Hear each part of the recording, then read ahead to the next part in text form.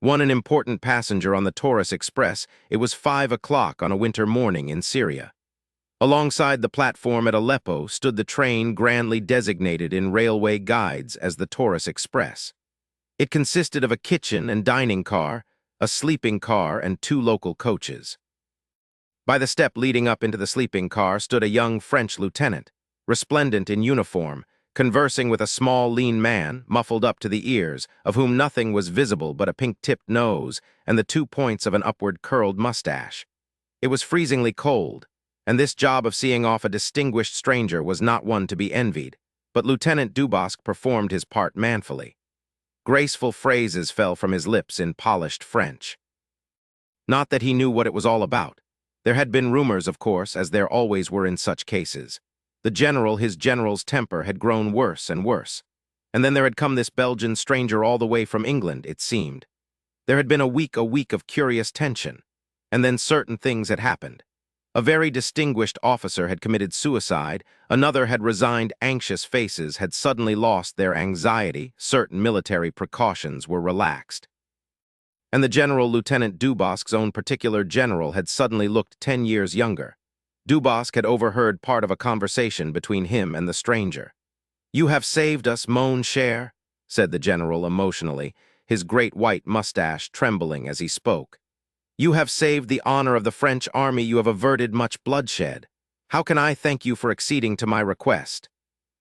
To have come so far, to which the stranger, by name Hercule Poirot, had made a fitting reply, including the phrase, "But indeed do I not remember that once you saved my life?"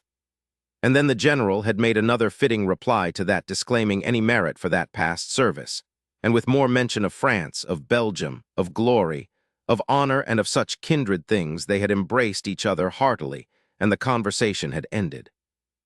As to what it had all been about, Lieutenant Dubosc was still in the dark, but to him had been delegated the duty of seeing off Poirot by the Orient Express, and he was carrying it out with all the zeal and ardor befitting a young officer with a promising career ahead of him. "Today is Sunday," said Lieutenant Dubosc. "Tomorrow, Monday evening, you will be in Stamboul." It was not the first time he had made this observation. Conversations on the platform before the departure of a train are apt to be somewhat repetitive in character. "That is so," agreed Poirot. "And you intend to remain there a few days, I think?" "Mais oui, Stamboul, it is a city I have never visited. It would be a pity to pass through Comessa." He snapped his fingers descriptively. "Nothing presses. I shall remain there as a tourist for a few days." "La Sainte Sophie, it is very fine," said Lieutenant Dubosc, who had never seen it. A cold wind came whistling down the platform. Both men shivered. Lieutenant Dubosc managed to cast a surreptitious glance at his watch. 5 minutes to 5, only 5 minutes more. Fancying that the other man had noticed his surreptitious glance, he hastened once more into speech. "There are few people traveling this time of year," he said, glancing up at the windows of the sleeping car above them. "That is so," agreed Poirot. "Let us hope you will not be snowed up in the Taurus. That happens." "It has occurred, yes, not this year as yet." "Let us hope, then," said Poirot. "The weather reports from Europe, they are bad, very bad. In the Balkans there is much snow. In Germany, too, I have heard." "Eh bien," said Lieutenant Dubosc hastily as another pause seemed to be about to occur. "Tomorrow evening at 7:40 you will be in Constantinople." "Yes," said Poirot, and went on desperately. "La Sainte Sophie, I have heard it is very fine. Magnificent, I believe." Above their heads the blind of one of the sleeping car compartments was pushed aside, and a young woman looked out. Mary Debenham had had little sleep since she left Baghdad on the preceding Thursday. Neither in the train to Kirkuk, nor in the rest house at Mosul, nor last night on the train had she slept properly. Now, weary of lying wakeful in the hot stuffiness of her overheated compartment, she got up and peered out. This must be Aleppo. Nothing to see, of course. Just a long, poor-lighted platform with loud, furious altercations in Arabic going on somewhere. 2 men below her window were talking French. One was a French officer, the other was a little man with enormous mustaches. She smiled faintly. She had never seen anyone quite so heavily muffled up. It must be very cold outside. That was why they heated the train so terribly. She tried to force the window down lower, but it would not go. The wagon-lit conductor had come up to the 2 men. "The train was about to depart," he said. "Monsieur had better mount." The little man removed his hat. What an egg-shaped head he had. In spite of her preoccupations, Mary Debenham smiled. A ridiculous-looking little man, the sort of little man one could never take seriously. Lieutenant Dubosc was saying his parting speech. He had thought it out beforehand and had kept it till the last minute. It was a very beautiful, polished speech.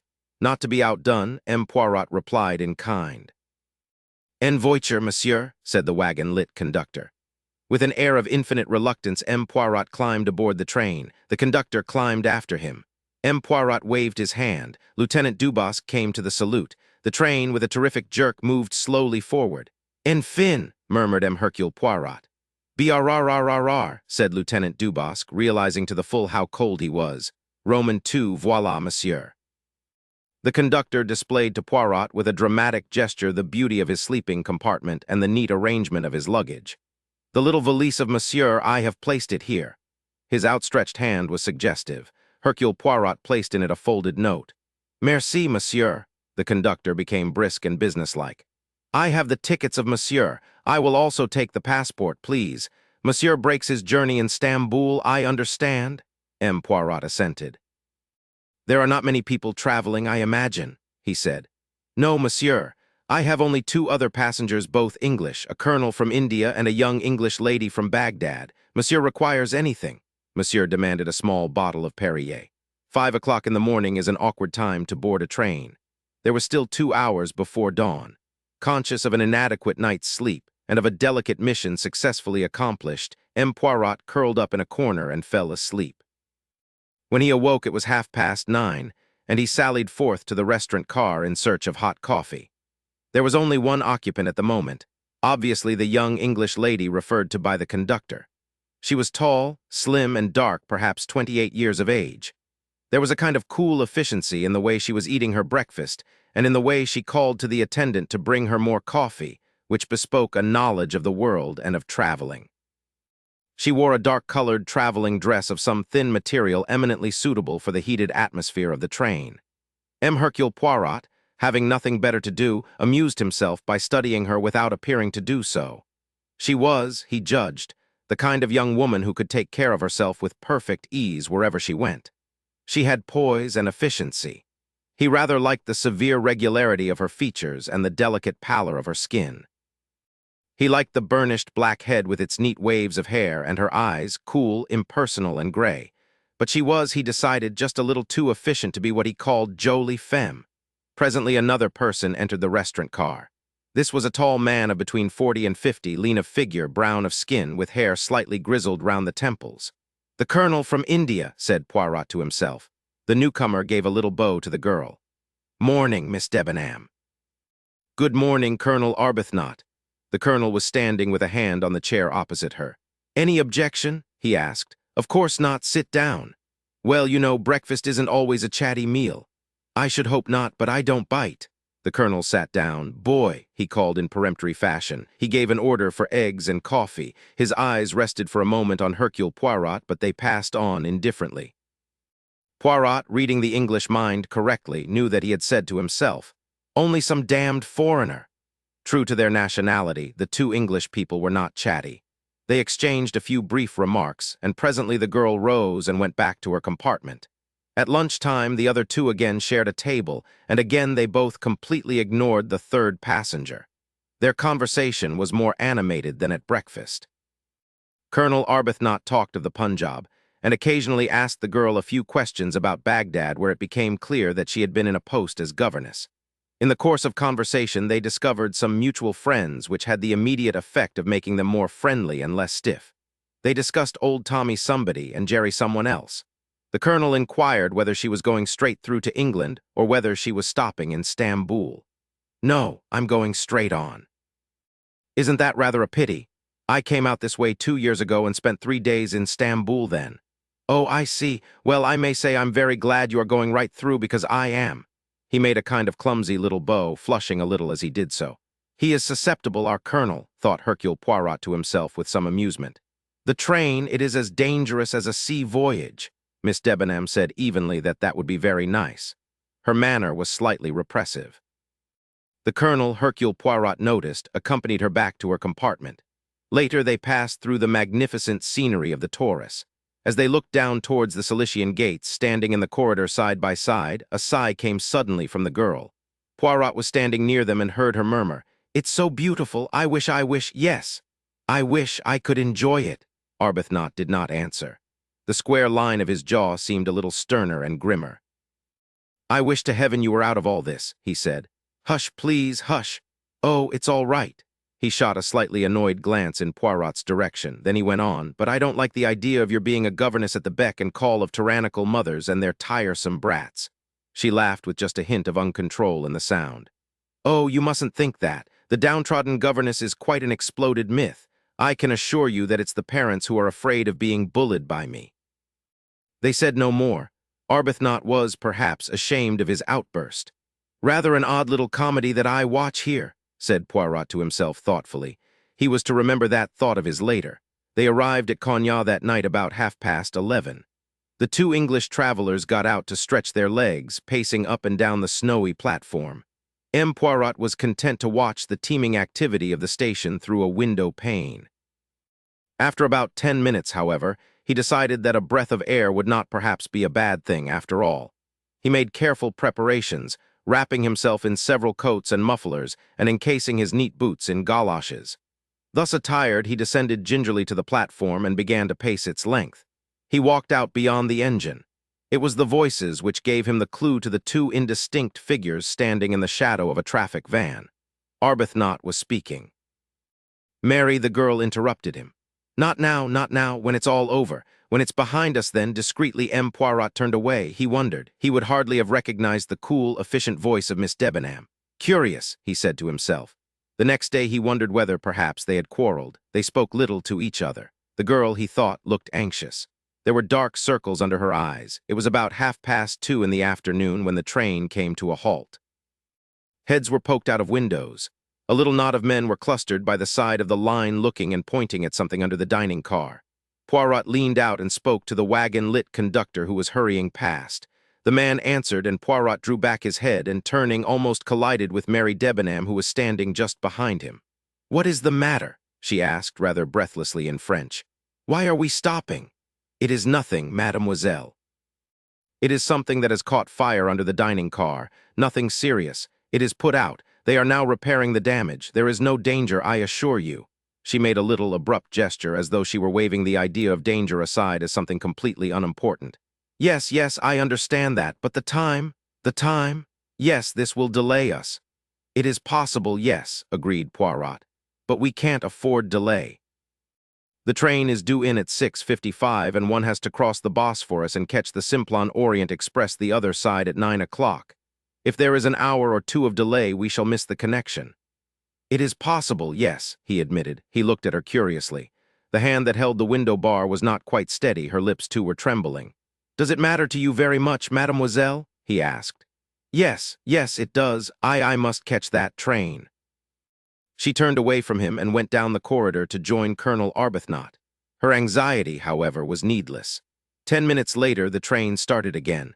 It arrived at Haydepassar only 5 minutes late, having made up time on the journey. The Bosphorus was rough, and M. Poirot did not enjoy the crossing. He was separated from his traveling companions on the boat and did not see them again. On arrival at the Galata Bridge, he drove straight to the Tocatlian Hotel. To the Tocatlian Hotel. At the Tocatlian, Hercule Poirot asked for a room with bath. Then he stepped over to the concierge's desk and inquired for letters. There were 3 waiting for him and a telegram. His eyebrows rose a little at the sight of the telegram. It was unexpected. He opened it in his usual neat, unhurried fashion. The printed words stood out clearly. "Development you predicted in Kastner case has come unexpectedly. Please return immediately." "Voilà ce qui est important," murmured Poirot vexedly. He glanced up at the clock. "I shall have to go on tonight," he said to the concierge. "At what time does the Simplon Orient leave?" "At 9 o'clock, monsieur." "Can you get me a sleeper?" "Assuredly, monsieur. There is no difficulty this time of year. The trains are almost empty, first class or second." "First." "Très bien, monsieur. How far are you going?" "To London." "Bien, monsieur." "I will get you a ticket to London and reserve your sleeping car accommodation in the Stamboul-Calais coach." Poirot glanced at the clock again. It was 10 minutes to 8. "I have time to dine?" "But assuredly, monsieur." The little Belgian nodded. He went over and canceled his room order and crossed the hall to the restaurant. As he was giving his order to the waiter, a hand was placed on his shoulder. "Ah, mon vieux, but this is an unexpected pleasure," said a voice behind him. The speaker was a short, stout, elderly man, his hair cut en brosse. He was smiling delightedly. Poirot sprang up. M. Bouc. M. Poirot. M. Bouc was a Belgian, a director of the Compagnie Internationale des Wagons Lits, and his acquaintance with the former star of the Belgian police force dated back many years. "You find yourself far from home, mon cher," said M. Bouc. "A little affair in Syria. Ah, and you return home when?" "Tonight." "Splendid, I too." "That is to say, I go as far as Lausanne, where I have affairs. You travel on the Simplon Orient, I presume?"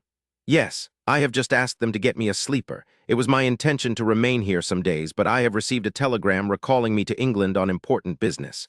"Ah," sighed M. Bouc. Less affairs, but you are at the top of the tree nowadays, mon vieux. Some little success I have had, perhaps."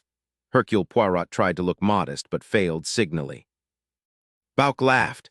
"We will meet later," he said. Hercule Poirot addressed himself to the task of keeping his mustaches out of the soup. That difficult task accomplished, he glanced round him whilst waiting for the next course. There were only about half a dozen people in the restaurant, and of those half dozen there were only two that interested Hercule Poirot. These two sat at a table not far away. The younger was a likable-looking man of 30, clearly an American. It was, however, not he but his companion who had attracted the little detective's attention.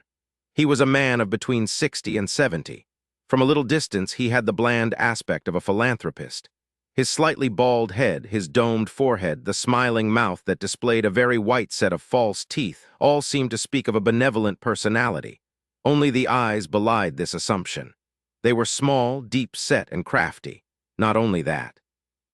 As the man, making some remark to his young companion, glanced across the room, his gaze stopped on Poirot for a moment, and just for that second there was a strange malevolence and unnatural tension in the glance. Then he rose. "Pay the bill, Hector," he said. His voice was slightly husky in tone. It had a queer, soft, dangerous quality. When Poirot rejoined his friend in the lounge, the other two men were just leaving the hotel. Their luggage was being brought down. The younger was supervising the process. Presently he opened the glass door and said, "Quite ready now, Mr. Ratchett." The elder man grunted an assent and passed out. "Eh bien," said Poirot. "What do you think of those two?" "They are Americans," said M. Bouc. "Assuredly they are Americans. I meant, what did you think of their personalities?" The young man seemed quite agreeable. "And the other?" "To tell you the truth, my friend, I did not care for him. He produced on me an unpleasant impression." "And you?" Hercule Poirot was a moment before replying. "When he passed me in the restaurant," he said at last, "I had a curious impression. It was as though a wild animal, an animal savage, but savage, you understand, had passed me by. And yet he looked altogether of the most respectable. Précisément, the body, the cage, is everything of the most respectable, but through the bars the wild animal looks out." "You are fanciful, mon vieux," said M. Bouc.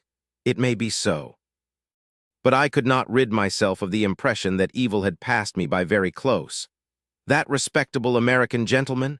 That respectable American gentleman.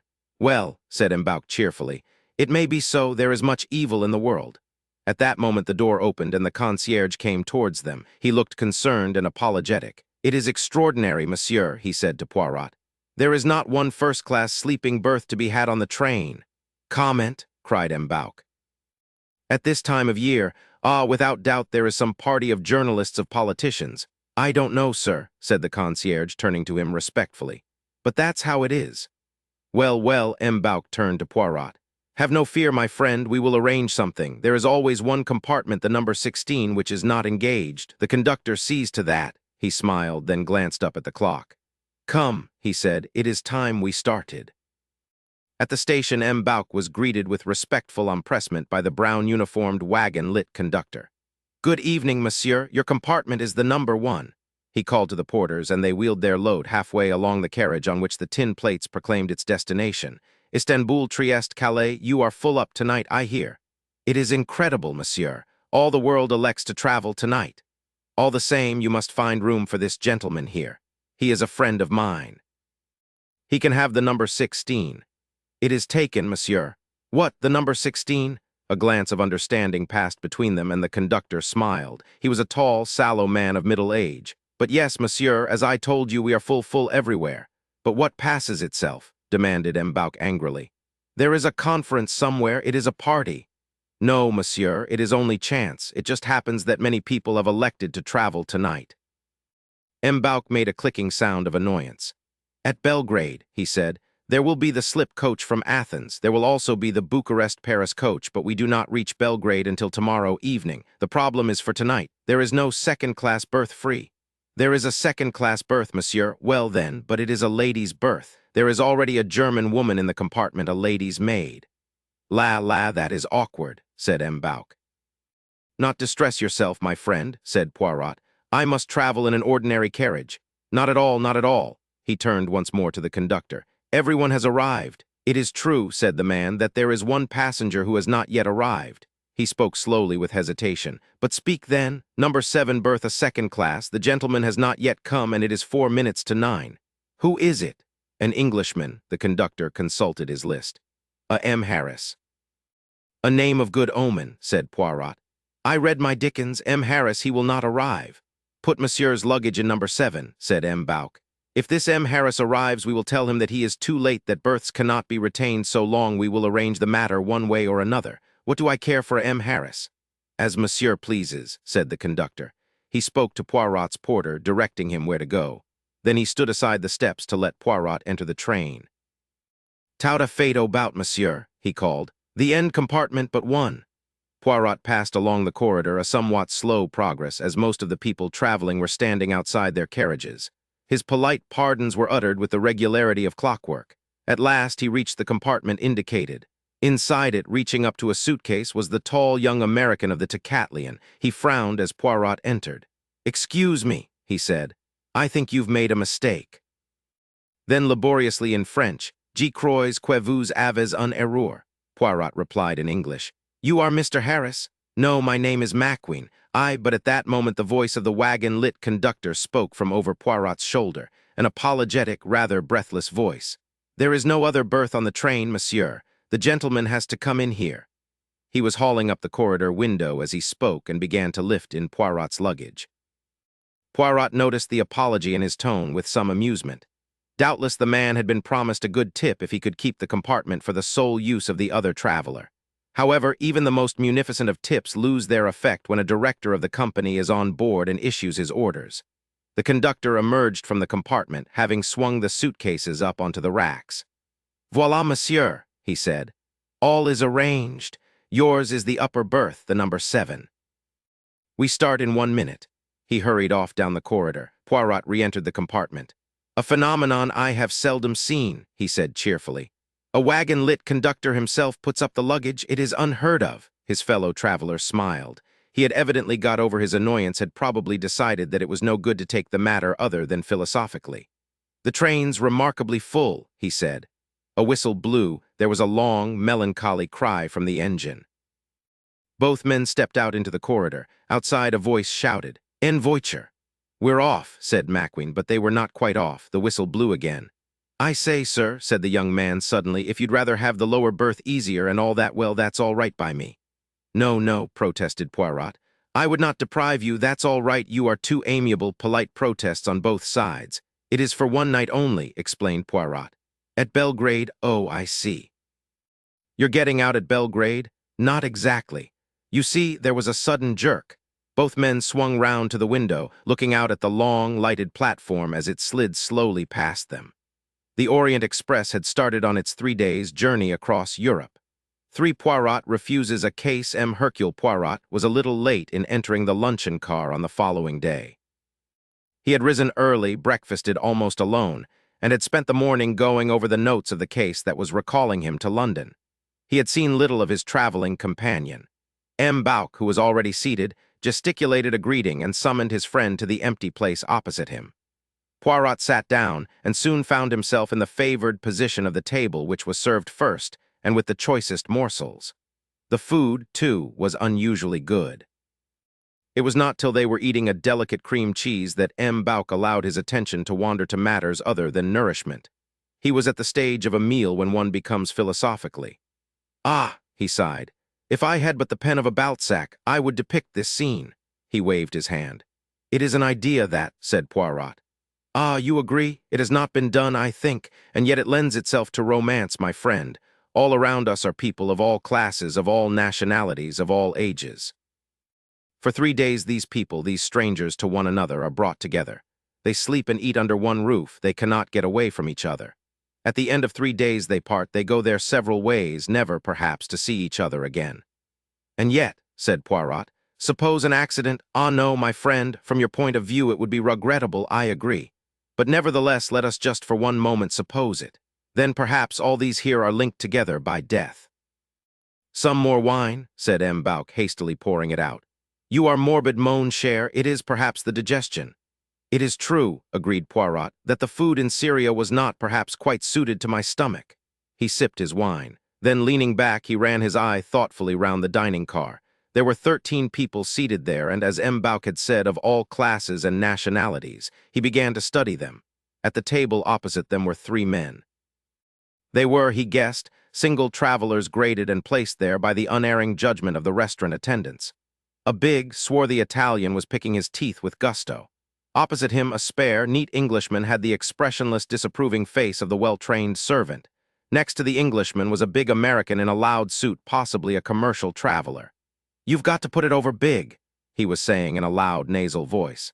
The Italian removed his toothpick to gesticulate with it freely. "Sure," he said, "that what I say alla de time." The Englishman looked out of the window and coughed. Poirot's eye passed on. At a small table, sitting very upright, was one of the ugliest old ladies he had ever seen. It was an ugliness of distinction. It fascinated rather than repelled. She sat very upright. Round her neck was a collar of very large pearls which, improbable though it seemed, were real. Her hands were covered with rings. Her sable coat was pushed back on her shoulders. A very small, expensive black toque was hideously unbecoming to the yellow, toad-like face beneath it. She was speaking now to the restaurant attendant in a clear, courteous, but completely autocratic tone. "You will be sufficiently amiable to place in my compartment a bottle of mineral water and a large glass of orange juice. You will arrange that I shall have chicken cooked without sauces for dinner this evening, also some boiled fish." The attendant replied respectfully that it should be done. She gave a slight gracious nod of the head and rose. Her glance caught Poirot's and swept over him with the nonchalance of the uninterested aristocrat. "That is Princess Dragomirov," said M. Bouc in a low tone. "She is a Russian. Her husband realized all this money before the revolution and invested it abroad. She is extremely rich, a cosmopolitan." Poirot nodded. He had heard of Princess Dragomirov. "She is a personality," said M. Bouc. "Ugly as sin, but she makes herself felt. You agree?" Poirot agreed. At another of the large tables, Mary Debenham was sitting with 2 other women. One of them was a tall, middle-aged woman in a plaid blouse and tweed skirt. She had a mass of faded yellow hair unbecomingly arranged in a large bun, wore glasses, and had a long, mild, amiable face rather like a sheep. She was listening to the third woman, a stout, pleasant-faced, elderly woman who was talking in a slow, clear monotone which showed no signs of pausing for breath or coming to a stop. "So my daughter said, 'Why?' She said, 'You just can't apply American methods in this country. It's just natural to the folks here to be indolent,' she said. 'They just haven't got any hustle in them. But all the same, you'd be surprised to know what our college there is doing. They've got a fine staff of teachers. I guess there's nothing like education. We've got to apply our Western ideals and teach the East to recognize them.' My daughter says." The train plunged into a tunnel. The calm, monotonous voice was drowned. At the next table, a small one, sat Colonel Arbuthnot alone. His gaze was fixed upon the back of Mary Debenham's head. They were not sitting together, yet it could easily have been managed. Why? Perhaps, Poirot thought, Mary Debenham had demurred. A governess learns to be careful. Appearances are important. A girl with her living to get has to be discreet. His glance shifted to the other side of the carriage. At the far end, against the wall, was a middle-aged woman dressed in black with a broad, expressionless face. German or Scandinavian, he thought, probably a German lady's maid. After her came a couple leaning forward and talking animatedly together. The man wore English clothes of loose tweed, but he was not English. Though only the back of his head was visible to Poirot, the shape of it and the set of his shoulders betrayed him. A big man, well made. He turned his head suddenly and Poirot saw his profile. A very handsome man of 30-odd with a big fair mustache. The woman opposite him was a mere girl 20 at a guess. A tight-fitting little black coat and skirt, white satin blouse, small, chic black toque perched at the fashionable, outrageous angle. She had a beautiful, foreign-looking face, dead white skin, large brown eyes, jet black hair. She was smoking a cigarette in a long holder. Her manicured hands had deep red nails. She wore one large emerald set in platinum. There was coquetry in her glance and voice. "L.S. Joliet chic," murmured Poirot. "Husband and wife, eh?" M. Bouc nodded. "Hungarian embassy, I believe," he said. "A handsome couple."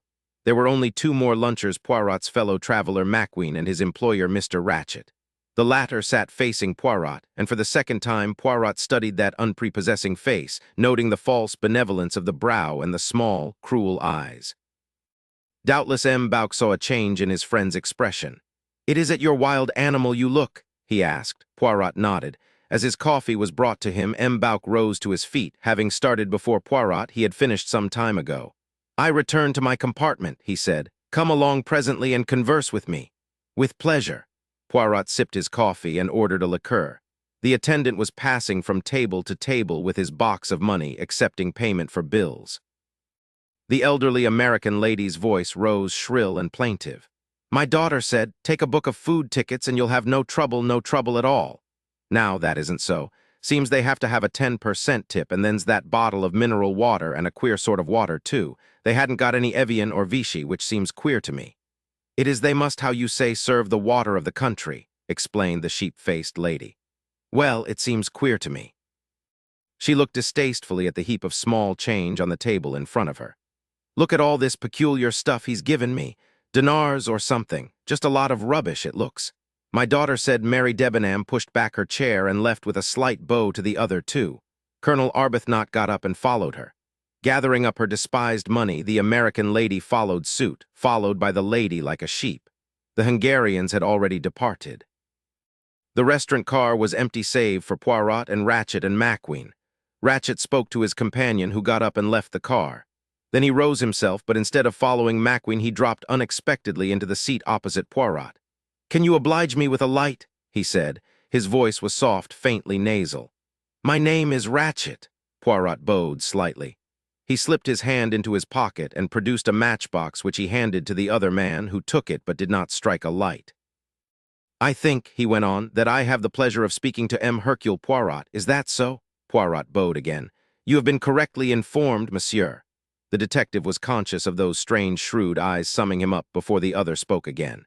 "In my country," he said, "we come to the point quickly. Mr. Poirot, I want you to take on a job for me."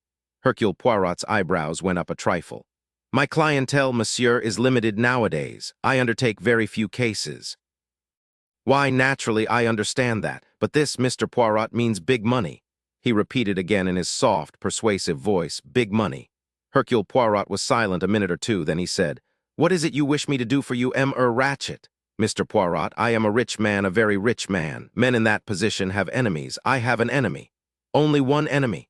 "Just what do you mean by that question?" asked Ratchett sharply. "Monsieur, in my experience, when a man is in a position to have, as you say, enemies, then it does not usually resolve itself into one enemy only."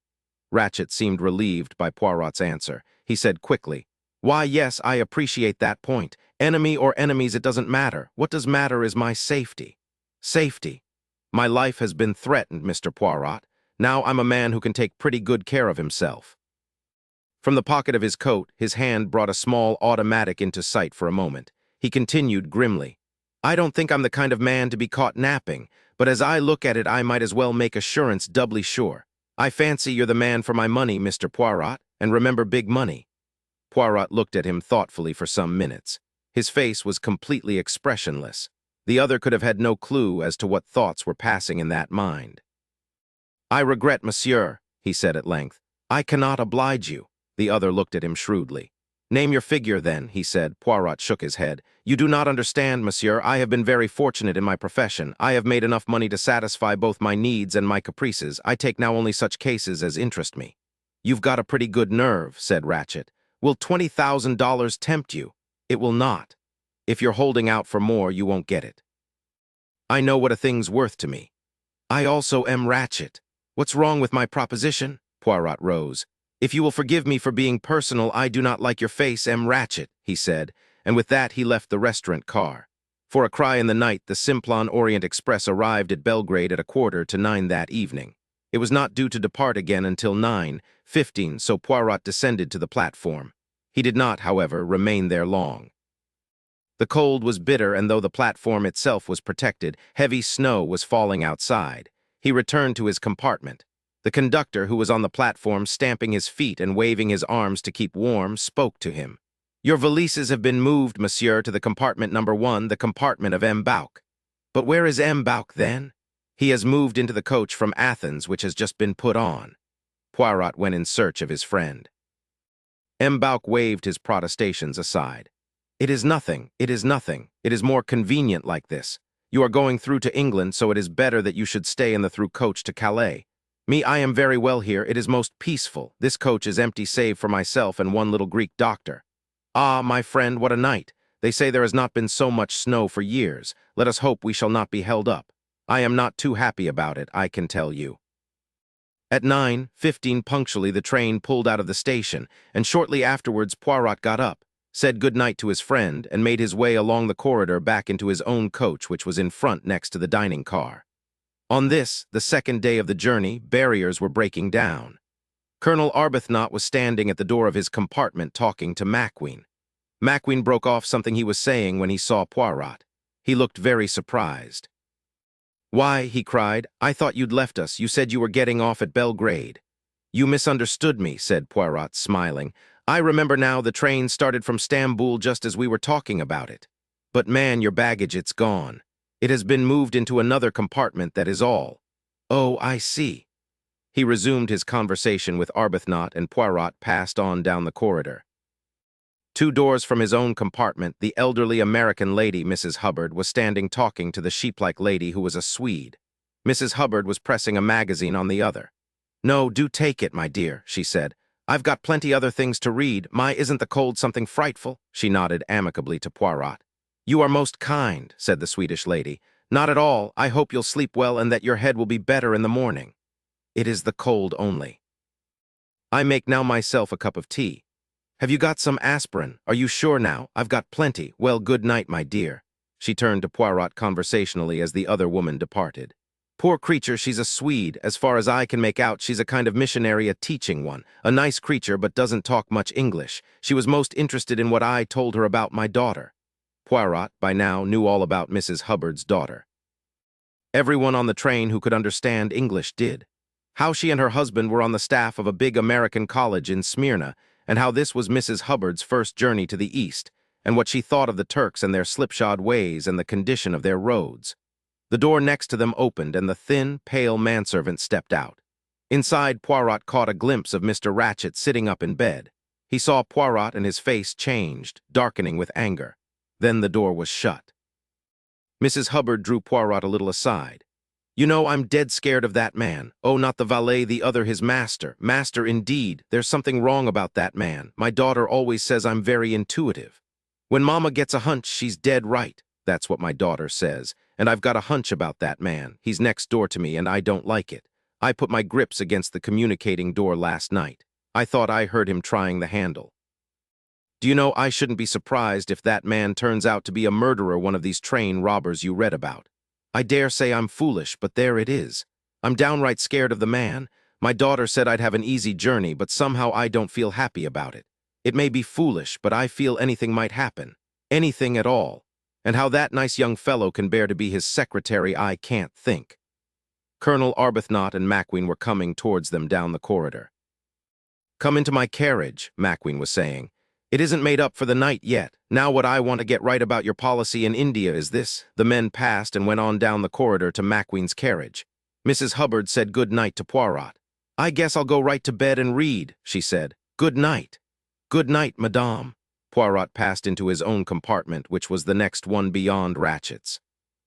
He undressed and got into bed, read for about half an hour, and then turned out the light. He awoke some hours later and awoke with a start.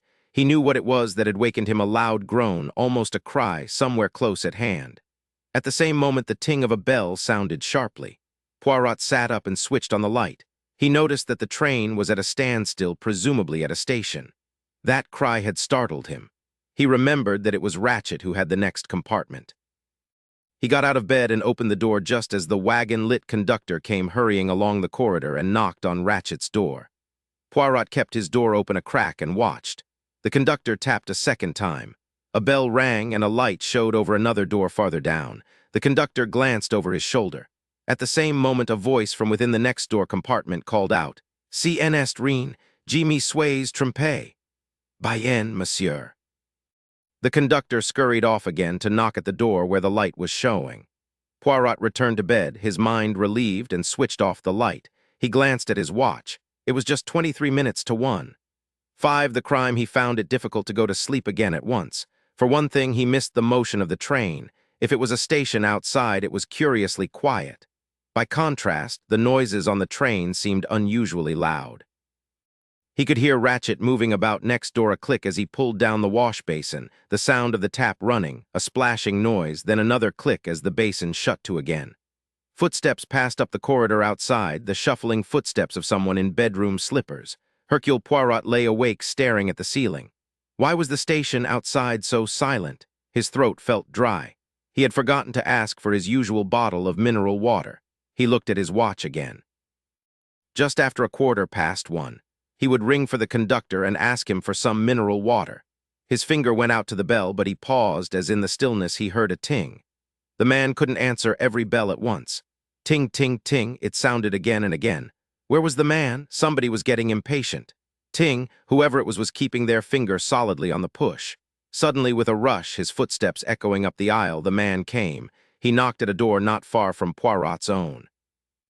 Then came voices, the conductor's, deferential, apologetic, and a woman's, insistent and voluble. "Mrs. Hubbard." Poirot smiled to himself. The altercation, if it was one, went on for some time. Its proportions were 90% of Mrs. Hubbard's to a soothing 10% of the conductor's. Finally, the matter seemed to be adjusted. Poirot heard distinctly, "Bonne nuit, madame," and a closing door. He pressed his own finger on the bell. The conductor arrived promptly. He looked hot and worried. "De l'eau minérale s'il vous plaît." "Bien, monsieur." Perhaps a twinkle in Poirot's eye led him to unburden himself. "La dame américaine, yes." He wiped his forehead. "Imagine to yourself the time I have had with her. She insists, but insists, that there is a man in her compartment. Figure to yourself, monsieur, in a space of this size." He swept a hand round. "Where would he conceal himself? I argue with her. I point out that it is impossible. She insists. She woke up and there was a man there. And how, I ask, did he get out and leave the door bolted behind him? But she will not listen to reason, as though there were not enough to worry us already. This snow. But yes, monsieur has not noticed. The train has stopped. We have run into a snowdrift. Heaven knows how long we shall be here. I remember once being snowed up for 7 days. Where are we? Between Vinkovy and Broad. La, said Poirot vexedly. The man withdrew and returned with the water. Bonsoir, monsieur. Poirot drank a glass of water and composed himself to sleep. He was just dropping off when something again woke him. This time it was as though something heavy had fallen with a thud against the door. He sprang up, opened it, and looked out. Nothing. But to his right, some way down the corridor, a woman wrapped in a scarlet kimono was retreating from him. At the other end, sitting on his little seat, the conductor was entering up figures on large sheets of paper. Everything was deathly quiet. Decidedly, I suffer from the nerves, said Poirot, and retired to bed again. This time he slept till morning. When he awoke, the train was still at a standstill. He raised a blind and looked out. Heavy banks of snow surrounded the train. He glanced at his watch and saw that it was past 9 o'clock.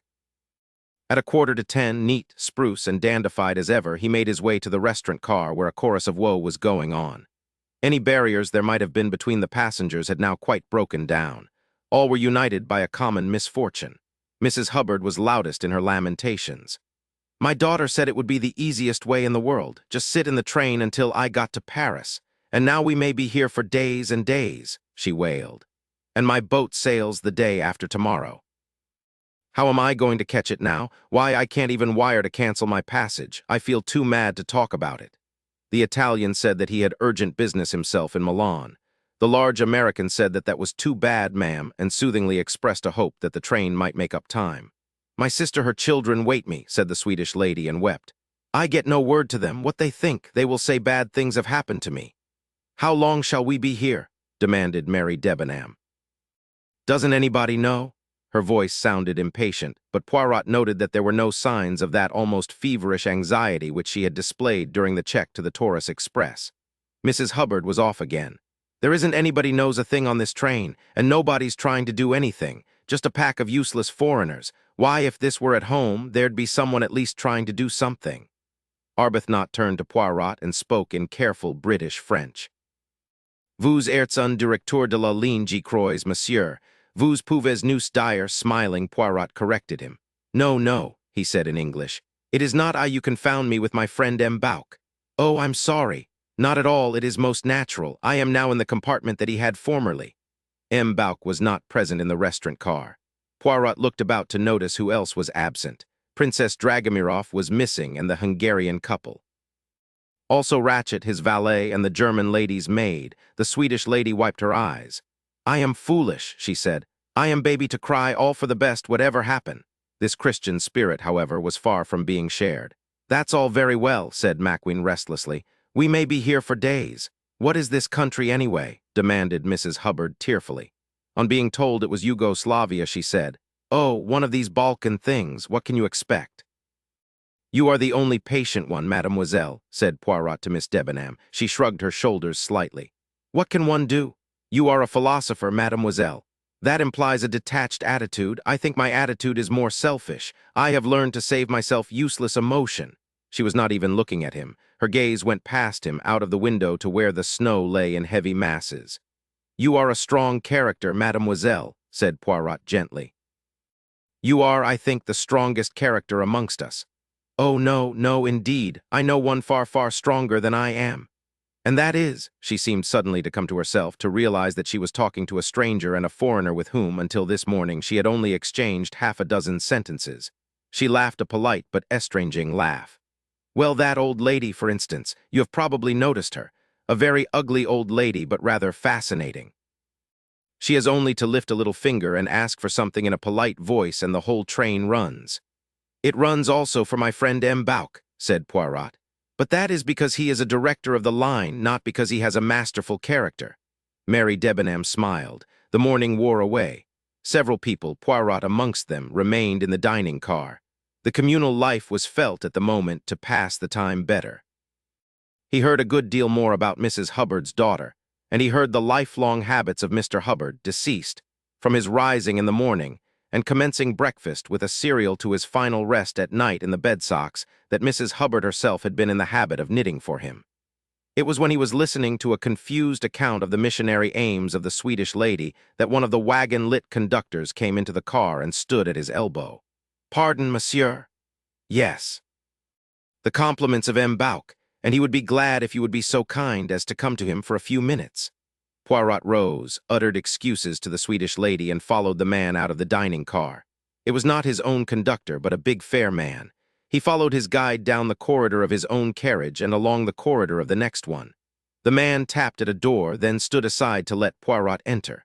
The compartment was not M. Bouc's own. It was a second-class one, chosen presumably because of its slightly larger size. It certainly gave the impression of being crowded. M. Bouc himself was sitting on the small seat in the opposite corner. In the corner next the window facing him was a small, dark man looking out at the snow. Standing up and quite preventing Poirot from advancing any farther was a big man in blue uniform, the chef de train, and his own wagon-lit conductor. "Ah, my good friend," cried M. Bouc. "Come in. We have need of you." The little man in the window shifted along the seat. Poirot squeezed past the other two men and sat down facing his friend. The expression on M. Bouc's face gave him, as he would have expressed it, furiously to think. It was clear that something out of the common had happened. "What has occurred?" he asked. "You may well ask that. First this snow, this stoppage, and now," he paused, and a sort of strangled gasp came from the wagon-lit conductor. "And now what?" "And now a passenger lies dead in his berth, stabbed." M. Bouc spoke with a kind of calm desperation. "A passenger? Which passenger?" "An American, a man called, he consulted some notes in front of him. Ratchett, that is right, Ratchett." "Yes, monsieur," the wagon-lit man gulped. Poirot looked at him. He was as white as chalk. "You had better let that man sit down," he said. "He may faint otherwise." The chef de train moved slightly, and the wagon-lit man sank down in the corner and buried his face in his hands. "BRR," said Poirot. "This is serious." Certainly it is serious. To begin with, a murder that by itself is a calamity of the first water. But not only that, the circumstances are unusual. Here we are brought to a standstill. We may be here for hours, and not only hours, days. Another circumstance. Passing through most countries, we have the police of that country on the train. But in Yugoslavia, no, you comprehend. It is a position of great difficulty, said Poirot. There is worse to come. Dr. Constantine, I forgot. I have not introduced you, Dr. Constantine M. Poirot. The little dark man bowed, and Poirot returned it. Dr. Constantine is of the opinion that death occurred at about 1 a.m. It is difficult to say exactly in these matters, said the doctor, but I think I can say definitely that death occurred between midnight and 2 in the morning.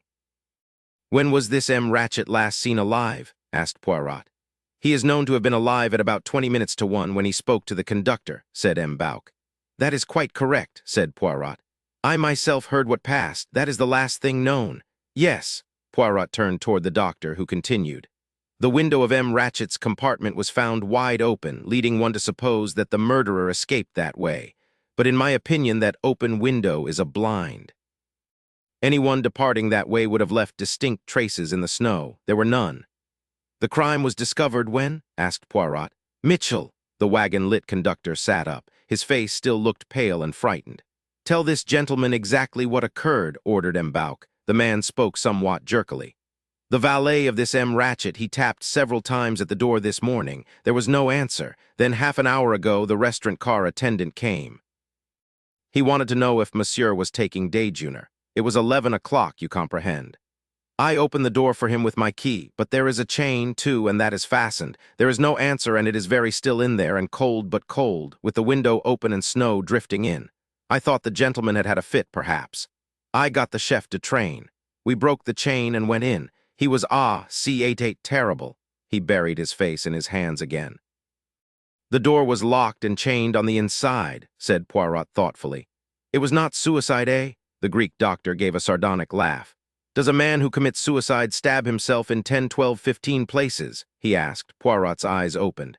That is great ferocity, he said. It is a woman, said the chef de train, speaking for the first time.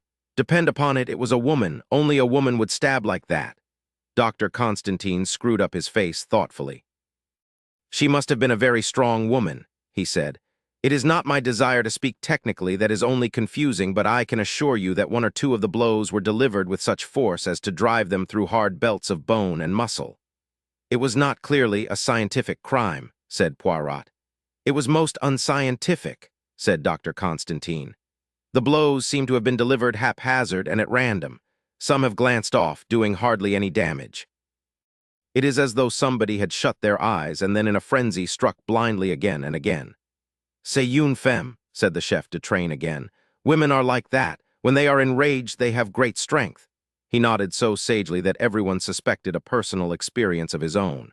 I have perhaps something to contribute to your store of knowledge, said Poirot. M. Ratchett spoke to me yesterday. He told me, as far as I was able to understand him, that he was in danger of his life. Bumped off, that is the American expression, is it not? Said M. Bouc. Then it is not a woman. It is a gangster or a gunman. The chef de train looked pained at his theory having come to naught. If so, said Poirot, it seems to have been done very amateurishly.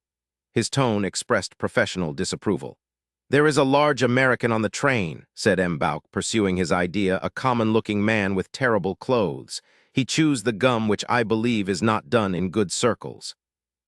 You know whom I mean? The wagon-lit conductor to whom he had appealed nodded. Oui, monsieur, the number 16, but it cannot have been he. I should have seen him enter or leave the compartment. You might not, but we will go into that presently. The question is what to do. He looked at Poirot. Poirot looked back at him. Come, my friend, said M. Bouc. You comprehend what I am about to ask of you. I know your powers. Take command of this investigation. No, do not refuse. See, to us it is serious. I speak for the Compagnie Internationale des Wagons Lits. By the time the Yugoslavian police arrive, how simple if we can present them with the solution. Otherwise delays, annoyances, 1,000,001 inconveniences. Perhaps, who knows, serious annoyance to innocent persons. Instead you solve the mystery. We say, a murder has occurred, this is the criminal. And suppose I do not solve it? Ah, mon cher. M. Bouc's voice became positively caressing. I know your reputation. I know something of your methods. This is the ideal case for you. To look up the antecedents of all these people, to discover their bona fides, all that takes time and endless inconvenience. But have I not heard you say often that to solve a case a man has only to lie back in his chair and think? Do that. Interview the passengers on the train, view the body, examine what clues there are, and then, well, I have faith in you. I am assured that it is no idle boast of yours. Lie back and think use, as I have heard you say so often, the little gray cells of the mind, and you will know. He leaned forward, looking affectionately at his friend. Your faith touches me, my friend, said Poirot emotionally. As you say, this cannot be a difficult case. I myself last night, but we will not speak of that now. In truth, this problem intrigues me. I was reflecting, not half an hour ago, that many hours of boredom lay ahead whilst we are stuck here. And now a problem lies ready to my hand. You accept then? Said M'Bauk eagerly. Se entendu, you place the matter in my hands. Good, we are all at your service. To begin with, I should like a plan of the Istanbul-Calais coach with a note of the people who occupied the several compartments, and I should also like to see their passports and their tickets. Mitchell will get you those. The wagon-lit conductor left the compartment. What other passengers are there on the train? Asked Poirot.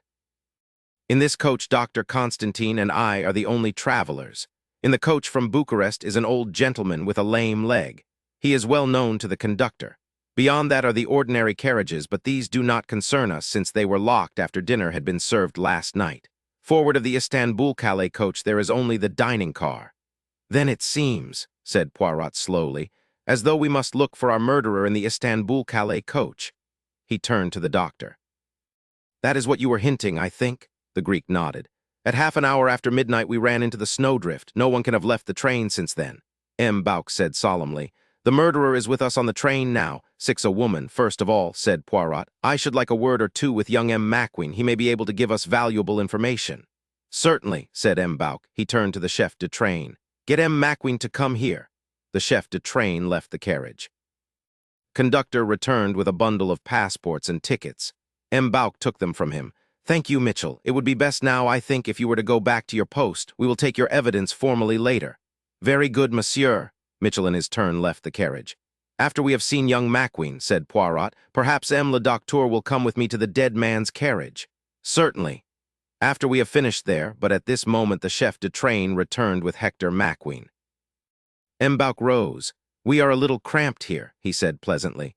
Take my seat, M. Macqueen. M. Poirot will sit opposite you so. He turned to the chef de train. Clear all the people out of the restaurant car, he said, and let it be left free for M. Poirot. You will conduct your interviews there, mon cher. It would be the most convenient, yes, agreed Poirot. Macqueen had stood looking from one to the other, not quite following the rapid flow of French. Qu'est-ce qu'il y a? He began laboriously. Pourquoi? With a vigorous gesture, Poirot motioned him to the seat in the corner. He took it and began once more. Pourquoi? Then, checking himself and relapsing into his own tongue. What's up on the train? Has anything happened? He looked from one man to another. Poirot nodded.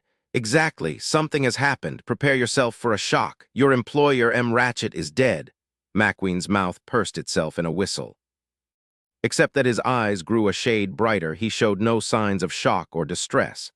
So they got him after all, he said. What exactly do you mean by that phrase, M. Macqueen? Macqueen hesitated. You are assuming, said Poirot, that M. Ratchett was murdered. Wasn't he? This time Macqueen did show surprise. Why, yes, he said slowly. That's just what I did think. Do you mean he just died in his sleep? Why, the old man was as tough as tough. He stopped at a loss for a simile. No, said Poirot. Your assumption was quite right. Mr. Ratchett was murdered, stabbed, but I should like to know why you were so sure it was murder and not just death. Macqueen hesitated. I must get this clear, he said. Who exactly are you and where do you come in? I represent the Compagnie Internationale des Wagons Lits. He paused, then added, I am a detective. My name is Hercule Poirot. If he expected an effect, he did not get one. Macqueen said merely, oh, yes, and waited for him to go on. You know the name, perhaps. Why, it does seem kind of familiar, only I always thought it was a woman's dressmaker. Hercule Poirot looked at him with distaste. It is incredible, he said. What's incredible? Nothing. Let us advance with the matter in hand. I want you to tell me, M. Macqueen, all that you know about the dead man. You were not related to him. No, I was his secretary. For how long have you held that post? Just over a year. Please give me all the information you can. Well, I met Mr. Ratchett just over a year ago when I was in Persia, Poirot interrupted. What were you doing there? I had come over from New York to look into an oil concession. I don't suppose you want to hear all about that. My friends and I had been let in rather badly over it. Mr. Ratchett was in the same hotel. He had just had a row with his secretary. He offered me the job, and I took it. I was at a loose end and glad to find a well-paid job ready-made, as it were.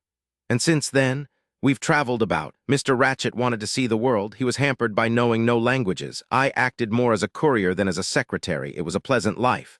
Now tell me as much as you can about your employer. The young man shrugged his shoulders. A perplexed expression passed over his face. That's not so easy. What was his full name? Samuel Edward Ratchett. He was an American citizen. Yes. What part of America did he come from? I don't know. Well, tell me what you do know. The actual truth is, Mr. Poirot, that I know nothing at all. Mr. Ratchett never spoke of himself or of his life in America. Why do you think that was? I don't know. I imagine that he might have been ashamed of his beginnings. Some men are. Does that strike you as a satisfactory solution? Frankly, it doesn't. Has he any relations? He never mentioned any. Poirot pressed the point. You must have formed some theory, M. McQueen. Well, yes, I did. For one thing, I don't believe Ratchett was his real name. I think he left America definitely in order to escape someone or something. I think he was successful until a few weeks ago. And then, he began to get letters, threatening letters. Did you see them? Yes, it was my business to attend to his correspondence. The first letter came a fortnight ago. Were these letters destroyed? No, I think I've got a couple still in my files, one I know Ratchett tore up in a rage. Shall I get them for you? If you would be so good. McQueen left the compartment. He returned a few minutes later and laid down 2 sheets of rather dirty notepaper before Poirot. The first letter ran as follows. Thought you'd double-cross us and get away with it, did you? Not on your life. We're out to get you, Ratchett, and we will get you. There was no signature. With no comment beyond raised eyebrows, Poirot picked up the second letter. We're going to take you for a ride, Ratchett. Sometime soon, we're going to get you, see? Poirot laid the letter down. The style is monotonous, he said. More so than the handwriting. McQueen stared at him. You would not observe, said Poirot pleasantly. It requires the eye of one used to such things. This letter was not written by one person, M. McQueen. 2 or more persons wrote it, each writing a letter of a word at a time. Also, the letters are printed. That makes the task of identifying the handwriting much more difficult. He paused, then said, Did you know that M. Ratchett had applied for help to me? To you? McQueen's astonished tone told Poirot quite certainly that the young man had not known of it. He nodded. Yes, he was alarmed. Tell me, how did he act when he received the first letter? McQueen hesitated. It's difficult to say. He passed it off with a laugh in that quiet way of his. But somehow he gave a slight shiver. I felt that there was a good deal going on underneath the quietness. Poirot nodded. Then he asked an unexpected question. Mr. McQueen, will you tell me quite honestly exactly how you regarded your employer? Did you like him? Hector McQueen took a moment or two before replying. No, he said at last. I did not. Why? I can't exactly say. He was always quite pleasant in his manner. He paused, then said, I'll tell you the truth, Mr. Poirot. I disliked and distrusted him. He was, I am sure, a cruel and a dangerous man. I must admit, though, that I have no reasons to advance for my opinion. Thank you, M. McQueen. One further question, when did you last see M. Ratchett alive? Last evening about, he thought for a minute, 10 o'clock, I should say. I went into his compartment to take down some memoranda from him. On what subject? Some tiles and antique pottery that he bought in Persia. What was delivered was not what he had purchased. There has been a long, vexatious correspondence on the subject. And that was the last time M. Ratchett was seen alive. Yes, I suppose so. Do you know when M. Ratchett received the last threatening letter? On the morning of the day we left Constantinople. There is one more question I must ask you, M. McQueen. Were you on good terms with your employer? The young man's eyes twinkled suddenly. This is where I'm supposed to go all goosefleshy down the back. In the words of a bestseller, you've nothing on me. Ratchett and I were on perfectly good terms. Perhaps, M. McQueen, you will give me your full name and your address in America. McQueen gave his name, Hector Willard McQueen, and an address in New York. Poirot leaned back against the cushions. That is all for the present, M. McQueen, he said. I should be obliged if you would keep the matter of M. Ratchett's death to yourself for a little time. His valet, Masterman, will have to know. He probably knows already, said Poirot dryly. If so, try to get him to hold his tongue. That oughtn't to be difficult. He's a Britisher and does what he calls keeps himself to himself. He's a low opinion of Americans and no opinion at all of any other nationality. Thank you, M. McQueen. The American left the carriage. "Well," demanded M'Bauk, "you believe what he says, this young man? He seems honest and straightforward." He did not pretend to any affection for his employer, as he probably would have done had he been involved in any way. It is true Ratchett did not tell him that he had tried to enlist my services and failed, but I do not think that is really a suspicious circumstance. I fancy Ratchett was a gentleman who kept his own counsel on every possible occasion. "So you pronounce one person at least innocent of the crime," said M'Bauk jovially. Poirot cast on him a look of reproach. "Me, I suspect everybody till the last minute," he said. "All the same, I must admit that I cannot see this sober, long-headed Maquin losing his head and stabbing his victim 12 or 14 times. It is not in accord with his psychology, not at all." "No," said Mr. Bauk thoughtfully.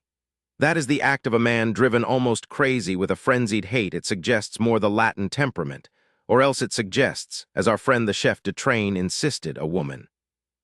7. The body followed by Dr. Constantine, Poirot made his way to the next coach and the compartment occupied by the murdered man. The conductor came and unlocked the door for them with his key. The two men passed inside. Poirot turned inquiringly to his companion. "How much has been disarranged in this compartment?" "Nothing has been touched. I was careful not to move the body in making my examination." Poirot nodded. He looked round him. First thing that struck the senses was the intense cold. The window was pushed down as far as it would go, and the blind was drawn up. "Brrr," observed Poirot. The other smiled appreciatively. "I did not like to close it," he said. Poirot examined the window carefully. "You are right," he announced. "Nobody left the carriage this way. Possibly the open window was intended to suggest the fact, but if so, the snow has defeated the murderer's object." He examined the frame of the window carefully. Taking a small case from his pocket, he blew a little powder over it. "No fingerprints at all," he said. "That means it has been wiped. Well, if there had been fingerprints, it would have told us very little. They would have been those of Ratchett or his valet or the conductor. Criminals do not make mistakes of that kind nowadays. And that being so," he added cheerfully, "we might as well shut the window. Positively it is the cold storage in here." He suited the action to the word and then turned his attention for the first time to the motionless figure lying in the bunk. Ratchett lay on his back. His pajama jacket, stained with rusty patches, had been unbuttoned and thrown back. "I had to see the nature of the wounds, you see," explained the doctor. Poirot nodded. He bent over the body. Finally, he straightened himself with a slight grimace. "It is not pretty," he said. "Someone must have stood there and stabbed him again and again." "How many wounds are there exactly?" "I make it 12. 1 or 2 are so slight as to be practically scratches. On the other hand, at least 3 would have been capable of causing death." Something in the doctor's tone caught Poirot's attention. He looked at him sharply. The little Greek was standing staring down at the body with a puzzled frown. "Something strikes you as odd, does it not?" he asked gently. "Speak, my friend, there is something here that puzzles you." "You are right," acknowledged the other. "What is it?" "You see these 2 wounds here and here," he pointed. "They are deep, each cut must have severed blood vessels, and yet the edges do not gape. They have not bled as one would have expected. Which suggests that the man was already dead, some little time dead when they were delivered, but that is surely absurd." "It would seem so," said Poirot thoughtfully.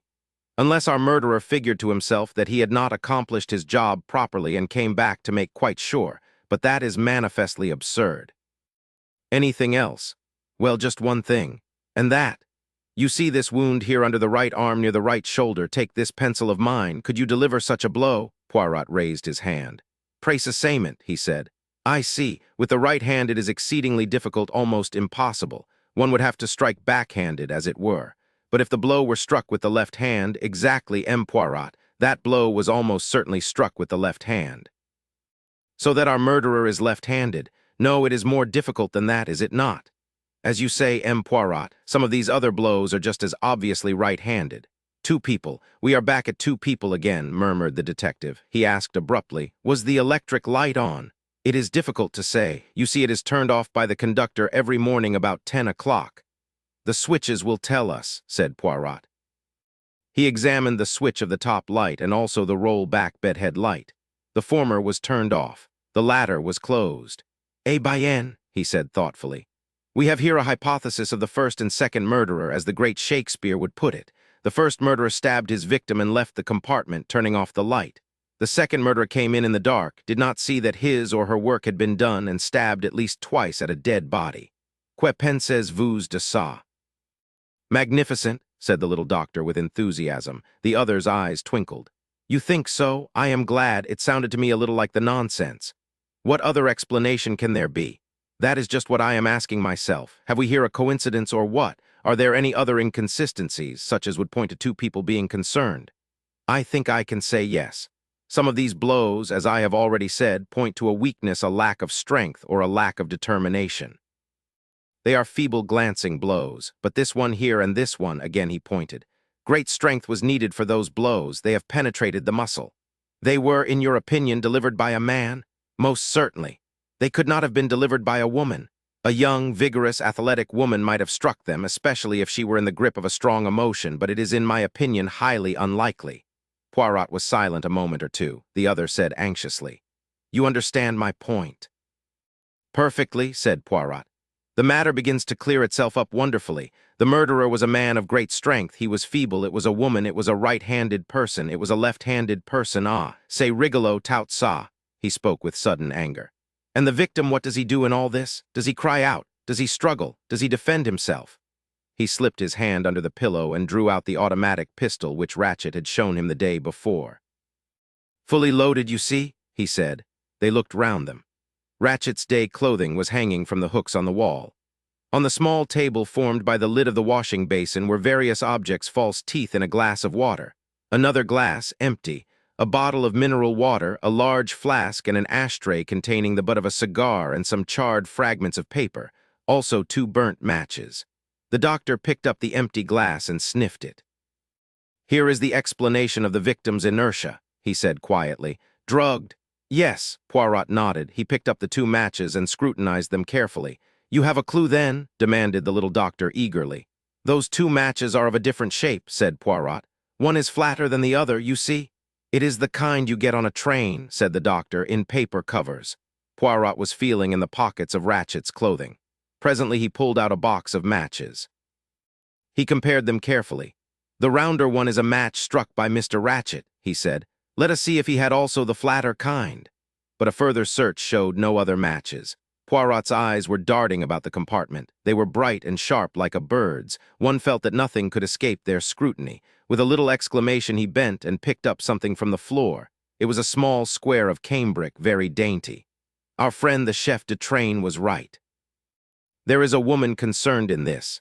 And most conveniently she leaves her handkerchief behind, said Poirot. Exactly as it happens in the books and on the films, and to make things even easier for us it is marked with an initial.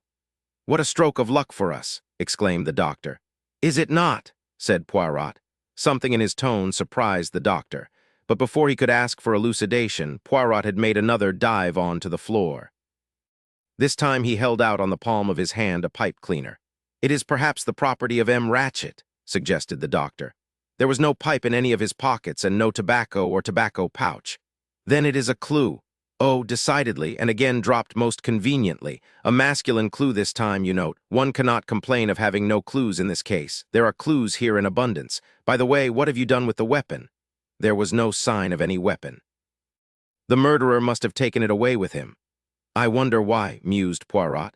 Ah, the doctor had been delicately exploring the pajama pockets of the dead man.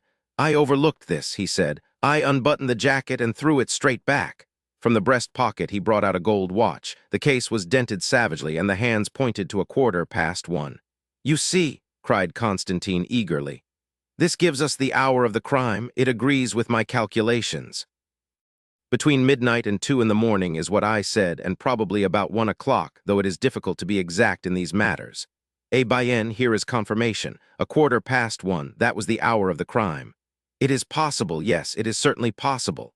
The doctor looked at him curiously. You will pardon me, M. Poirot, but I do not quite understand you. I do not understand myself, said Poirot. I understand nothing at all, and as you perceive, it worries me. He sighed and bent over the little table, examining the charred fragment of paper. He murmured to himself, What I need at this moment is an old-fashioned woman's hatbox. Dr. Constantine was at a loss to know what to make of this singular remark. In any case, Poirot gave him no time for questions. Opening the door into the corridor, he called for the conductor. The man arrived at a run. How many women are there in this coach? The conductor counted on his fingers. 1, 2, 3, 6, monsieur. The old American lady, a Swedish lady, the young English lady, the Countess Androny, and Madame la Princesse Dragomirov and her maid. Poirot considered. They all have hat boxes, yes. Yes, monsieur. Then let me see, yes, the Swedish lady's and that of the lady's maid. Those two are the only hope. You will tell them it is a customs regulation, anything that occurs to you. That will be all right, monsieur. Neither lady is in her compartment at the moment. Then be quick. The conductor departed. He returned with the two hat boxes. Poirot opened that of the lady's maid and tossed it aside. Then he opened the Swedish lady's and uttered an exclamation of satisfaction. Removing the hats carefully, he disclosed round humps of wire netting. Ah, here is what we need. About 15 years ago, hat boxes were made like this. You skewered through the hat with a hat pin onto this hump of wire netting. As he spoke, he was skillfully removing two of the attachments. Then he repacked the hat box and told the conductor to return them both where they belonged. When the door was shut once more, he turned to his companion. See you, my dear doctor, I am not one to rely upon the expert procedure. It is the psychology I seek, not the fingerprint or the cigarette ash. But in this case, I would welcome a little scientific assistance. This compartment is full of clues, but can I be sure that those clues are really what they seem to be? I do not quite understand you, M. Poirot. Well, to give you an example, we find a woman's handkerchief. Did a woman drop it? Or did a man, committing the crime, say to himself, I will make this look like a woman's crime? I will stab my enemy an unnecessary number of times, making some of the blows feeble and ineffective, and I will drop this handkerchief where no one can miss it. That is one possibility. Then there is another. Did a woman kill him, and did she deliberately drop a pipe cleaner to make it look like a man's work? Or are we seriously to suppose that two people, a man and a woman, were separately concerned, and that each was so careless as to drop a clue to their identity? It is a little too much of a coincidence, that. But where does the hat box come in? Asked the doctor, still puzzled. Ah, I'm coming to that. As I say, these clues, the watch stopped at 1:15, the handkerchief, the pipe cleaner, they may be genuine or they may be fake. As to that, I cannot yet tell. But there is one clue here which I believe, though again I may be wrong, has not been faked. I mean this flat match, M. le Docteur. I believe that that match was used by the murderer, not by M. Ratchett. It was used to burn an incriminating paper of some kind, possibly a note. If so, there was something in that note, some mistake, some error that left a possible clue to the assailant. I am going to endeavor to resurrect what that something was.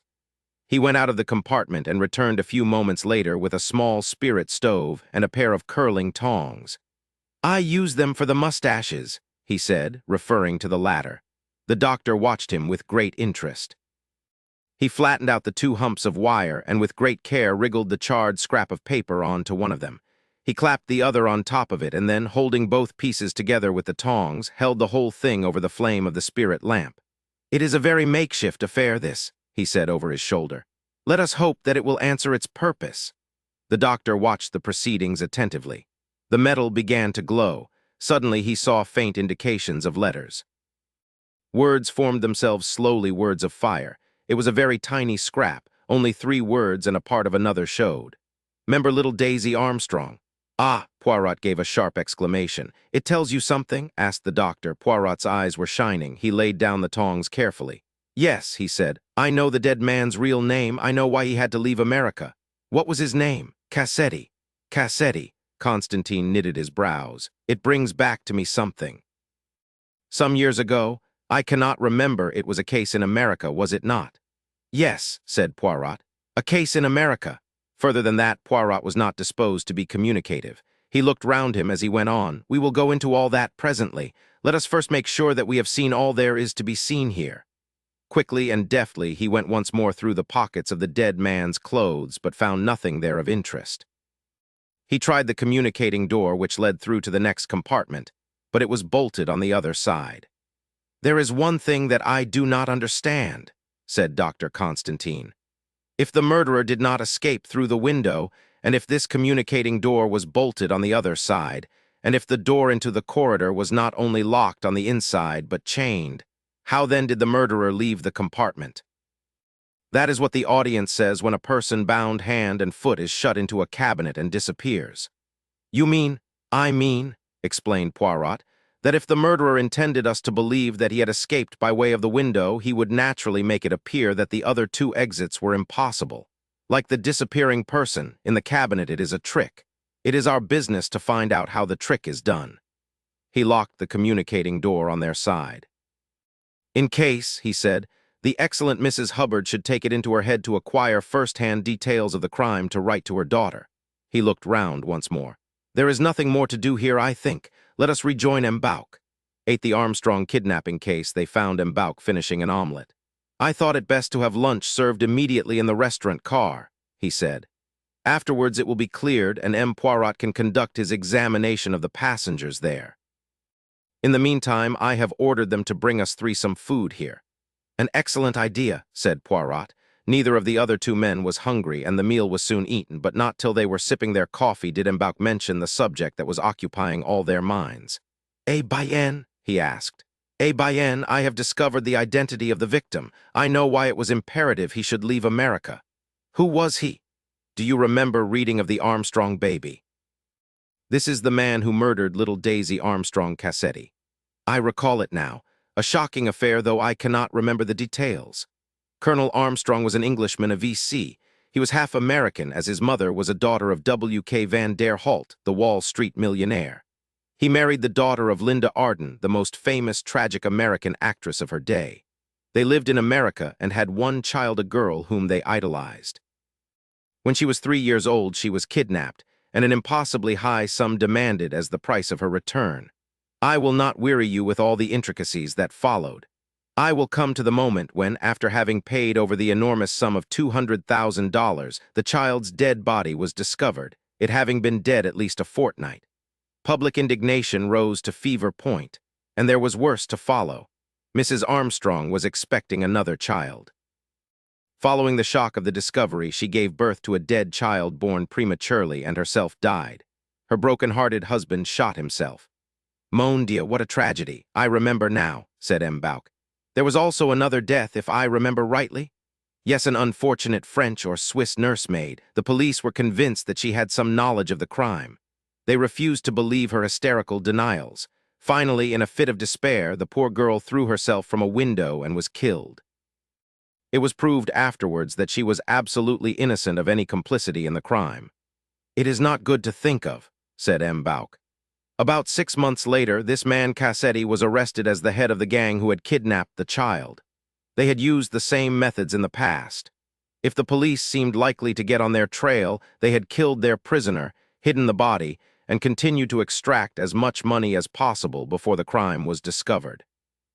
Now I will make clear to you this, my friend. Cassetti was the man. But by means of the enormous wealth he had piled up and by the secret hold he had over various persons, he was acquitted on some technical inaccuracy.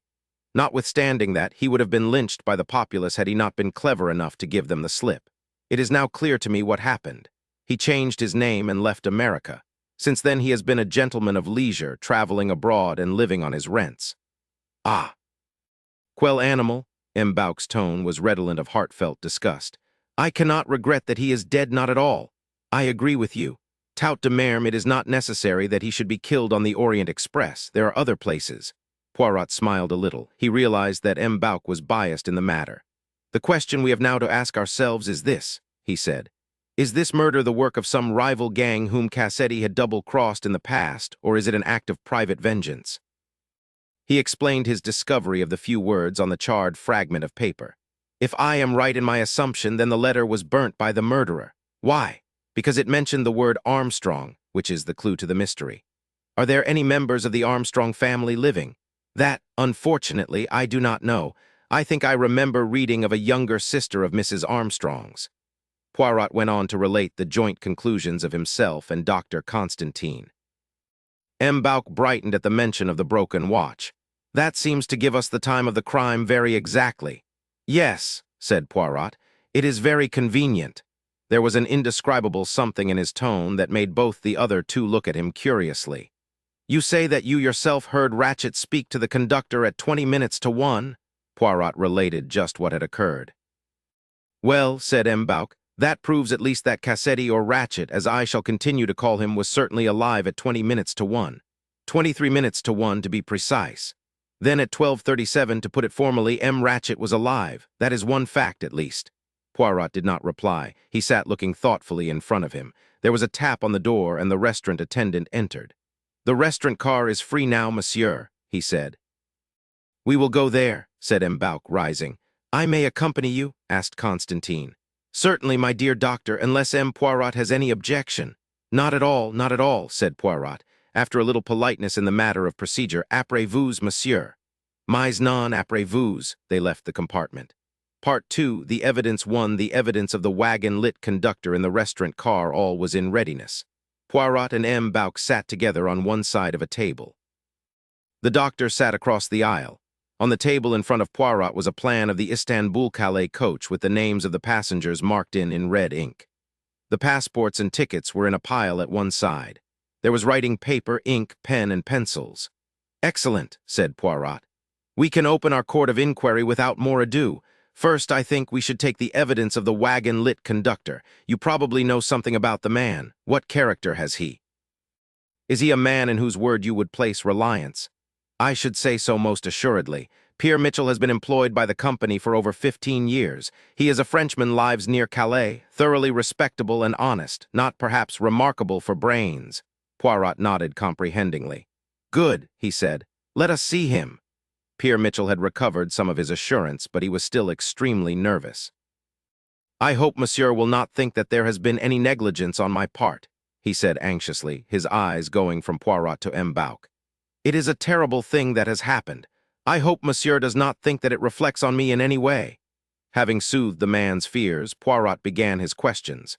He first elicited Mitchell's name and address, his length of service, and the length of time he had been on this particular route. These particulars he already knew, but the routine questions served to put the man at his ease. "And now," went on Poirot, "let us come to the events of last night. M. Ratchett retired to bed when?" "Almost immediately after dinner, monsieur, actually before we left Belgrade. So he did on the previous night. He had directed me to make up the bed while he was at dinner, and I did so." "Did anybody go into his compartment afterwards?" "His valet, monsieur, and the young American gentleman, his secretary." "Anyone else?" "No, monsieur, not that I know of." "Good, and that is the last you saw or heard of him?" "No, monsieur, you forget he rang his bell about 20 to 1 soon after we had stopped." "What happened exactly?" "I knocked at the door, but he called out and said he had made a mistake." "In English or in French?" "In French." "What were his words exactly?" "Si en est rien, je me suis trompé." "Quite right," said Poirot. "That is what I heard, and then you went away." "Yes, monsieur. Did you go back to your seat?" "No, monsieur, I went first to answer another bell that had just rung." "Now, Mitchell, I am going to ask you an important question. Where were you at 1:15? Monsieur, I was at my little seat at the end facing up the corridor." "You are sure? Mais oui, at least, yes." "I went into the next coach, the Athens coach, to speak to my colleague there. We spoke about the snow. That was at some time soon after 1 o'clock. I cannot say exactly." "And you returned when?" "One of my bells rang, monsieur. I remember I told you. It was the American lady. She had rung several times." "I recollect," said Poirot. "And after that?" "After that, monsieur, I answered your bell and brought you some mineral water. Then about half an hour later, I made up the bed in one of the other compartments, that of the young American gentleman, M. Ratchett's secretary." "Was M. Macqueen alone in his compartment when you went to make up his bed?" "The English colonel from number 15 was with him. They had been sitting talking." "What did the colonel do when he left M. Macqueen?" "He went back to his own compartment." "Number 15, that is quite close to your seat, is it not?" "Yes, monsieur, it is the second compartment from that end of the corridor." "His bed was already made up?" "Yes, monsieur, I had made it up while he was at dinner." "What time was all this?" "I could not say exactly, monsieur, not later than 2 o'clock, certainly." "And after that?" "After that, monsieur, I sat in my seat till morning." "You did not go again into the Athens coach?" "No, monsieur. Perhaps you slept." "I do not think so, monsieur. The train, being at a standstill, prevented me from dozing off as I usually do." "Did you see any of the passengers moving up or down the corridor?" The man reflected. "One of the ladies went to the toilet at the far end, I think." "Which lady?"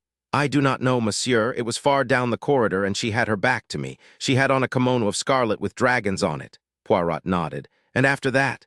"Nothing, monsieur, until the morning." "You are sure?" "Ah, pardon, you yourself, monsieur, opened your door and looked out for a second." "Good, my friend," said Poirot. I wondered whether you would remember that. By the way, I was awakened by what sounded like something heavy falling against my door. Have you any idea what that could have been?" The man stared at him. "There was nothing, monsieur, nothing, I am positive of it." "Then I must have had the cockhammer," said Poirot philosophically.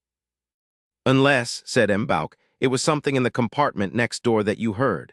Poirot took no notice of the suggestion. Perhaps he did not wish to before the wagon-lit conductor. "Let us pass to another point," he said. "Supposing that last night an assassin joined the train, it is quite certain that he could not have left it after committing the crime." Pierre Michael shook his head. "Nor that he can be concealed on it somewhere. It has been well searched," said M'Bauk. "Abandon that idea, my friend." "Besides," said Mitchell, "no one could get onto the sleeping car without my seeing them." "When was the last stop?" "Vinkovci." "What time was that?" "We should have left there at 11:58, but owing to the weather we were 20 minutes late." "Someone might have come along from the ordinary part of the train." "No, monsieur. After the service of dinner, the door between the ordinary carriages and the sleeping cars is locked." "Did you yourself descend from the train at Vinkovci?" "Yes, monsieur. I got down onto the platform as usual and stood by the step up into the train. The other conductors did the same." "What about the forward door, the one near the restaurant car?" "It is always fastened on the inside." "It is not so fastened now." The man looked surprised, then his face cleared. "Doubtless one of the passengers has opened it to look out on the snow." "Probably," said Poirot. He tapped thoughtfully on the table for a minute or two. "Monsieur does not blame me," said the man timidly. Poirot smiled on him kindly. "You have had the evil chance, my friend," he said. "Ah, one other point while I remember it. You said that another bell rang just as you were knocking at M. Ratchett's door. In fact, I heard it myself. Whose was it?" "It was the bell of Madame la Princess Dragomirov. She desired me to summon her maid." "And you did so?" "Yes, monsieur." Poirot studied the plan in front of him thoughtfully. Then he inclined his head. "That is all," he said, "for the moment." "Thank you, monsieur." The man rose. He looked at M'Bauk. "Do not distress yourself," said the latter kindly. "I cannot see that there has been any negligence on your part." Gratified, Pierre Mitchell left the compartment. To the evidence of the secretary for a minute or two, Poirot remained lost in thought. "I think," he said at last, "that it would be well to have a further word with M. Macqueen in view of what we now know." The young American appeared promptly. "Well," he said, "how are things going?" "Not too badly. Since our last conversation, I have learnt something the identity of M. Ratchett." Hector Macqueen leaned forward interestedly. "Yes," he said. "Ratchett, as you suspected, was merely an alias." Ratchett was Cassetti, the man who ran the celebrated kidnapping stunts, including the famous affair of little Daisy Armstrong. An expression of utter astonishment appeared on Macqueen's face, then it darkened. "The damned skunk!" he exclaimed. "You had no idea of this, M. Macqueen?" "No, sir," said the young American decidedly. "If I had, I'd have cut off my right hand before it had a chance to do secretarial work for him." "You feel strongly about the matter, M. Macqueen?" "I have a particular reason for doing so. My father was the district attorney who handled the case, M. Poirot. I saw Mrs. Armstrong more than once. She was a lovely woman, so gentle and heartbroken." His face darkened. "If ever a man deserved what he got, Ratchett or Cassetti is the man. I'm rejoiced at his end. Such a man wasn't fit to live. You almost feel as though you would have been willing to do the good deed yourself." "I do." He paused, then flushed rather guiltily. "Seems I'm kind of incriminating myself. I should be more inclined to suspect you, M. Macqueen, if you displayed an inordinate sorrow at your employer's decease." "I don't think I could do that even to save myself from the chair," said Macqueen grimly. Then he added, "If I'm not being unduly curious, just how did you figure this out? Cassetti's identity, I mean." "By a fragment of a letter found in his compartment." "But surely I mean that was rather careless of the old man." "That depends," said Poirot, "on the point of view." The young man seemed to find this remark rather baffling. He stared at Poirot as though trying to make him out. "The task before me," said Poirot, "is to make sure of the movements of everyone on the train. No offense need be taken, you understand. It is only a matter of routine." "Sure, get right on with it and let me clear my character if I can." "I need hardly ask you the number of your compartment," said Poirot, smiling. "Since I shared it with you for a night, it is the second-class compartment nose, 6 and 7, and after my departure you had it to yourself." "That's right. Now, M. Macqueen, I want you to describe your movements last night from the time of leaving the dining car." "That's quite easy. I went back to my compartment, read a bit, got out on the platform at Belgrade, decided it was too cold, and got in again." I talked for a while to a young English lady who was in the compartment next to mine. Then I fell into conversation with that Englishman. Colonel Arbuthnot, as a matter of fact, I think you passed us as we were talking. Then I went in to Mr. Ratchett, and as I told you, took down some memoranda of letters he wanted written. I said good night to him and left him. Colonel Arbuthnot was still standing in the corridor. His compartment was already made up for the night, so I suggested that he should come along to mine. I ordered a couple of drinks and we got right down to it, discussed world politics and the government of India and our own troubles with the financial situation and the Wall Street crisis. I don't, as a rule, cotton to Britishers. They're a stiff-necked lot, but I liked this one. Do you know what time it was when he left you? Pretty late. Getting on for 2 o'clock, I should say. You noticed that the train had stopped. Oh, yes, we wondered a bit, looked out and saw the snow lying very thick, but we didn't think it was serious. What happened when Colonel Arbuthnot finally said good night? He went along to his compartment, and I called to the conductor to make up my bed. Where were you whilst he was making it? Standing just outside the door in the corridor, smoking a cigarette. And then I went to bed and slept till morning. During the evening, did you leave the train at all? Arbuthnot and I thought we'd get out at what was the name of the place, Vinkovci, to stretch our legs a bit, but it was bitterly cold, a blizzard on. We soon hopped back again. By which door did you leave the train? By the one nearest to our compartment. The one next to the dining car? Yes. Do you remember if it was bolted? McQueen considered. Why, yes, I seem to remember it was. At least there was a kind of bar that fitted across the handle. Is that what you mean? Yes, on getting back into the train, did you replace that bar? Why, no, I don't think I did. I got in last. No, I don't seem to remember doing so, he added suddenly. Is that an important point? It may be. Now, I presume, monsieur, that while you and Colonel Arbuthnot were sitting talking, the door of your compartment into the corridor was open. Hector McQueen nodded. I want you, if you can, to tell me if anyone passed along that corridor after the train left Vinkovci until the time you parted company for the night. McQueen drew his brows together. I think the conductor passed along once, he said, coming from the direction of the dining car, and a woman passed the other way going towards it. Which woman? I couldn't say. I didn't really notice. You see, I was just arguing a point with Arbuthnot. I just seemed to remember a glimpse of some scarlet silk affair passing the door. I didn't look, and anyway I wouldn't have seen the person's face. As you know, my carriage faces the dining car end of the train, so a woman going along the corridor in that direction would have her back to me as soon as she passed. Poirot nodded. She was going to the toilet, I presume? I suppose so. And you saw her return? Well, no, now that you mention it, I didn't notice her returning, but I suppose she must have done so. One more question. Do you smoke a pipe, M. McQueen? No, sir, I do not. Poirot paused a moment. I think that is all at present. I should now like to see the valet of M. Ratchett. By the way, did both you and he always travel second class? He did, but I usually went first if possible in the adjoining compartment to Mr. Ratchett. Then he had most of his baggage put in my compartment and yet could get at both it and me easily whenever he chose. But on this occasion all the first-class berths were booked except the one which he took. I comprehend. Thank you, M. McQueen. The American was succeeded by the pale Englishman with the inexpressive face whom Poirot had already noticed on the day before. He stood waiting very correctly. Poirot motioned to him to sit down. You are, I understand, the valet of M. Ratchett? Yes, sir. Your name, Edward Henry Masterman. Your age, 39, and your home address, 21 Friar Street, Clerkenwell. You have heard that your master has been murdered?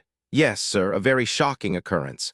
Will you now tell me, please, at what hour you last saw M. Ratchett? The valet considered. It must have been about 9 o'clock, sir, last night, that or a little after. Tell me in your own words exactly what happened. I went in to Mr. Ratchett as usual, sir, and attended to his wants. What were your duties exactly? To fold or hang up his clothes, sir, put his dental plate in water and see that he had everything he wanted for the night. Was his manner much the same as usual? The valet considered a moment. Well, sir, I think he was upset. In what way upset? Over a letter he'd been reading. He asked me if it was I who had put it in his compartment. Of course, I told him I hadn't done any such thing, but he swore at me and found fault with everything I did. Was that unusual? Oh, no, sir, he lost his temper easily, as I say. It just depended what had happened to upset him. Did your master ever take a sleeping draught? Dr. Constantine leaned forward a little. Always when traveling by train, sir. He said he couldn't sleep otherwise. Do you know what drug he was in the habit of taking? I couldn't say, I'm sure, sir. There was no name on the bottle, just the sleeping draught to be taken at bedtime. Did he take it last night? Yes, sir. I poured it into a glass and put it on top of the toilet table ready for him. You didn't actually see him drink it? No, sir. What happened next? I asked if there was anything further and asked what time M. Ratchett would like to be called in the morning. He said he didn't want to be disturbed till he rang. Was that usual?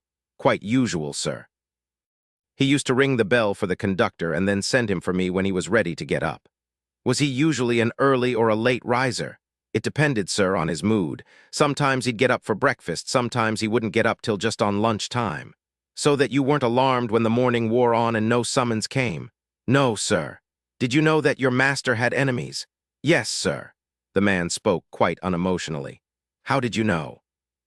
I had heard him discussing some letters, sir, with Mr. Macqueen. Had you an affection for your employer, Masterman? Masterman's face became, if possible, even more inexpressive than it was normally. I should hardly like to say that, sir. He was a generous employer. But you didn't like him.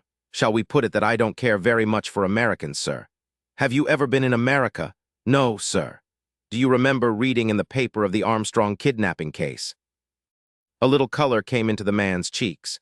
Yes, indeed, sir. A little baby girl, wasn't it? A very shocking affair. Did you know that your employer, M. Ratchett, was the principal instigator in that affair? No, indeed, sir. The valet's tone held positive warmth and feeling for the first time. I can hardly believe it, sir. Nevertheless, it is true. Now to pass to your own movements last night. A matter of routine, you understand. What did you do after leaving your master? I told Mr. Macqueen, sir, that the master wanted him. Then I went to my own compartment and read. Your compartment was the end second-class one, sir, next to the dining car. Poirot was looking at his plan. I see, and you had which berth? The lower one, sir. That is number 4. Yes, sir. Is there anyone in with you? Yes, sir, a big Italian fellow. Does he speak English? Well, a kind of English, sir. The valet's tone was deprecating. He's been in America, Chicago, I understand. Do you and he talk together much? No, sir, I prefer to read. Poirot smiled. He could visualize the scene, the large, voluble Italian and the snub direct administered by the gentleman's gentleman. And what, may I ask, are you reading? He inquired. At present, sir, I am reading Love's Captive by Mrs. Arabella Richardson. A good story? I find it highly enjoyable, sir. Well, let us continue. You return to your compartment and read Love's Captive till when? At about 10:30, sir, this Italian wanted to go to bed, so the conductor came and made the beds up. And then you went to bed and to sleep. I went to bed, sir, but I didn't sleep. Why didn't you sleep? I had the toothache, sir.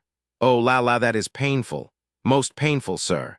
Did you do anything for it? I applied a little oil of cloves, sir, which relieved the pain a little, but I was still not able to get to sleep. I turned the light on above my head and continued to read to take my mind off it, as it were. And did you not go to sleep at all? Yes, sir, I dropped off about 4 in the morning. And your companion, the Italian fellow, oh, he just snored. He did not leave the compartment at all during the night? No, sir. Did you? No, sir. Did you hear anything during the night? I don't think so, sir. Nothing unusual, I mean. The train being at a standstill made it all very quiet. Poirot was silent a moment or two, then he said, Well, I think there is very little more to be said. You cannot throw any light upon the tragedy. I'm afraid not. I'm sorry, sir. As far as you know, was there any quarrel or bad blood between your master and M. Macqueen? Oh, no, sir. Mr. Macqueen was a very pleasant gentleman. Or were you in service before you came to M. Ratchett? With Sir Henry Tomlinson, sir, in Grosvenor Square. Why did you leave him? He was going to East Africa, sir, and did not require my services any longer. But I am sure he will speak for me, sir. I was with him some years. And you have been with M. Ratchett how long? Just over 9 months, sir. Thank you, Masterman. By the way, are you a pipe smoker? No, sir. I only smoke cigarettes gaspers, sir. Thank you. That will do. Valet hesitated a moment. You'll excuse me, sir, but the elderly American lady is in what I might describe as a state, sir. She's saying she knows all about the murderer. She's in a very excitable condition, sir. In that case, said Poirot, smiling, we had better see her next. Shall I tell her, sir? She's been demanding to see someone in authority for a long time. The conductor's been trying to pacify her. Send her to us, my friend, said Poirot. We will listen to her story now. Mrs. Hubbard arrived in the dining car in such a state of breathless excitement that she was hardly able to articulate her words. Now just tell me this. Who's in authority here? I've got some very important information, very important indeed, and I just want to tell it to someone in authority as soon as may be. If you gentlemen," her wavering glance fluctuated between the three men. Poirot leaned forward. "Tell it to me, madame," he said. "But first, pray be seated." Mrs. Hubbard plumped heavily down onto the seat opposite him. "What I've got to tell you is just this. There was a murder on the train last night, and the murderer was right there in my compartment." She paused to give dramatic emphasis to her words. "You are sure of this, madame?" "Of course I'm sure. The idea, I know what I'm talking about. I'll tell you just everything there is to tell. I'd gotten into bed and gone to sleep, and suddenly I woke up all in the dark. And I knew there was a man in my compartment. I was just so scared I couldn't scream, if you know what I mean. I just lay there and thought, mercy, I'm going to be killed. I just can't describe to you how I felt. These nasty trains, I thought, and all the outrages I'd read of. And I thought, well, anyway, he won't get my jewelry. Because, you see, I'd put that in a stocking and hidden it under my pillow, which isn't so mighty comfortable, by the way, kinder bumpy, if you know what I mean. But that's neither here nor there. Where was I? You realized, madame, that there was a man in your compartment. Yes, well, I just lay there with my eyes closed, and I thought, whatever should I do, and I thought, well, I'm just thankful that my daughter doesn't know the plight I'm in. And then somehow, I got my wits about me, and I felt about with my hand, and I pressed the bell for the conductor. I pressed it and I pressed it, but nothing happened, and I can tell you I thought my heart was going to stop beating. Mercy, I said to myself, maybe they've murdered every single soul on the train. It was at a standstill anyhow, and a nasty, quiet feel in the air. But I just went on pressing that bell, and oh.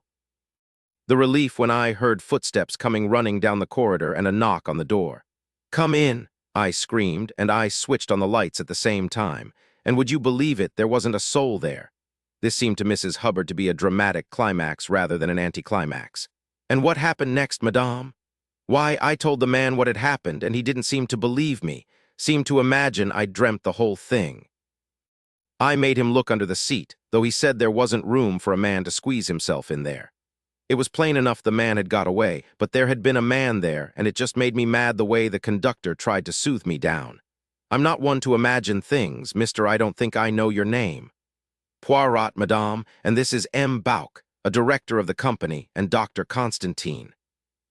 Mrs. Hubbard murmured, "Pleased to meet you, I'm sure," to all three of them in an abstracted manner, and then plunged once more into her recital. "Now I'm just not going to pretend I was as bright as I might have been. I got it into my head that it was the man from next door, the poor fellow who's been killed. I told the conductor to look at the door between the compartments, and sure enough it wasn't bolted. Well, I soon saw to that. I told him to bolt it then and there, and after he'd gone out I got up and put a suitcase against it to make sure." "What time was this, Mrs. Hubbard?" "Well, I'm sure I can't tell you. I never looked to see. I was so upset." "And what is your theory now?" "Why, I should say it was just as plain could be. The man in my compartment was the murderer. Who else could he be?" "And you think he went back into the adjoining compartment?" "How do I know where he went?" "I had my eyes tight shut. He must have slipped out through the door into the corridor." "Well, I couldn't say. You see, I had my eyes tight shut." Mrs. Hubbard sighed convulsively. "Mercy, I was scared. If my daughter only knew." "You do not think, madame, that what you heard was the noise of someone moving about next door in the murdered man's compartment?" "No, I do not, mister. What is it, Poirot? The man was right there in the same compartment with me, and what's more, I've got proof of it." Triumphantly, she hauled a large handbag into view and proceeded to burrow in its interior. She took out in turn 2 large, clean handkerchiefs, a pair of horn-rimmed glasses, a bottle of aspirin, a packet of Glauber's salts, a celluloid tube of bright green peppermints, a bunch of keys, a pair of scissors, a book of American Express checks, a snapshot of an extraordinarily plain-looking child, some letters, 5 strings of pseudo-oriental beads, and a small metal object, a button. "You see this button?" "Well, it's not one of my buttons. It's not off anything I've got. I found it this morning when I got up." As she placed it on the table, M. Bouck leaned forward and gave an exclamation. "But this is a button from the tunic of a wagon-lit attendant." "There may be a natural explanation for that," said Poirot. He turned gently to the lady. "This button, madame, may have dropped from the conductor's uniform, either when he searched your cabin or when he was making the bed up last night. I just don't know what's the matter with all you people. Seems as though you don't do anything but make objections. Now listen here. I was reading a magazine last night before I went to sleep. Before I turned the light out, I placed that magazine on a little case that was standing on the floor near the window. Have you got that? They assured her that they had. Very well, then. The conductor looked under the seat from near the door, and then he came in and bolted the door between me and the next compartment, but he never went up near the window. Well, this morning that button was lying right on top of the magazine. What do you call that, I should like to know? That, madame, I call evidence, said Poirot. The answer seemed to appease the lady. It makes me madder than a hornet to be disbelieved, she explained. You have given us most interesting and valuable evidence, said Poirot soothingly. Now may I ask you a few questions? Why, willingly. How was it, since you were nervous of this man Ratchett, that you hadn't already bolted the door between the compartments? I had, returned Mrs. Hubbard promptly. Oh, you had? Well, as a matter of fact, I asked that Swedish creature a pleasant soul if it was bolted, and she said it was. How was it you couldn't see for yourself? 'Cause I was in bed and my sponge bag was hanging on the door handle.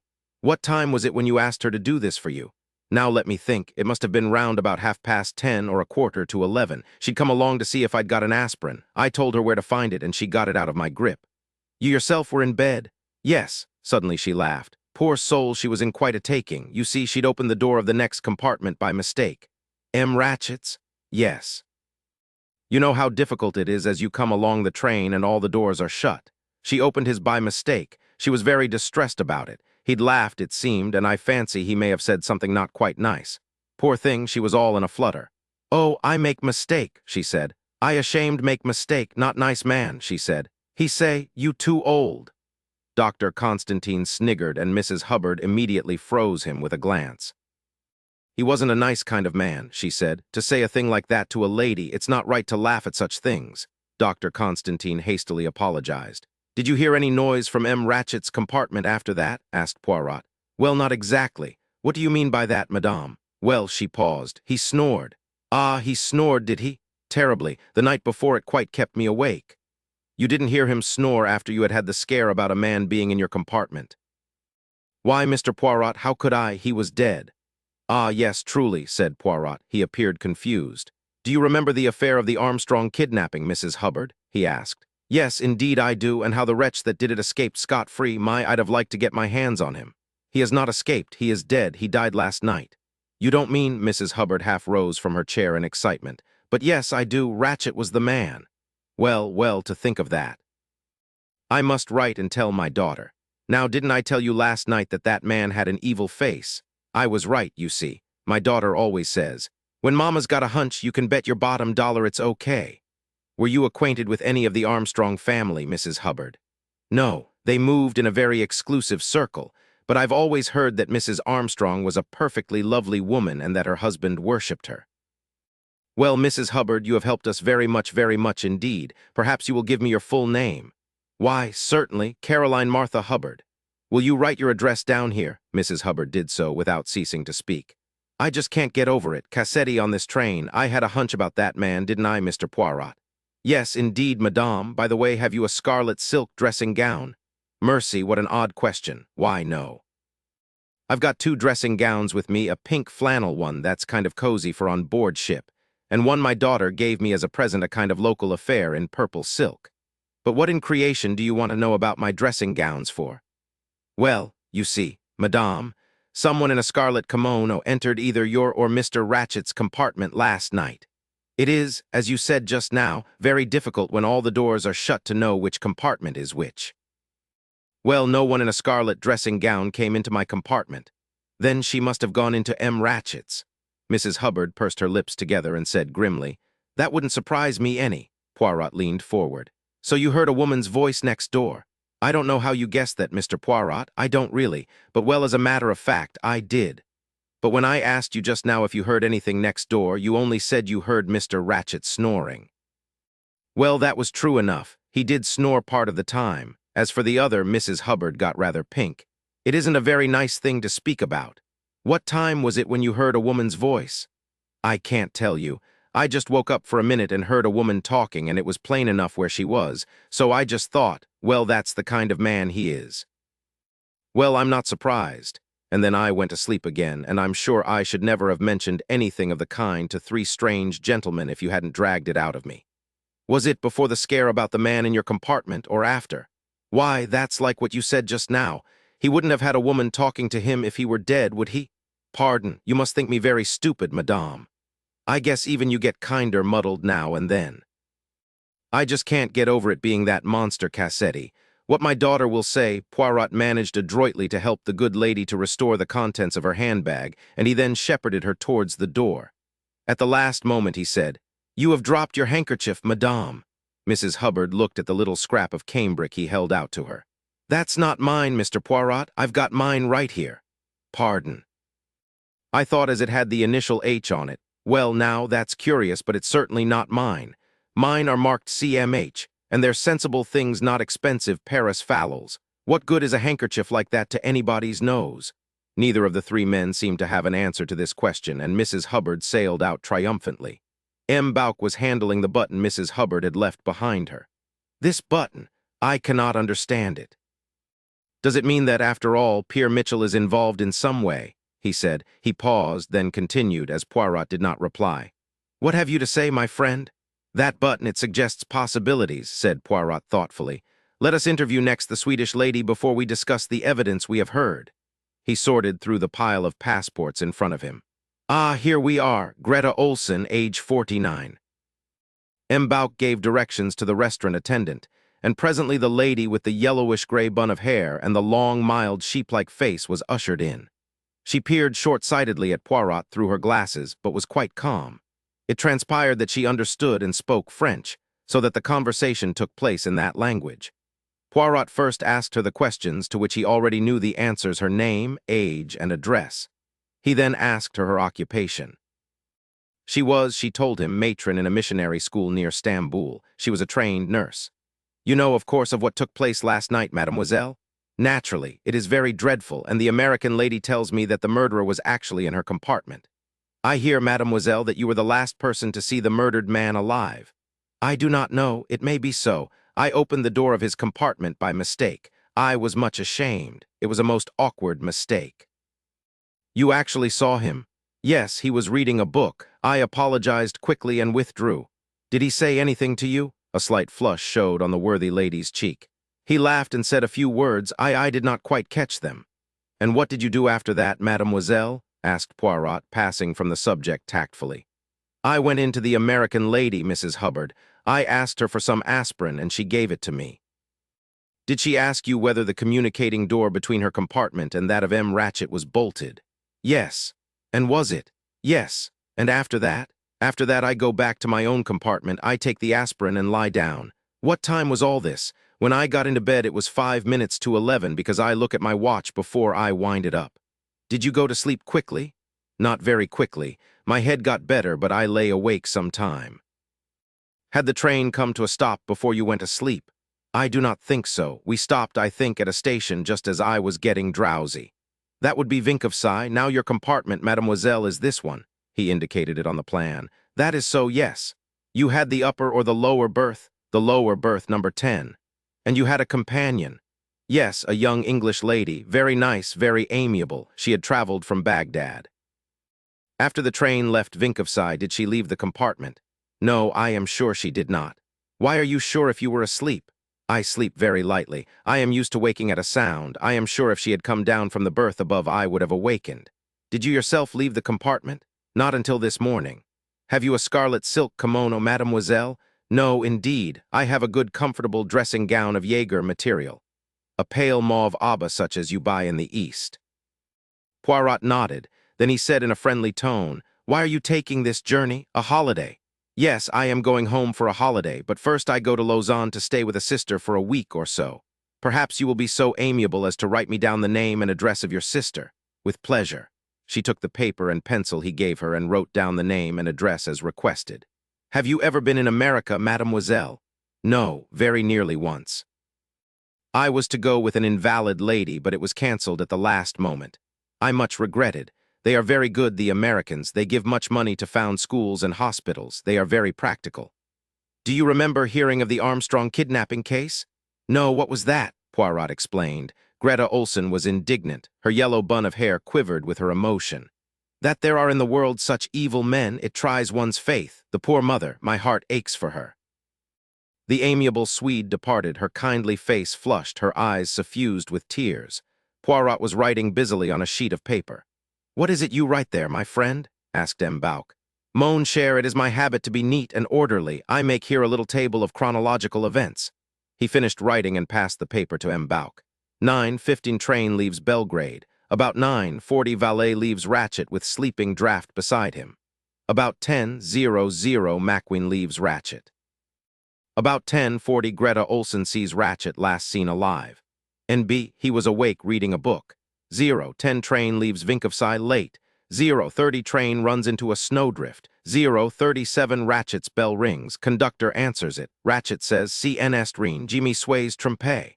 About 1:17 Mrs. Hubbard thinks man is in her carriage. Rings for conductor. M. Bouc nodded approval. "That is very clear," he said. "There is nothing there that strikes you as at all odd." "No, it seems all quite clear and above board. It seems quite plain that the crime was committed at 1:15. The evidence of the watch shows us that, and Mrs. Hubbard's story fits in.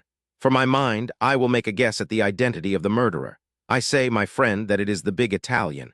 He comes from America, from Chicago, and remember, an Italian's weapon is the knife, and he stabs not once but several times." "That is true.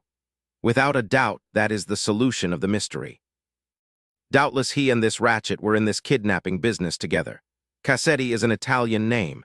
In some way Ratchett did on him what they call the double cross. The Italian tracks him down, sends him warning letters first, and finally revenges himself upon him in a brutal way. It is all quite simple." Poirot shook his head doubtfully. "It is hardly as simple as that, I fear," he murmured. "Me, I am convinced it is the truth," said M. Bouc, becoming more and more enamored of his theory. "And what about the valet with the toothache who swears that the Italian never left the compartment?" "That is the difficulty," Poirot twinkled. "Yes, it is annoying that, unlucky for your theory and extremely lucky for our Italian friend, that M. Ratchett's valet should have had the toothache." "It will be explained," said M. Bouc with magnificent certainty. Poirot shook his head again. "No, it is hardly so simple as that," he murmured again. "Let us hear what Pierre Mitchell has to say about this button," he said. The wagon-lit conductor was recalled. He looked at them inquiringly. M. Bouc cleared his throat. "Mitchell," he said, "here is a button from your tunic. It was found in the American lady's compartment. What have you to say for yourself about it?" The conductor's hand went automatically to his tunic. "I have lost no button, monsieur," he said. "There must be some mistake. That is very odd. I cannot account for it, monsieur." The man seemed astonished, but not in any way guilty or confused. M. Bouc said meaningly, "Owing to the circumstances in which it was found, it seems fairly certain that this button was dropped by the man who was in Mrs. Hubbard's compartment last night when she rang the bell. But, monsieur, there was no one there. The lady must have imagined it." "She did not imagine it, Michael. The assassin of M. Ratchett passed that way and dropped that button." As the significance of M. Bouc's word became plain to him, Pierre Mitchell flew into a violent state of agitation. "It is not true, monsieur, it is not true," he cried.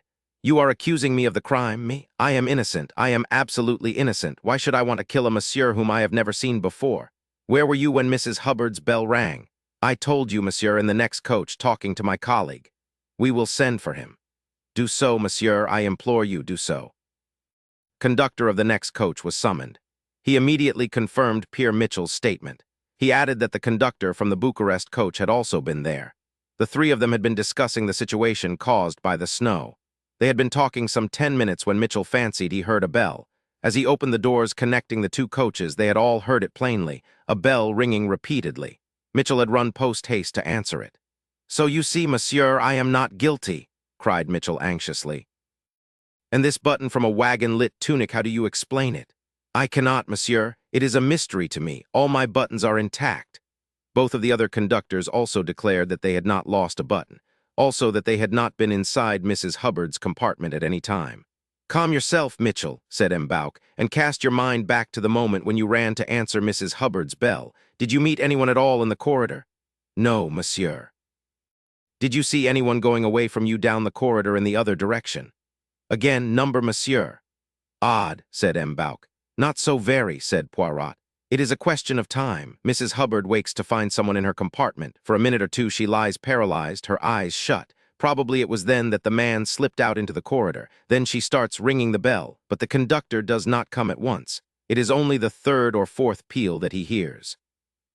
I should say myself that there was ample time. For what? For what, mon cher? Remember that there are thick drifts of snow all round the train. There are two courses open to our mysterious assassin, said Poirot slowly. He could retreat into either of the toilets or he could disappear into one of the compartments. But they were all occupied. Yes. You mean that he could retreat into his own compartment? Poirot nodded.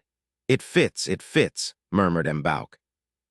During that 10 minutes absence of the conductor, the murderer comes from his own compartment, goes into Ratchett's, kills him, locks and chains the door on the inside, goes out through Mrs. Hubbard's compartment and is back safely in his own compartment by the time the conductor arrives. Poirot murmured, "It is not quite so simple as that, my friend. Our friend the doctor here will tell you so." With a gesture, M'Bauk signified that the three conductors might depart. "We have still to see 8 passengers," said Poirot. 5 first-class passengers, Princess Dragomirov, Count and Countess Androny, Colonel Arbuthnot, and Mr. Hardman. 3 second-class passengers, Miss Debenham, Antonio Foscarely, and the lady's maid, Fraeline Schmidt. Who will you see first? The Italian. How you harp on your Italian. No, we will start at the top of the tree. Perhaps Madame la Princess will be so good as to spare us a few moments of her time. Convey that message to her, Mitchell. Oui, monsieur, said the conductor, who was just leaving the car. Tell her we can wait on her in her compartment if she does not wish to put herself to the trouble of coming here, called M'Bauk. But Princess Dragomirov declined to take this course. She appeared in the dining car, inclined her head slightly, and sat down opposite Poirot. Her small, toad-like face looked even yellower than the day before. She was certainly ugly, and yet, like the toad, she had eyes like jewels, dark and imperious, revealing latent energy and an intellectual force that could be felt at once. Her voice was deep, very distinct, with a slight grating quality in it. She cut short a flowery phrase of apology from M'Bauk. You need not offer apologies, messieurs. I understand a murder has taken place. Naturally, you must interview all the passengers. I shall be glad to give all the assistance in my power. You are most amiable, madame, said Poirot. Not at all, it is a duty. What do you wish to know? Your full Christian names and address, madame. Perhaps you would prefer to write them yourself. Poirot proffered a sheet of paper and pencil, but the princess waved them aside. You can write it, she said. There is nothing difficult. Natalia Dragomirov, 17 Avenue Kléber, Paris. You are traveling home from Constantinople, madame. Yes, I have been staying at the Austrian embassy. My maid is with me. Would you be so good as to give me a brief account of your movements last night from dinner onwards? Willingly. I directed the conductor to make up my bed whilst I was in the dining car. I retired to bed immediately after dinner. I read until the hour of 11 when I turned out my light. I was unable to sleep owing to certain rheumatic pains from which I suffer. At about 1:45 I rang for my maid. She massaged me and then read aloud till I felt sleepy. I cannot say exactly when she left me. It may have been half an hour, it may have been later. The train had stopped then. The train had stopped. You heard nothing unusual during the time, madame? I heard nothing unusual. What is your maid's name? Hildegard Schmidt. She has been with you long, 15 years. You consider her trustworthy? Absolutely. Her people come from an estate of my late husband's in Germany. You have been in America, I presume, madame. The abrupt change of subject made the old lady raise her eyebrows. Many times. Were you at any time acquainted with a family of the name of Armstrong, a family in which a tragedy occurred? With some emotion in her voice, the old lady said, You speak of friends of mine, monsieur. You knew Colonel Armstrong well then? I knew him slightly, but his wife, Sonia Armstrong, was my goddaughter. I was on terms of friendship with her mother, the actress Linda Arden. Linda Arden was a great genius, one of the greatest tragic actresses in the world. As Lady Macbeth, as Magda, there was no one to touch her. I was not only an admirer of her art, I was a personal friend. She is dead. No, she is alive, but she lives in complete retirement. Her health is very delicate. She has to lie on a sofa most of the time. There was, I think, a second daughter. Yes, much younger than Mrs. Armstrong. And she is alive? Certainly. Where is she? The old woman bent an acute glance at him. I must ask you the reason of these questions. What have they to do with the matter in hand, the murder on this train? They are connected in this way, madame. The man who was murdered was the man responsible for the kidnapping and murder of Mrs. Armstrong's child. Ah, the straight brows drew together. Princess Dragomirov drew herself a little more erect. In my view, then, this murder is an entirely admirable happening. You will pardon my slightly biased point of view. "It is most natural, madame, and now to return to the question you did not answer. Where is the younger daughter of Linda Arden, the sister of Mrs. Armstrong?" "I honestly cannot tell you, monsieur. I have lost touch with the younger generation. I believe she married an Englishman some years ago and went to England, but at the moment I cannot recollect the name." She paused a minute and then said, "Is there anything further you want to ask me, gentlemen?" "Only one thing, madame, a somewhat personal question, the color of your dressing gown." She raised her eyebrows slightly. "I must suppose you have a reason for such a question. My dressing gown is of blue satin." "There is nothing more, madame. I am much obliged to you for answering my questions so promptly." She made a slight gesture with her heavily bearing hand. Then, as she rose and the others rose with her, she stopped. "You will excuse me, monsieur," she said, "but may I ask your name?" "Your face is somehow familiar to me." "My name, madame, is Hercule Poirot, at your service." She was silent a minute then. "Hercule Poirot," she said. "Yes, I remember now. This is destiny." She walked away, very erect, a little stiff in her movements. "Voilà une grande dame," said M'Bauk. "What do you think of her, my friend?" But Hercule Poirot merely shook his head. "I am wondering," he said, "what she meant by destiny." Count and Countess Androny were next summoned. The Count, however, entered the dining car alone. There was no doubt that he was a fine-looking man seen face to face. He was at least 6 feet in height, with broad shoulders and slender hips. He was dressed in very well-cut English tweeds, and might have been taken for an Englishman had it not been for the length of his mustache and something in the line of the cheekbone. "Well, messieurs," he said, "what can I do for you?" "You understand, monsieur," said Poirot, "that in view of what has occurred I am obliged to put certain questions to all the passengers." "Perfectly, perfectly," said the Count easily. "I quite understand your position, not, I fear, that my wife and I can do much to assist you. We were asleep and heard nothing at all. Are you aware of the identity of the deceased, monsieur?" "I understand it was the big American, a man with a decidedly unpleasant face. He sat at the table at meal times." He indicated with a nod of his head the table at which Ratchett and Maquin had sat. "Yes, yes, monsieur, you are perfectly correct. I meant, did you know the name of the man?" "No." The Count looked thoroughly puzzled by Poirot's queries. "If you want to know his name," he said, "surely it is on his passport." "The name on his passport is Ratchett," said Poirot. "But that, monsieur, is not his real name. He is the man Cassetti, who was responsible for a celebrated kidnapping outrage in America." He watched the Count closely as he spoke, but the latter seemed quite unaffected by the piece of news.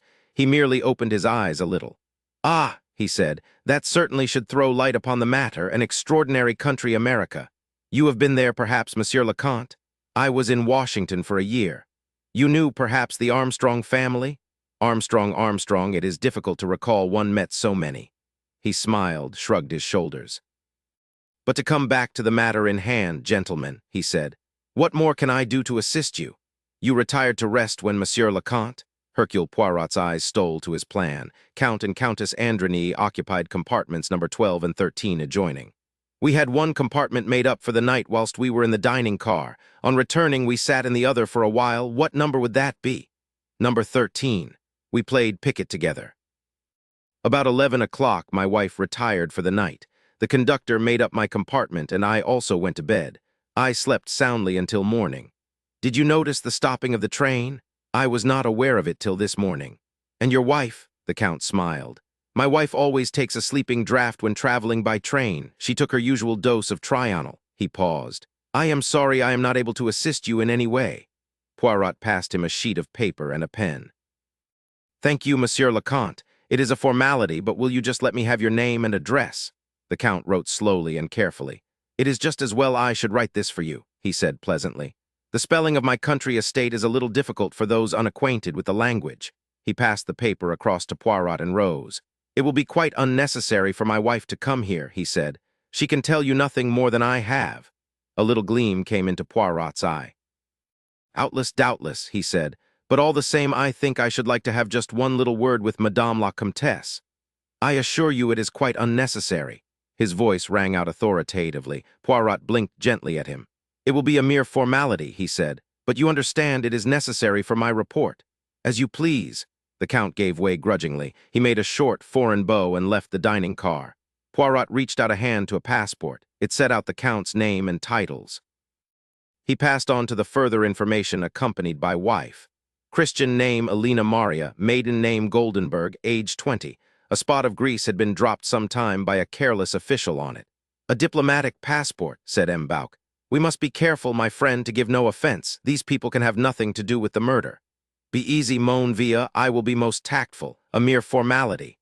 His voice dropped as the Countess Androny entered the dining car. She looked timid and extremely charming. "You wish to see me, messieurs?" "A mere formality, Madame la Comtesse." Poirot rose gallantly, bowed her into the seat opposite him. "It is only to ask you if you saw or heard anything last night that may throw light upon this matter." "Nothing at all, monsieur. I was asleep." "You did not hear, for instance, a commotion going on in the compartment next to yours? The American lady who occupies it had quite an attack of hysterics and rang for the conductor." "I heard nothing, monsieur. You see, I had taken a sleeping draught."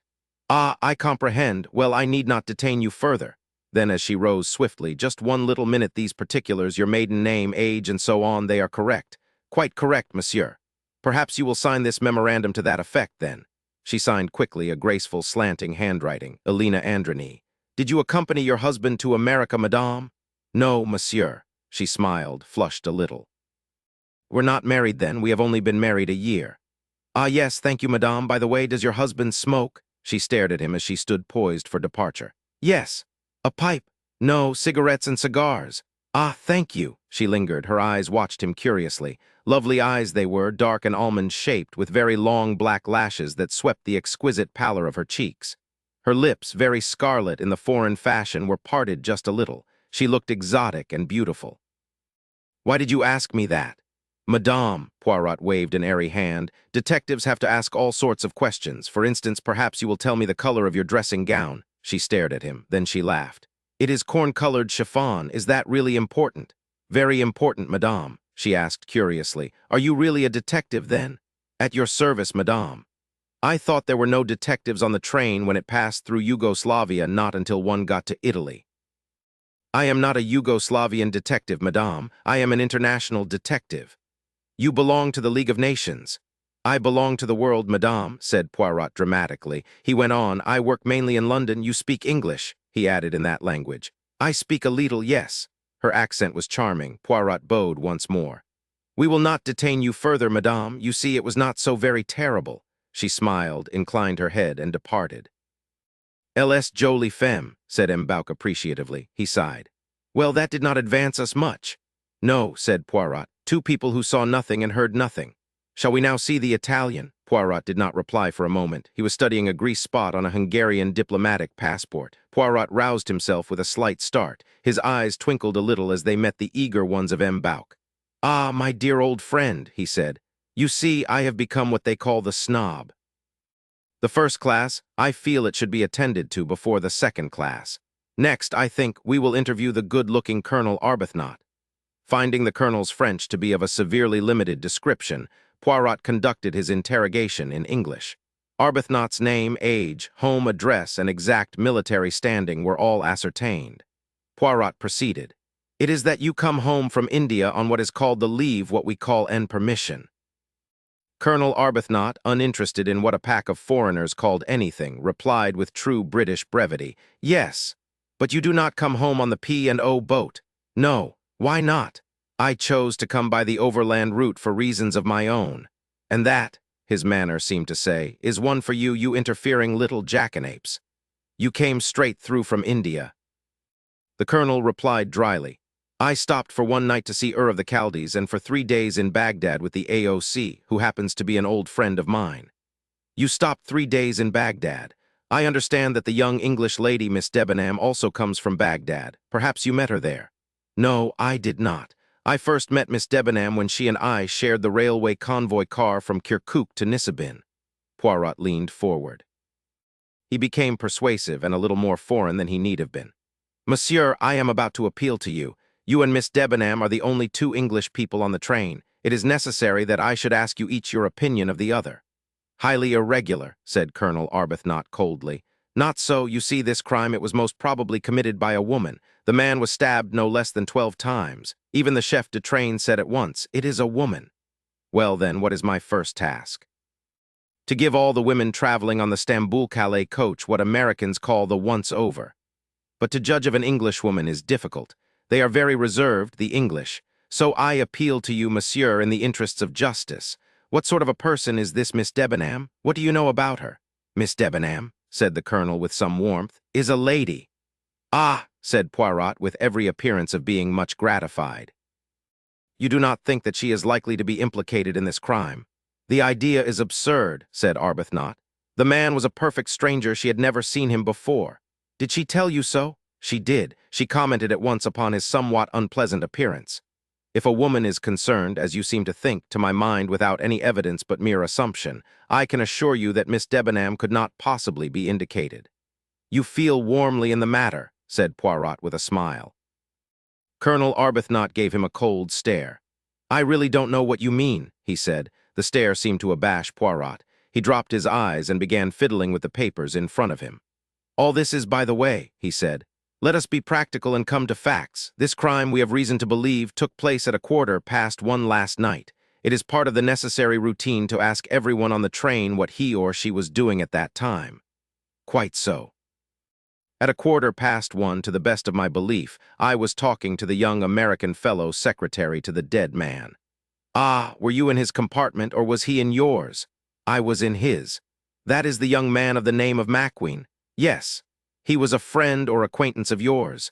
No, I never saw him before this journey. We fell into casual conversation yesterday and both became interested. I don't, as a rule, like Americans, haven't any use for 'em, Poirot smiled, remembering Macqueen's strictures on Britishers. But I liked this young fellow. He got hold of some tomfool idiotic ideas about the situation in India. That's the worst of Americans, they're so sentimental and idealistic.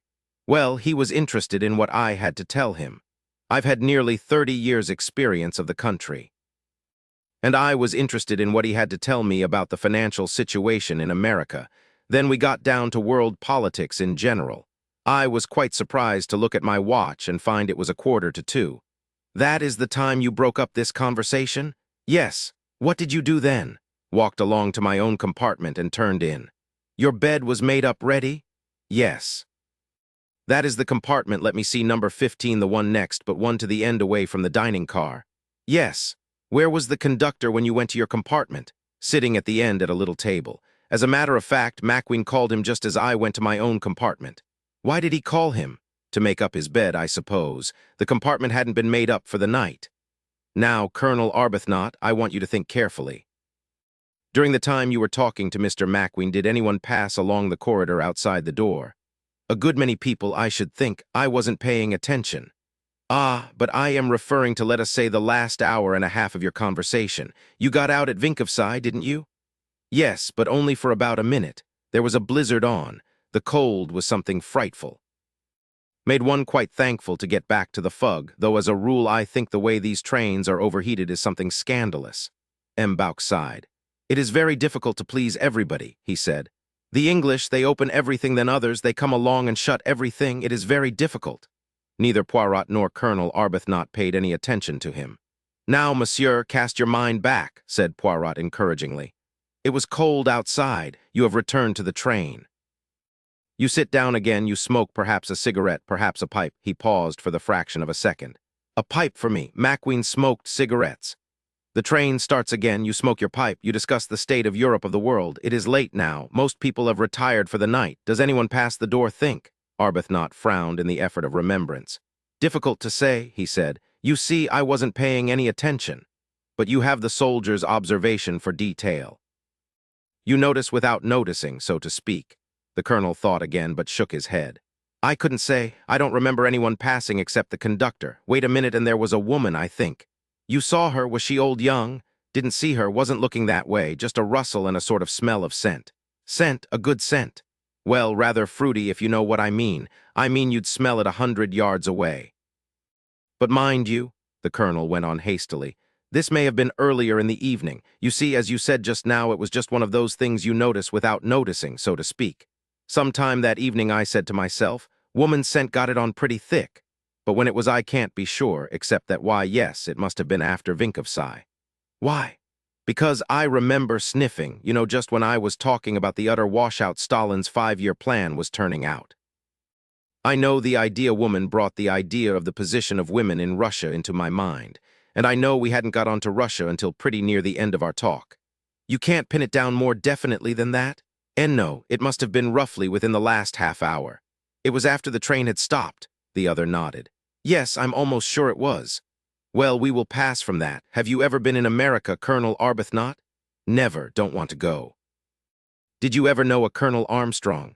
Armstrong, I've known 2 or 3 Armstrongs. There was Tommy Armstrong in the 60th, you don't mean him, and Selby Armstrong, he was killed on the Somme. I mean the Colonel Armstrong who married an American wife and whose only child was kidnapped and killed. Ah, yes, I remember reading about that shocking affair. I don't think I actually ever came across the fellow, though of course I knew of him. Toby Armstrong, nice fellow. Everybody liked him. He had a very distinguished career, got the VC. The man who was killed last night was the man responsible for the murder of Colonel Armstrong's child. Arbuthnot's face grew rather grim. Then, in my opinion, the swine deserved what he got, though I would have preferred to have seen him properly hanged or electrocuted, I suppose, over there. In fact, Colonel Arbuthnot, you prefer law and order to private vengeance. Well, you can't go about having blood feuds and stabbing each other like Corsicans or the Mafia, said the colonel. Say what you like, trial by jury is a sound system. Poirot looked at him thoughtfully for a minute or two. Yes, he said. I am sure that would be your view. Well, Colonel Arbuthnot, I do not think there is anything more I have to ask you. There is nothing you yourself can recall last night that in any way struck you, or shall we say strikes you now looking back as suspicious. Arbuthnot considered for a moment or two. No, he said, nothing at all unless he hesitated. But yes, continue, I pray of you. Well, it's nothing really, said the colonel slowly, but you said anything. Yes, go on. Oh, it's nothing, a mere detail. But as I got back to my compartment, I noticed that the door of the one beyond mine, the end one, you know, yes, number 16. Well, the door of it was not quite closed, and the fellow inside peered out in a furtive sort of way. Then he pulled the door to quickly. Of course, I know there's nothing in that, but it just struck me as a bit odd. I mean, it's quite usual to open a door and stick your head out if you want to see anything, but it was the furtive way he did it that caught my attention. Yees, said Poirot doubtfully. I told you there was nothing to it, said Arbuthnot apologetically. But you know what it is, early hours of the morning, everything very still, the thing had a sinister look like a detective story. All nonsense, really? He rose. Well, if you don't want me any more, thank you, Colonel Arbuthnot, there is nothing else. The soldier hesitated for a minute. His first natural distaste for being questioned by foreigners had evaporated. About Miss Debenham, he said rather awkwardly. You can take it from me that she's all right, she's a Pukka Sahib. Flushing a little, he withdrew. What, asked Dr. Constantine with interest, does a Pukka Sahib mean? It means, said Poirot, that Miss Debenham's father and brothers were at the same kind of school as Colonel Arbuthnot. Oh, said Dr. Constantine, disappointed. Then it has nothing to do with the crime at all. Exactly, said Poirot. He fell into a reverie, beating a light tattoo on the table. Then he looked up. Colonel Arbuthnot smokes a pipe, he said. In the compartment of Mr. Ratchett, I found a pipe cleaner. M. Ratchett smoked only cigars. You think? He is the only man so far who admits to smoking a pipe, and he knew of Colonel Armstrong, perhaps actually did know him, though he won't admit it. So you think it possible? Poirot shook his head violently. That is just it. It is impossible, quite impossible, that an honorable, slightly stupid, upright Englishman should stab an enemy 12 times with a knife. Do you not feel, my friends, how impossible it is? That is the psychology, said M. Bouck, and one must respect the psychology. This crime has a signature, and it is certainly not the signature of Colonel Arbuthnot. But now to our next interview. This time M. Bouck did not mention the Italian, but he thought of him. 9. The evidence of Mr. Hardman, the last of the first-class passengers to be interviewed. Mr. Hardman was the big, flamboyant American who had shared a table with the Italian and the valet. He wore a somewhat loud check suit, a pink shirt, a flashy tie-pin, and was rolling something round his tongue as he entered the dining car. He had a big, fleshy, coarse-featured face with a good-humored expression. "Morning, gentlemen," he said. "What can I do for you? You have heard of this murder, Mr. Hardman?" "Sure." He shifted the chewing gum deftly. "We are of necessity interviewing all the passengers on the train." "That's all right by me. Guess that's the only way to tackle the job." Poirot consulted the passport lying in front of him. "You are Cyrus Bethman Hardman, United States subject, 41 years of age, traveling salesman for typewriting ribbons." "Okay, that's me." "You are traveling from Stamboul to Paris?" That's so. Reason? Business. Do you always travel first class, Mr. Hardman? Yes, sir, the firm pays my traveling expenses, he winked. Now, Mr. Hardman, we come to the events of last night. The American nodded. What can you tell us about the matter? Exactly nothing at all. Ah, that is a pity. Perhaps, Mr. Hardman, you will tell us exactly what you did last night from dinner onwards. For the first time, the American did not seem ready with his reply. At last, he said, "Excuse me, gentlemen, but just who are you? Put me wise." "This is M. Bauk, a director of the Compagnie des Wagons Lits. This gentleman is the doctor who examined the body. And you yourself?" "I am Hercule Poirot. I am engaged by the company to investigate this matter." "I've heard of you," said Mr. Hardman. He reflected a minute or two longer. "Guess I'd better come clean." "It will certainly be advisable for you to tell us all you know," said Poirot dryly. "You'd have said a mouthful if there was anything I did know, but I don't. I know nothing at all, just as I said, but I ought to know something. That's what makes me sore. I ought to." "Please explain, Mr. Hardman." Mr. Hardman sighed, removed the chewing gum, and dived into a pocket. At the same time, his whole personality seemed to undergo a change. He became less of a stage character and more of a real person. The resonant nasal tones of his voice became modified. "That passport's a bit of bluff," he said. "That's who I really am." Poirot scrutinized the card flipped across to him. M. Bauk peered over his shoulder. "Mr. Cyrus B. Hardman McNeil's Detective Agency, New York." Poirot knew the name. It was one of the best-known and most reputable private detective agencies in New York. "Now, Mr. Hardman," he said, "let us hear the meaning of this." "Sure, things came about this way. I'd come over to Europe trailing a couple of crooks nothing to do with this business. The chase ended in Stamboul. I wired the chief and got his instructions to return, and I would have been making my tracks back to little old New York when I got this." He pushed across a letter. The heading at the top was the Tocatlian Hotel. "Dear sir, you have been pointed out to me as an operative of the McNeil Detective Agency. Kindly report to my suite at 4 o'clock this afternoon." It was signed S.E. Ratchett. "Eh bien?" I reported at the time stated, and Mr. Ratchett put me wise to the situation. He showed me a couple of letters he'd got. He was alarmed. Pretended not to be, but he was rattled all right. He put up a proposition to me. I was to travel by the same train as he did to Paris and see that nobody got him. Well, gentlemen, I did travel by the same train, and in spite of me, somebody did get him. I certainly feel sore about it. It doesn't look any too good for me. Did he give you any indication of the line you were to take? Sure, he had it all taped out.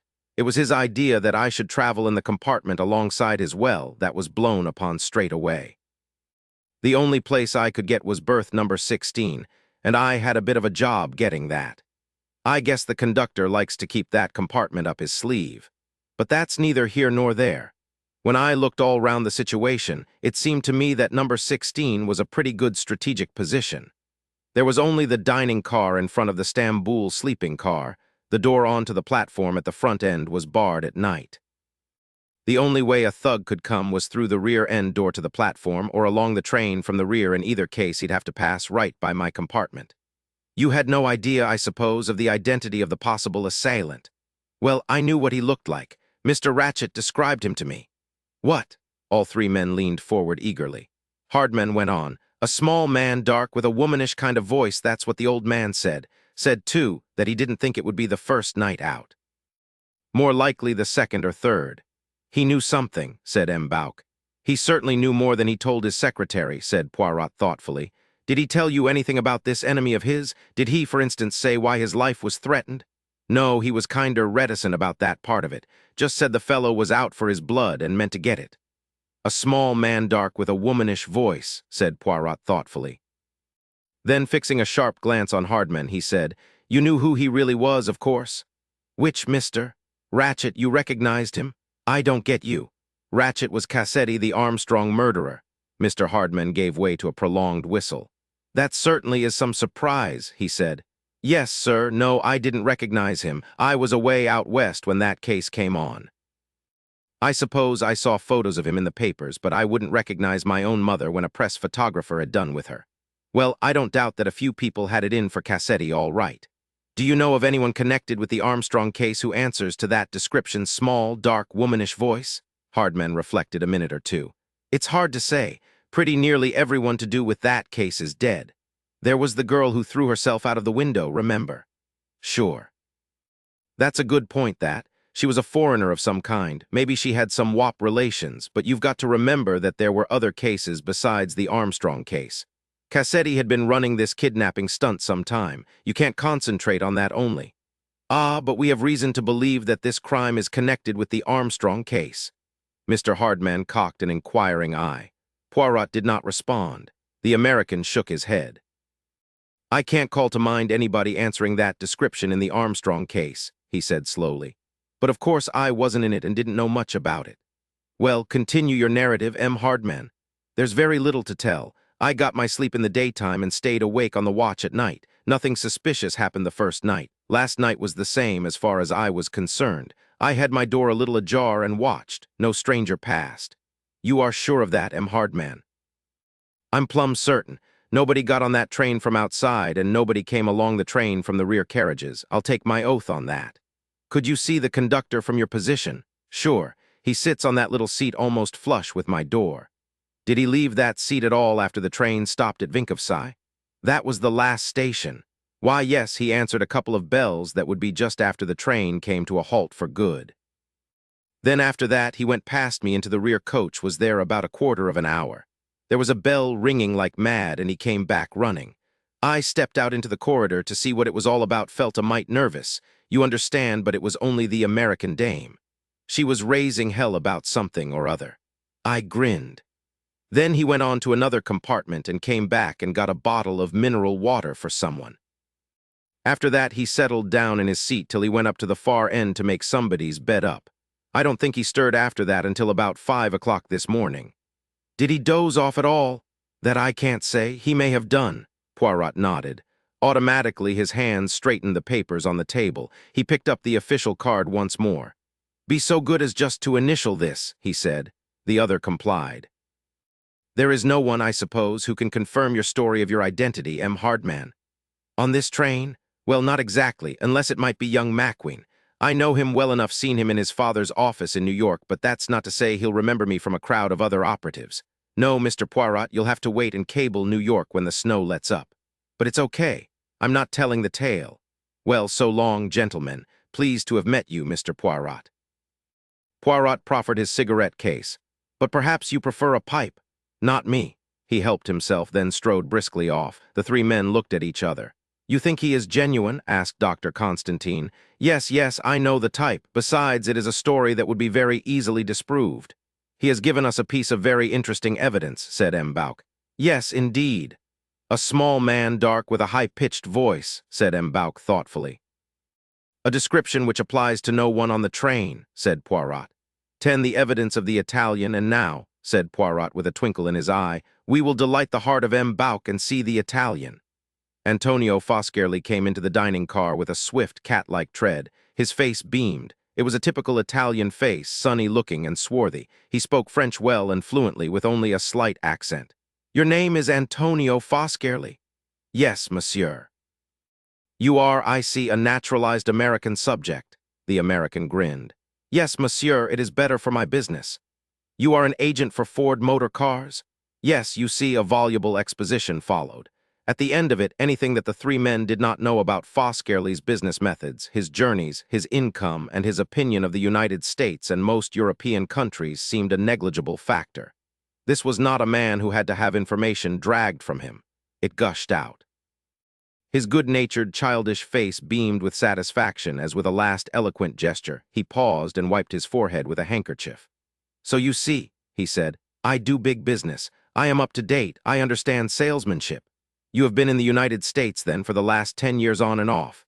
Yes, monsieur. Ah, well do I remember the day I first took the boat to go to America, so far away. My mother, my little sister, Poirot cut short the flood of reminiscence. During your sojourn in the United States, did you ever come across the deceased? Never, but I know the type. Oh, yes. He snapped his fingers expressively. It is very respectable, very well dressed, but underneath it is all wrong. Out of my experience, I should say he was the big crook. I give you my opinion for what it is worth. Your opinion is quite right, said Poirot dryly. Ratchett was Cassetti, the kidnapper. What did I tell you? I have learned to be very acute to read the face. It is necessary. Only in America do they teach you the proper way to sell. You remember the Armstrong case? I do not quite remember. The name, yes, it was a little girl, a baby, was it not? Yes, a very tragic affair. The Italian seemed the first person to demur to this view. Ah, well, these things they happen, he said philosophically. In a great civilization such as America, Poirot cut him short. Did you ever come across any members of the Armstrong family? No, I do not think so. It is difficult to say. I will give you some figures. Last year alone I sold, Monsieur, pray confine yourself to the point. The Italian's hands flung themselves out in a gesture of apology. 1,000 pardons. Tell me, if you please, your exact movements last night from dinner onwards. With pleasure. I stay here as long as I can. It is more amusing. I talk to the American gentleman at my table. He sells typewriter ribbons. Then I go back to my compartment. It is empty. The miserable John Bull who shares it with me is away attending to his master. At last he comes back, very long face as usual. He will not talk, says yes and no. A miserable race, the English not sympathetic. He sits in the corner, very stiff, reading a book. Then the conductor comes and makes our beds. Nose 4 and 5, murmured Poirot. Exactly the end compartment. Mine is the upper berth. I get up there. I smoke and read. The little Englishman has, I think, the toothache. He gets out a little bottle of stuff that smells very strong. He lies in bed and groans. Presently I sleep. Whenever I wake I hear him groaning. Do you know if he left the carriage at all during the night? I do not think so, that I should hear. The light from the corridor, one wakes up automatically thinking it is the customs examination at some frontier. Did he ever speak of his master, ever express any animus against him? I tell you he did not speak. He was not sympathetic. A fish. You smoke, you say, a pipe, cigarettes, cigars? Cigarettes only. Poirot proffered him one which he accepted. Have you ever been in Chicago? Inquired M. Bouck. Oh, yes, a fine city, but I know best New York, Washington, Detroit. You have been to the States? No, you should go. It. Poirot pushed a sheet of paper across to him. If you will sign this and put your permanent address, please. The Italian wrote with a flourish. Then he rose. His smile was as engaging as ever. That is all. You do not require me further? Good day to you, messieurs. I wish we could get out of the snow. I have an appointment in Milan. He shook his head sadly. I shall lose the business. He departed. Poirot looked at his friend. He has been a long time in America, said M. Bouck, and he is an Italian, and Italians use the knife, and they are great liars. I do not like Italians. Ça si voit, said Poirot with a smile. Well, it may be that you are right, but I will point out to you, my friend, that there is absolutely no evidence against the man. And what about the psychology? Do not Italians stab? Assuredly, said Poirot. Especially in the heat of a quarrel, but this is a different kind of crime. I have the little idea, my friend, that this is a crime very carefully planned and staged. It is a far-sighted, long-headed crime. It is not, how shall I express it, a Latin crime. It is a crime that shows traces of a cool, resourceful, deliberate brain, I think an Anglo-Saxon brain. He picked up the last 2 passports. Let us now, he said, see Miss Mary Debenham. 11. The evidence of Miss Debenham. When Mary Debenham entered the dining car, she confirmed Poirot's previous estimate of her. Very neatly dressed in a little black suit with a French gray shirt, the smooth waves of her dark head were neat and unruffled. Her manner was as calm and unruffled as her hair. She sat down opposite Poirot and M. Bouck and looked at them inquiringly. Your name is Mary Hermione Debenham, and you are 26 years of age, began Poirot. Yes. English? Yes. Will you be so kind, mademoiselle, as to write down your permanent address on this piece of paper? She complied. Her writing was clear and legible. And now, mademoiselle, what have you to tell us of the affair last night? I am afraid I have nothing to tell you. I went to bed and slept. Does it distress you very much, mademoiselle, that a crime has been committed on this train? The question was clearly unexpected. Her gray eyes widened a little. I don't quite understand you. It was a perfectly simple question that I asked you, mademoiselle. I will repeat it. Are you very much distressed that a crime should have been committed on this train? I have not really thought about it from that point of view. No, I cannot say that I am at all distressed. A crime, it is all in the day's work to you, eh? It is naturally an unpleasant thing to have happened, said Mary Debenham quietly. You are very Anglo-Saxon, mademoiselle. Vous n'éprouvez pas d'émotion. She smiled a little. I am afraid I cannot have hysterics to prove my sensibility. After all, people die every day. They die, yes, but murder is a little more rare. Oh, certainly. You were not acquainted with the dead man. I saw him for the first time when lunching here yesterday. And how did he strike you? I hardly noticed him. He did not strike you as an evil personality. She shrugged her shoulders slightly. Really, I cannot say I thought about it. Poirot looked at her keenly. "You are, I think, a little bit contemptuous of the way I prosecute my inquiries," he said with a twinkle. "Not so, you think, would an English inquiry be conducted. There everything would be cut and dried, it would be all kept to the facts, a well-ordered business. But I, mademoiselle, have my little originalities. I look first at my witness, I sum up his or her character, and I frame my questions accordingly. Just a little minute ago I am asking questions of a gentleman who wants to tell me all his ideas on every subject. Well, him I keep strictly to the point. I want him to answer yes or no, this or that. And then you come. I see at once that you will be orderly and methodical. You will confine yourself to the matter in hand. Your answers will be brief and to the point. And because, mademoiselle, human nature is perverse, I ask of you quite different questions. I ask what you feel, what you thought. It does not please you, this method. If you will forgive my saying so, it seems somewhat of a waste of time. Whether or not I liked Mr. Ratchett's face does not seem likely to be helpful in finding out who killed him. Do you know who the man Ratchett really was, mademoiselle? She nodded. Mrs. Hubbard has been telling everyone. And what do you think of the Armstrong affair? It was quite abominable, said the girl crisply. Poirot looked at her thoughtfully. You are traveling from Baghdad, I believe, Miss Debenham? Yes. To London? Yes. What have you been doing in Baghdad? I have been acting as governess to 2 children. Are you returning to your post after your holiday? I am not sure. Why is that? Baghdad is rather out of things. I think I should prefer a post in London if I can hear of a suitable one. I see. I thought perhaps you might be going to be married. Miss Debenham did not reply. She raised her eyes and looked Poirot full in the face. The glance said plainly, You are impertinent. What is your opinion of the lady who shares your compartment, Miss Olson? She seems a pleasant, simple creature. What color is her dressing gown? Mary Debenham stared. A kind of brownish color, natural wool. Ah. I may mention without indiscretion, I hope, that I noticed the color of your dressing gown on the way from Aleppo to Stamboul. A pale mauve, I believe. Yes, that is right. Have you any other dressing gown, mademoiselle? A scarlet dressing gown, for example? No, that is not mine. Poirot leaned forward. He was like a cat pouncing on a mouse. Whose then? The girl drew back a little, startled. I don't know. What do you mean? You do not say, no, I have no such thing. You say, that is not mine, meaning that such a thing does belong to someone else. She nodded. Somebody else on this train? Yes. Whose is it? I told you just now, I don't know. I woke up this morning about 5 o'clock with the feeling that the train had been standing still for a long time. I opened the door and looked out into the corridor, thinking we might be at a station. I saw someone in a scarlet kimono some way down the corridor. And you don't know who it was? Was she fair or dark or gray-haired? I can't say. She had on a shingle cap and I only saw the back of her head. And in build, tallish and slim, I should judge, but it's difficult to say. The kimono was embroidered with dragons. Yes, that is right, dragons. He was silent a minute. He murmured to himself, I cannot understand. None of this makes sense. Then, looking up, he said, I need not keep you further, mademoiselle. Oh, she seemed rather taken aback, but rose promptly.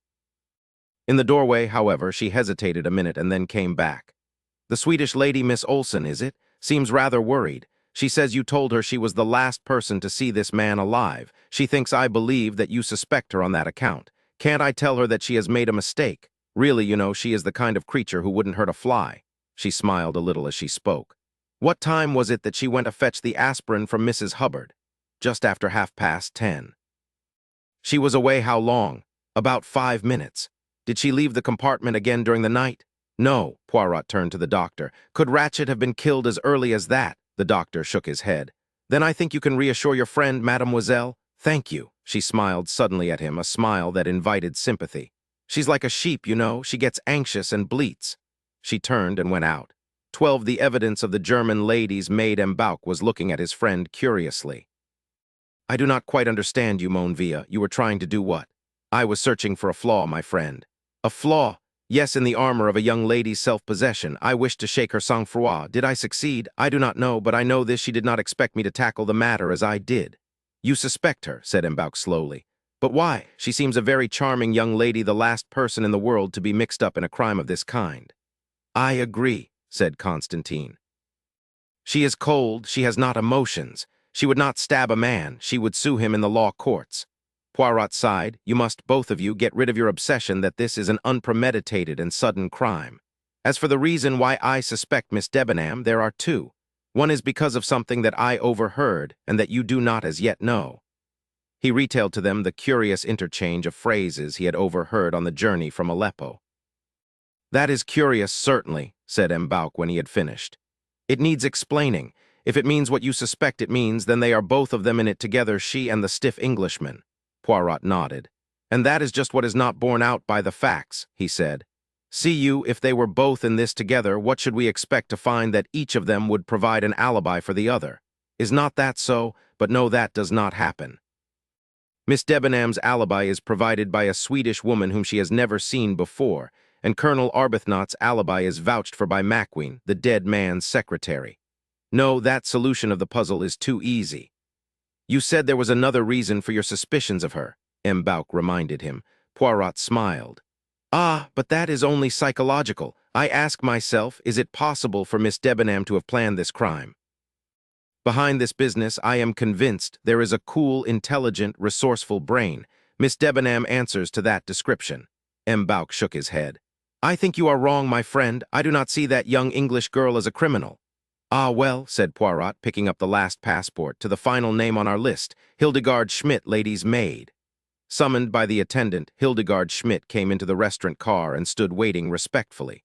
Poirot motioned her to sit down. She did so, folding her hands and waiting placidly till he questioned her. She seemed a placid creature, altogether eminently respectable, perhaps not over-intelligent. Poirot's methods with Hildegard Schmidt were a complete contrast to his handling of Mary Debenham. He was at his kindest and most genial, setting the woman at her ease. Then, having got her to write down her name and address, he slid gently into his questions. The interview took place in German. "We want to know as much as possible about what happened last night," he said. "We know that you cannot give us much information bearing on the crime itself, but you may have seen or heard something that, while conveying nothing to you, may be valuable to us. You understand?" She did not seem to. Her broad, kindly face remained set in its expression of placid stupidity as she answered. "I do not know anything, monsieur." "Well, for instance, you know that your mistress sent for you last night?" "That, yes." "Do you remember the time?" "I do not, monsieur. I was asleep, you see, when the attendant came and told me." "Yes, yes. Was it usual for you to be sent for in this way?" "It was not unusual, monsieur. The gracious lady often required attention at night. She did not sleep well." "Eh bien, then, you received the summons and you got up. Did you put on a dressing gown?" "No, monsieur. I put on a few clothes. I would not like to go into Her Excellency in my dressing gown." "And yet it is a very nice dressing gown, scarlet, is it not?" She stared at him. "It is a dark blue flannel dressing gown, monsieur." "Ah, continue. A little pleasantry on my part, that is all. So you went along to Madame la Princess, and what did you do when you got there?" "I gave her massage, monsieur, and then I read aloud. I do not read aloud very well, but Her Excellency says that is all the better, so it sends her better to sleep. When she became sleepy, monsieur, she told me to go, so I closed the book and I returned to my own compartment." "Do you know what time that was?" "No, monsieur." "Well, how long had you been with Madame la Princess?" "About half an hour, monsieur." "Good, continue." "First, I fetched Her Excellency an extra rug from my compartment. It was very cold in spite of the heating. I arranged the rug over her and she wished me good night. I poured her out some mineral water.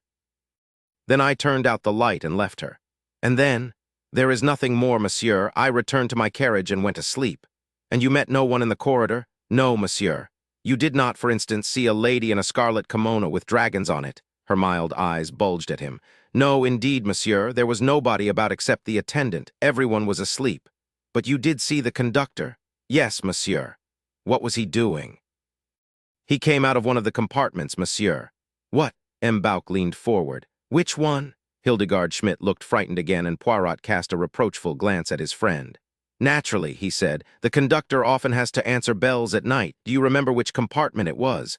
"It was about the middle of the coach, monsieur, 2 or 3 doors from Madame la Princess." "Ah, tell us, if you please, exactly where this was and what happened." "He nearly ran into me, monsieur." "It was when I was returning from my compartment to that of the princess with the rug." "And he came out of a compartment and almost collided with you? In which direction was he going?" "Towards me, monsieur. He apologized and passed on down the corridor towards the dining car. A bell began ringing, but I do not think he answered it." She paused and then said, "I do not understand. How is it?" Poirot spoke reassuringly. "It is just a question of times," he said. "All a matter of routine." This poor conductor, he seems to have had a busy night, first waking you and then answering bells. It was not the same conductor who woke me, monsieur. It was another one.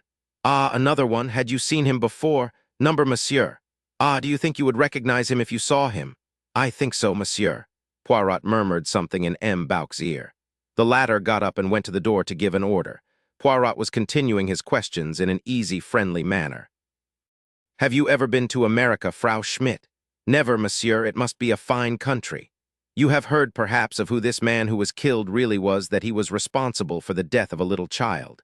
Yes, I have heard, monsieur. It was abominable, wicked. The good God should not allow such things. We are not so wicked as that in Germany. Tears had come into the woman's eyes. Her strong, motherly soul was moved. It was an abominable crime, said Poirot gravely. He drew a scrap of cambric from his pocket and handed it to her. Is this your handkerchief, Frau Schmidt? There was a moment's silence as the woman examined it. She looked up after a minute. The color had mounted a little in her face. Ah, no, indeed, it is not mine, monsieur. It has the initial H, you see. That is why I thought it was yours. Ah, monsieur, it is a lady's handkerchief, that. A very expensive handkerchief, embroidered by hand. It comes from Paris, I should say. It is not yours, and you do not know whose it is. Oh no, monsieur. Of the three listening, only Poirot caught the nuance of hesitation in the reply. M. Bouc whispered in his ear. Poirot nodded and said to the woman, The 3 sleeping car attendants are coming in. Will you be so kind as to tell me which is the one you met last night as you were going with the rug to the princess? The 3 men entered. Pierre Mitchell, the big blonde conductor of the Athens-Paris coach, and the stout burly conductor of the Bucharest one. Hildegard Schmidt looked at them and immediately shook her head. No, monsieur, she said. None of these is the man I saw last night. But these are the only conductors on the train. You must be mistaken. I am quite sure, monsieur. These are all tall, big men. The one I saw was small and dark. He had a little mustache. His voice when he said pardon was weak like a woman's. Indeed, I remember him very well, monsieur. 13 Summary of the passenger's evidence. A small, dark man with a womanish voice, said M. Bouc. The 3 conductors and Hildegard Schmidt had been dismissed. But I understand nothing but nothing of all this. The enemy that this Ratchett spoke of, he was then on the train after all. But where is he now? How can he have vanished into thin air? My head, it whirls. Say something then, my friend, I implore you. Show me how the impossible can be possible. It is a good phrase that, said Poirot. The impossible cannot have happened, therefore the impossible must be possible in spite of appearances. Explain to me then, quickly, what actually happened on the train last night. I am not a magician, mon cher. I am, like you, a very puzzled man. This affair advances in a very strange manner. It does not advance at all. It stays where it was. Poirot shook his head. No, that is not true. We are more advanced. We know certain things. We have heard the evidence of the passengers. And what has that told us? Nothing at all. I would not say that, my friend. I exaggerate, perhaps. The American hard man and the German maid, yes, they have added something to our knowledge. That is to say, they have made the whole business more unintelligible than it was. No, no, no, said Poirot soothingly. M. Bouc turned upon him. Speak, then, let us hear the wisdom of Hercule Poirot. Did I not tell you that I was, like you, a very puzzled man? But at least we can face our problem. We can arrange such facts as we have with order and method. Pray continue, monsieur, said Dr. Constantine. Poirot cleared his throat and straightened a piece of blotting paper. Let us review the case as it stands at this moment. First, there are certain indisputable facts. This man Ratchett, or Cassetti, was stabbed in 12 places and died last night. That is fact 1. I grant it to you, I grant it, mon vieux, said M. Bouc with a gesture of irony. Hercule Poirot was not at all put out. He continued calmly. I will pass over for the moment certain rather peculiar appearances which Dr. Constantine and I have already discussed together. I will come to them presently. The next fact of importance to my mind is the time of the crime. That, again, is one of the few things we do know, said M. Bouc.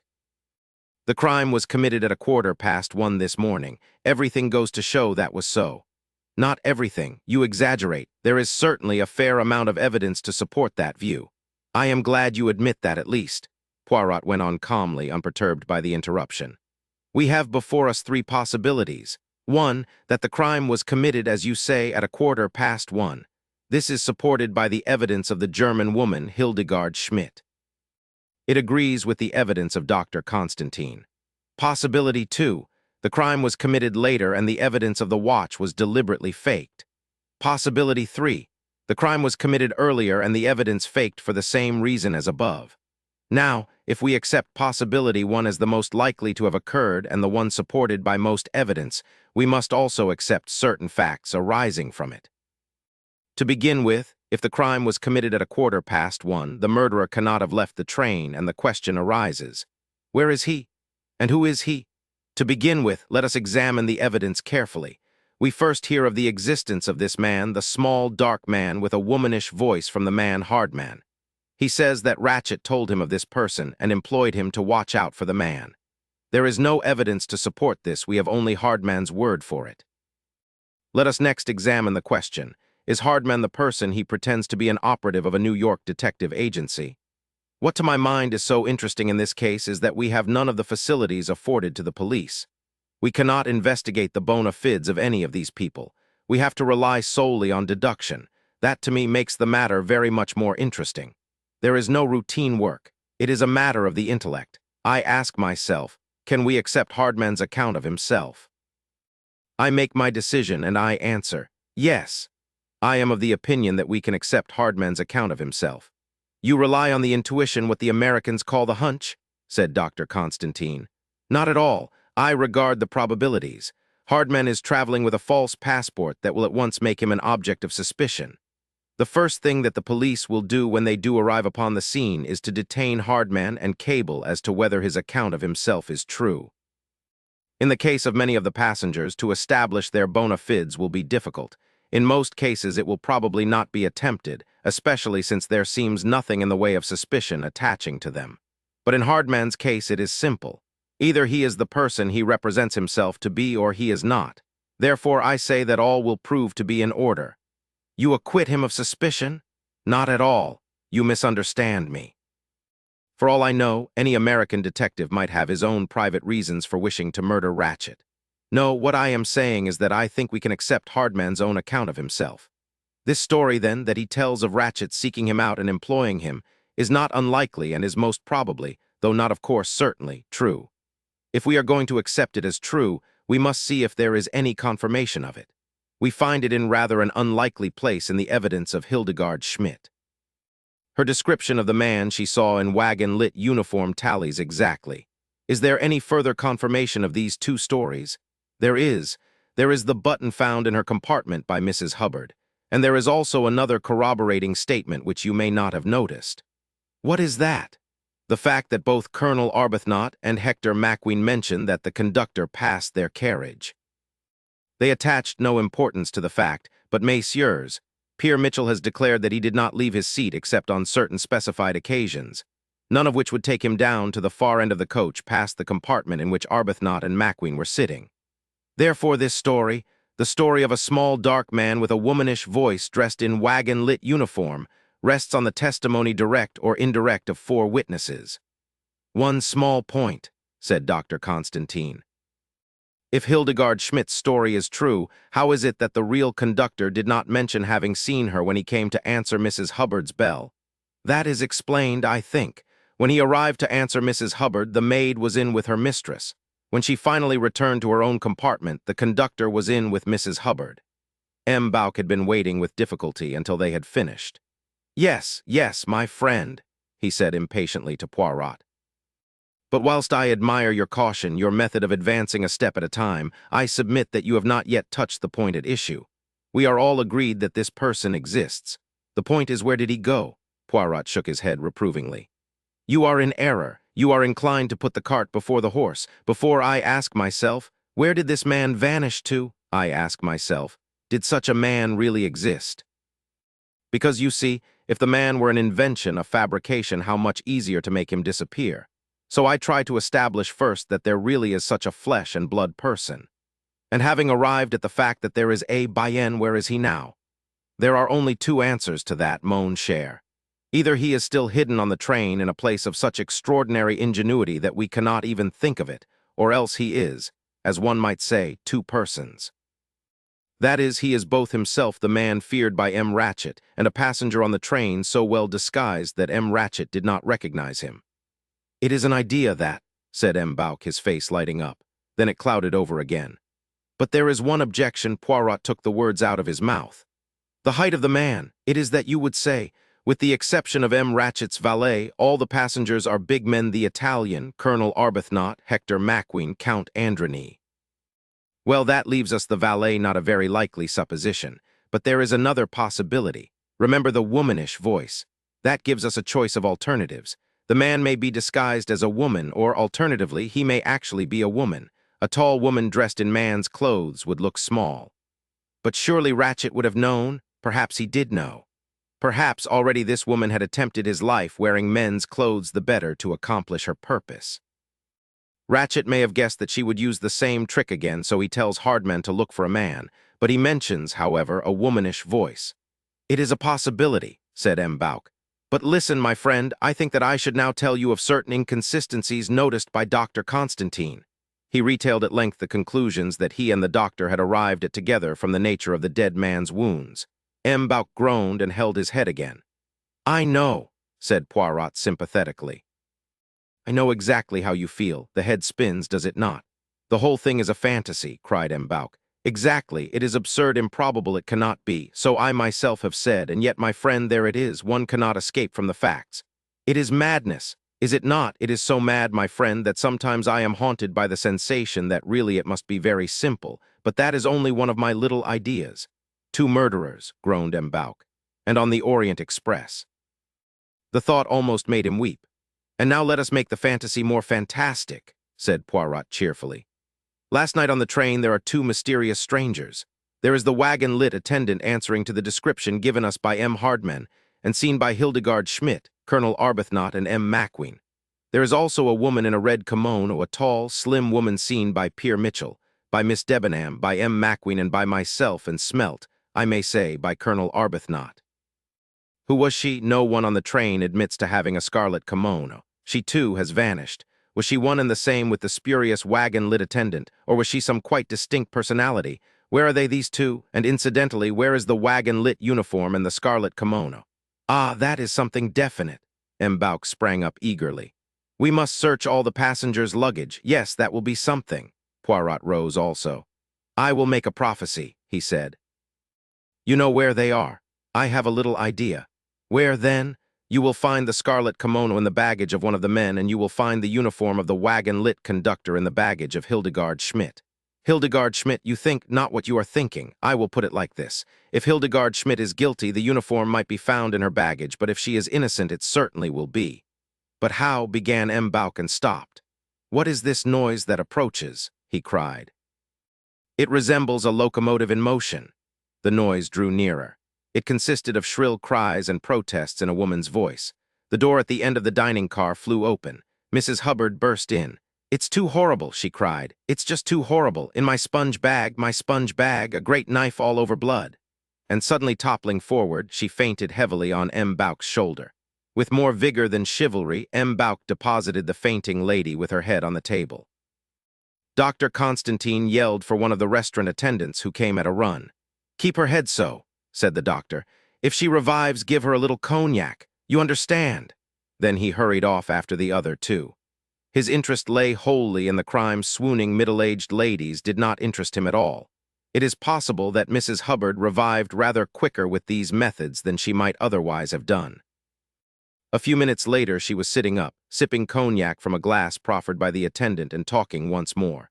I just can't say how terrible it was. I don't suppose anybody on this train can understand my feelings. I've always been very, very sensitive ever since a child. The mere sight of blood, why even now I come over queer when I think about it. The attendant proffered the glass again. Encore un peu, madame. Do you think I'd better? I'm a lifelong teetotaler. I just never touch spirits or wine at any time. All my family are abstainers. Still, perhaps as this is only medical, she sipped once more. In the meantime, Poirot and M. Bouck, closely followed by Dr. Constantine, had hurried out of the restaurant car and along the corridor of the Stamboul coach towards Mrs. Hubbard's compartment. Every traveler on the train seemed to be congregated outside the door. The conductor, a harassed look on his face, was keeping them back. Mais il en a rien à voir, he said, and repeated the sentiment in several other languages. Let me pass, if you please, said M. Bouck. Squeezing his rotundity past the obstructing passengers, he entered the compartment, Poirot close behind him. "I am glad you have come, monsieur," said the conductor with a sigh of relief. "Everyone has been trying to enter. The American lady, such screams as she gave, ma foi, I thought she too had been murdered. I came at a run, and there she was screaming like a mad woman, and she cried out that she must fetch you, and she departed, screeching at the top of her voice, and telling everybody whose carriage she passed what had occurred." He added, with a gesture of the hand, "It is in there, monsieur. I have not touched it." Hanging on the handle of the door that gave access to the next compartment was a large-sized checked rubber sponge bag. Below it on the floor, just where it had fallen from Mrs. Hubbard's hand, was a straight-bladed dagger, a cheap affair, sham oriental, with an embossed hilt and a tapering blade. The blade was stained with patches of what looked like rust. Poirot picked it up delicately. "Yes," he murmured. "There is no mistake. Here is our missing weapon, all right, eh, docteur?" The doctor examined it. "You need not be so careful," said Poirot. "There will be no fingerprints on it save those of Mrs. Hubbard." Constantine's examination did not take long. "It is the weapon, all right," he said. "It would account for any of the wounds." "I implore you, my friend, do not say that." The doctor looked astonished. "Already we are heavily overburdened by coincidence. 2 people decide to stab M. Ratchett last night. It is too much of a good thing that each of them should select an identical weapon." "As to that, the coincidence is not, perhaps, so great as it seems," said the doctor. "Thousands of these sham Eastern daggers are made and shipped to the bazaars of Constantinople." "You console me a little, but only a little," said Poirot. He looked thoughtfully at the door in front of him, then lifting off the sponge bag, he tried the handle. The door did not budge. About a foot above the handle was the door bolt. Poirot drew it back and tried again, but still the door remained fast. "We locked it from the other side, you remember," said the doctor. "That is true," said Poirot absently. He seemed to be thinking about something else. His brow was furrowed as though in perplexity. "It agrees, does it not?" said M. Bouc. "The man passes through this carriage. As he shuts the communicating door behind him, he feels the sponge bag. A thought comes to him, and he quickly slips the blood-stained knife inside. Then, all unwitting that he has awakened Mrs. Hubbard, he slips out through the other door into the corridor." "As you say," murmured Poirot. "That is how it must have happened." But the puzzled look did not leave his face. "But what is it?" demanded M. Bouc. "There is something, is there not, that does not satisfy you?" Poirot darted a quick look at him. "The same point does not strike you? No, evidently not. Well, it is a small matter." The conductor looked into the carriage. "The American lady is coming back." Dr. Constantine looked rather guilty. He had, he felt, treated Mrs. Hubbard rather cavalierly, but she had no reproaches for him. Her energies were concentrated on another matter.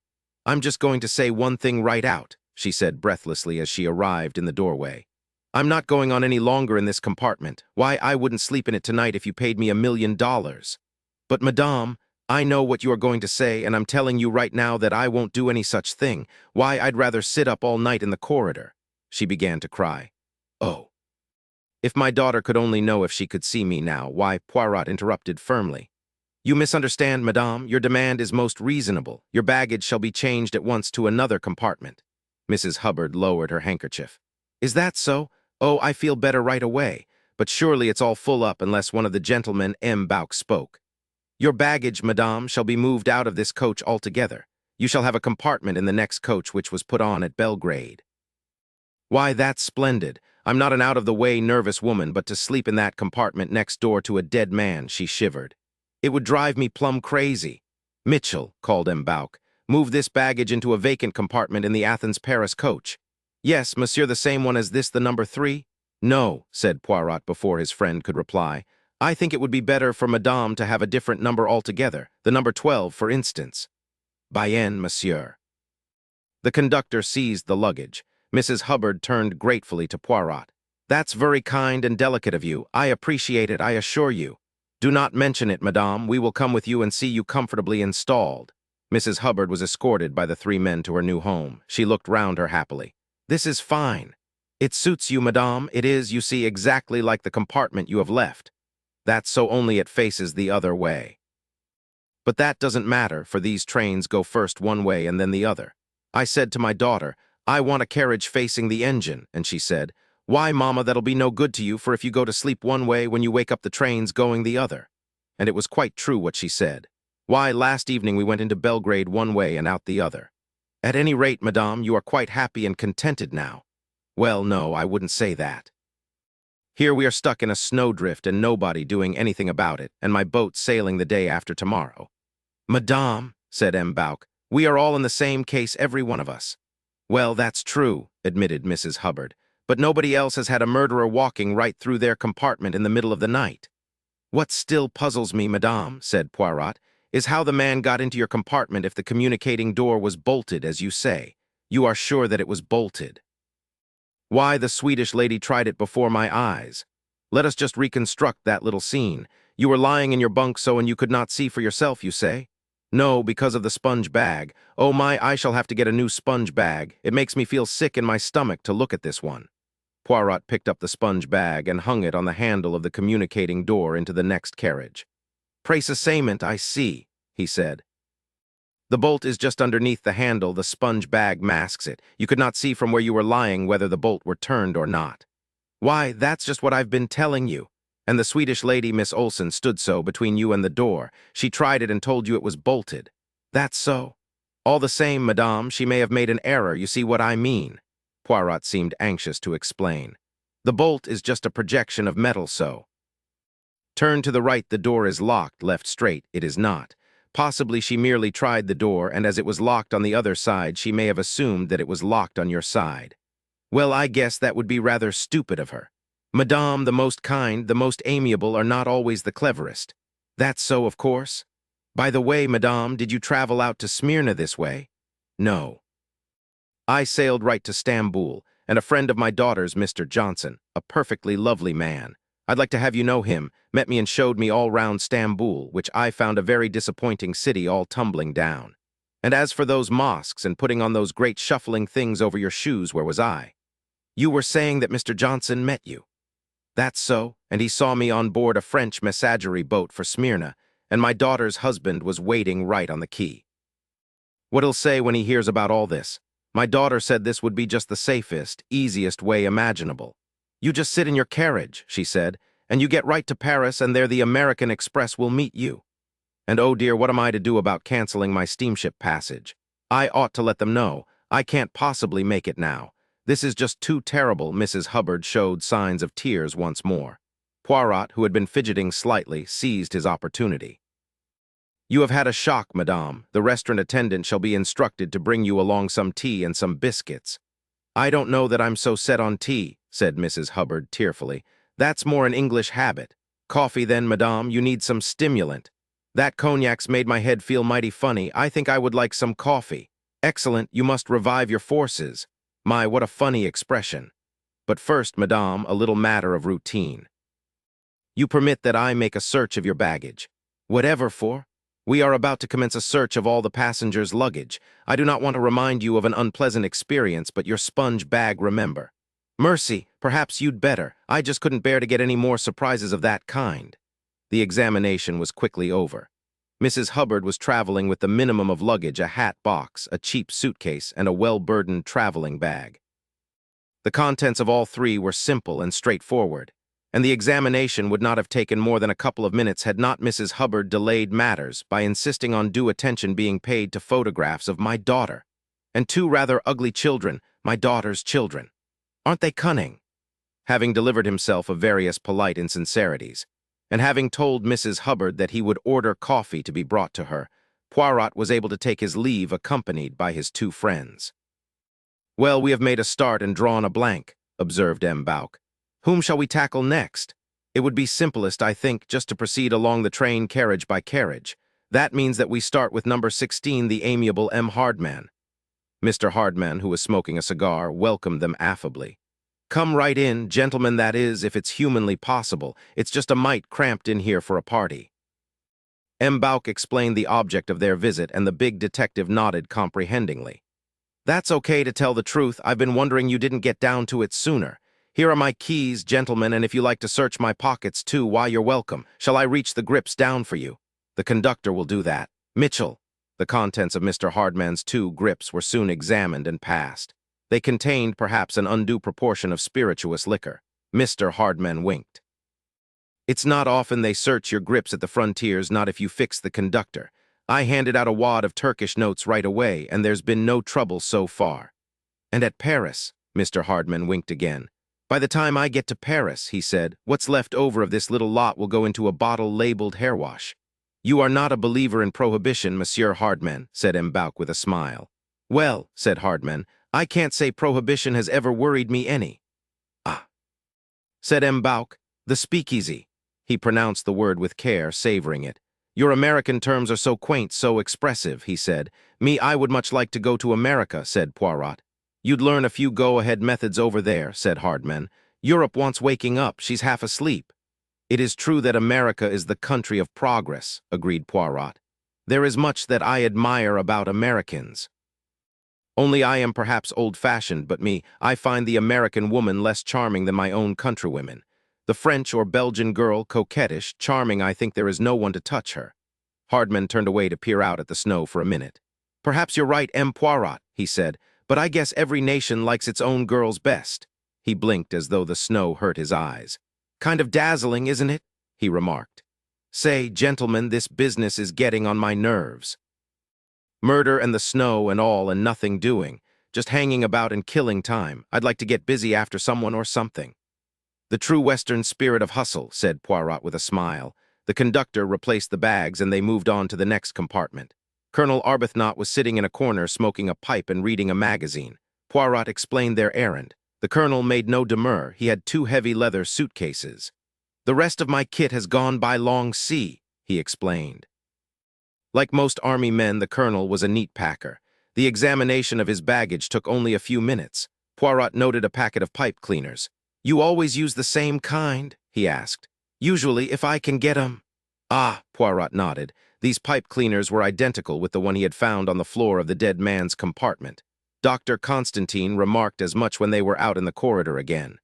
Tout de merme, murmured Poirot. I can hardly believe it. It is not Dan's son character, and when you have said that, you have said everything. The door of the next compartment was closed. It was that occupied by Princess Dragomirov. They knocked on the door, and the princess's deep voice called, Entrez. M'Bauk was spokesman. He was very deferential and polite as he explained their errand. The princess listened to him in silence, her small toad-like face quite impassive. If it is necessary, messieurs, she said quietly when he had finished. That is all there is to it. My maid has the keys. She will attend to it with you. Does your maid always carry your keys, madame? Asked Poirot. Certainly, monsieur. And if during the night at one of the frontiers the customs officials should require a piece of luggage to be opened? The old lady shrugged her shoulders. It is very unlikely, but in such a case this conductor would fetch her. You trust her, then, implicitly, madame. I have told you so already, said the princess quietly. I do not employ people whom I do not trust. Yes, said Poirot thoughtfully.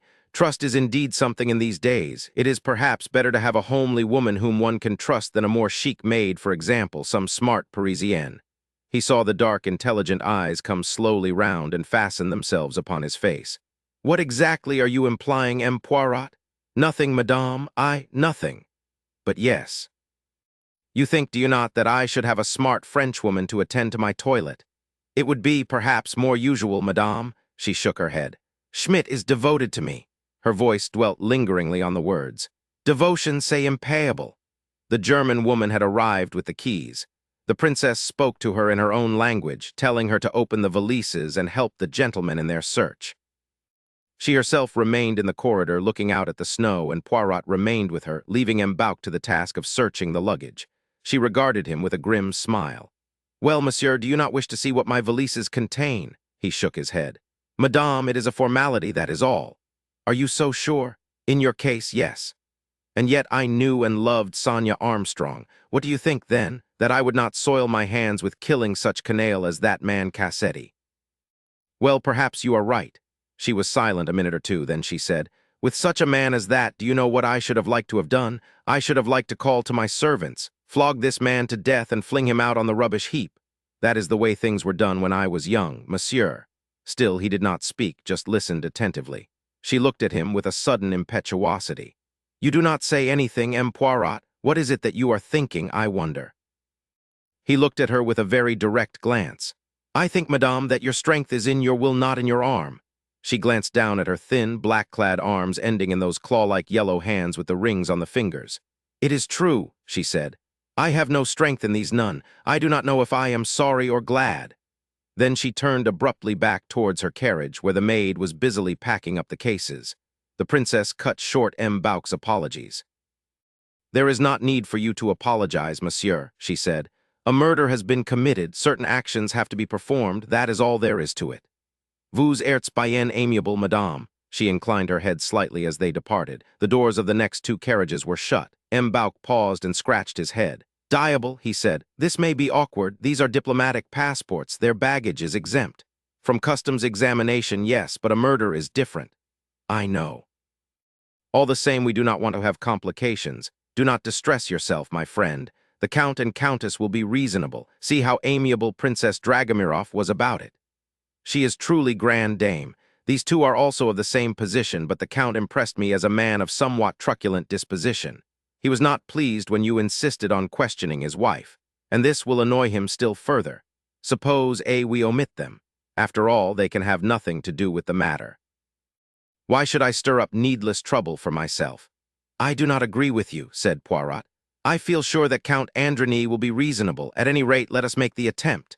And before M. Bouc could reply, he rapped sharply on the door of number 13. A voice from within cried, "Entrez." The Count was sitting in the corner near the door reading a newspaper. The Countess was curled up in the opposite corner near the window. There was a pillow behind her head, and she seemed to have been asleep. "Pardon, Monsieur le Comte," began Poirot. "Pray forgive this intrusion. It is that we are making a search of all the baggage on the train, in most cases a mere formality, but it has to be done. M. Bouc suggests that, as you have a diplomatic passport, you might reasonably claim to be exempt from such a search." The Count considered for a moment. "Thank you," he said, "but I do not think that I care for an exception to be made in my case. I should prefer that our baggage should be examined like that of the other passengers." He turned to his wife. "You do not object, I hope, Elena?" "Not at all," said the Countess without hesitation. A rapid and somewhat perfunctory search followed. Poirot seemed to be trying to mask an embarrassment in making various small pointless remarks, such as, "Here is a label all wet on your suitcase, madame," as he lifted down a blue morocco case with initials on it and a coronet. The Countess did not reply to this observation. She seemed, indeed, rather bored by the whole proceeding, remaining curled up in her corner, staring dreamily out through the window whilst the men searched her luggage in the compartment next door. Poirot finished his search by opening the little cupboard above the wash basin and taking a rapid glance at its contents: a sponge, face cream, powder, and a small bottle labeled Trionyl. Then, with polite remarks on either side, the search party withdrew. Mrs. Hubbard's compartment, that of the dead man, and Poirot's own came next. They now came to the second-class carriages. The first one, nose 1011, was occupied by Mary Debenham, who was reading a book, and Greta Olson, who was fast asleep but woke with a start at their entrance. Poirot repeated his formula. The Swedish lady seemed agitated, Mary Debenham calmly indifferent. Poirot addressed himself to the Swedish lady. "If you permit, mademoiselle, we will examine your baggage first, and then perhaps you would be so good as to see how the American lady is getting on. We have moved her into one of the carriages in the next coach, but she is still very upset as the result of her discovery. I have ordered coffee to be sent to her, but I think she is of those to whom someone to talk to is a necessity of the first water." The good lady was instantly sympathetic. She would go immediately. It must have been indeed a terrible shock to the nerves, and already the poor lady was upset by the journey and leaving her daughter. Ah, yes, certainly she would go at once. Her case was not locked, and she would take with her some sal ammoniac. She bustled off. Her possessions were soon examined. They were meager in the extreme. She had evidently not noticed the missing wires from the hat box. Miss Debenham had put her book down. She was watching Poirot. When he asked her, she handed over her keys. Then, as he lifted down a case and opened it, she said, "Why did you send her away, M. Poirot?" "I, mademoiselle, why, to minister to the American lady. An excellent pretext, but a pretext all the same." "I don't understand you, mademoiselle. I think you understand me very well," she smiled. "You wanted to get me alone, wasn't that it? You are putting words into my mouth, mademoiselle. And ideas into your head? No, I don't think so. The ideas are already there." "That is right, isn't it? Mademoiselle, we have a proverb, que es excuse es accuse. Is that what you were going to say? You must give me the credit for a certain amount of observation and common sense. For some reason or other you have got it into your head that I know something about this sordid business, this murder of a man I never saw before. You are imagining things, mademoiselle. No, I am not imagining things at all. But it seems to me that a lot of time is wasted by not speaking the truth, by beating about the bush instead of coming straight out with things. And you do not like the waste of time. No, you like to come straight to the point. You like the direct method. Eh bien, I will give it to you, the direct method. I will ask you the meaning of certain words that I overheard on the journey from Syria. I had got out of the train to do what the English call stretch the legs at the station of Cognac. Your voice and the colonel's, mademoiselle, they came to me out of the night. You said to him, not now, when it's all over, when it's behind us. What did you mean by those words, mademoiselle? She said very quietly. Do you think I meant murder? It is I who am asking you, mademoiselle. She sighed, was lost a minute in thought. Then, as though rousing herself, she said, those words had a meaning, monsieur, but not one that I can tell you. I can only give you my solemn word of honor that I had never set eyes on this man Ratchett in my life until I saw him on this train. And you refuse to explain those words? Yes, if you like to put it that way, I refuse. They had to do with a task I had undertaken. A task that is now ended. What do you mean? It is ended, is it not? Why should you think so? Listen, mademoiselle, I will recall to you another incident. There was a delay to the train on the day we were to reach Stamboul. You were very agitated, mademoiselle. You so calm, so self-controlled, you lost that calm. I did not want to miss my connection. So you said, but mademoiselle, the Orient Express leaves Stamboul every day of the week. Even if you had missed the connection, it would only have been a matter of 24 hours delay. Miss Debenham for the first time showed signs of losing her temper. You do not seem to realize that one may have friends awaiting one's arrival in London, and that a day's delay upsets arrangements and causes a lot of annoyance. Ah, it is like that. There are friends awaiting your arrival. You do not want to cause them inconvenience? Naturally. And yet it is curious. What is curious? On this train again we have a delay. And this time a more serious delay, since there is no possibility of sending a telegram to your friends or of getting them on the long distance. The telephone, you mean? Ah, yes, the portmanteau call, as you say in England. Mary Debenham smiled a little in spite of herself. Trunk call, she corrected. Yes, as you say, it is extremely annoying not to be able to get any word through, either by telephone or telegraph. And yet, mademoiselle, this time your manner is quite different. You no longer betray the impatience. You are calm and philosophical. Mary Debenham flushed and bit her lip. She no longer felt inclined to smile. You do not answer, mademoiselle? I am sorry. I did not know that there was anything to answer. The explanation of your change of attitude, mademoiselle. Don't you think that you are making rather a fuss about nothing, M. Poirot? Poirot spread out his hands in an apologetic gesture. It is perhaps a fault with us detectives. We expect the behavior to be always consistent. We do not allow for changes of mood. Mary Debenham made no reply. You know Colonel Arbuthnot well, mademoiselle? He fancied that she was relieved by the change of subject. I met him for the first time on this journey. Have you any reason to suspect that he may have known this man Ratchett? She shook her head decisively. I am quite sure he didn't. Why are you sure? By the way he spoke. And yet, mademoiselle, we found a pipe cleaner on the floor of the dead man's compartment. And Colonel Arbuthnot is the only man on the train who smokes a pipe. He watched her narrowly, but she displayed neither surprise nor emotion, merely said, Nonsense! It's absurd! Colonel Arbuthnot is the last man in the world to be mixed up in a crime, especially a theatrical kind of crime like this. It was so much what Poirot himself thought that he found himself on the point of agreeing with her. He said instead, I must remind you that you do not know him very well, mademoiselle. She shrugged her shoulders. I know the type well enough, he said very gently. You still refuse to tell me the meaning of those words when it's behind us, she said coldly. I have nothing more to say. It does not matter, said Hercule Poirot. I shall find out. He bowed and left the compartment, closing the door after him. Was that wise, my friend? Asked M'Bauc. You have put her on her guard, and through her you have put the colonel on his guard also. Mon ami, if you wish to catch a rabbit, you put a ferret into the hole, and if the rabbit is there, he runs. That is all I have done. They entered the compartment of Hildegard Schmidt. The woman was standing in readiness, her face respectful but unemotional. Poirot took a quick glance through the contents of the small case on the seat. Then he motioned to the attendant to get down the bigger suitcase from the rack. The keys. He said, It is not locked, monsieur. Poirot undid the hasps and lifted the lid. "Aha!" he said, and turning to M'Bauk, "You remember what I said? Look here a little moment." On the top of the suitcase was a hastily rolled-up brown wagon-lit uniform. The stolidity of the German woman underwent a sudden change. "Ach!" she cried. "That is not mine. I did not put it there. I have never looked in that case since we left Stamboul. Indeed, it is true." She looked from one to another pleadingly. Poirot took her gently by the arm and soothed her.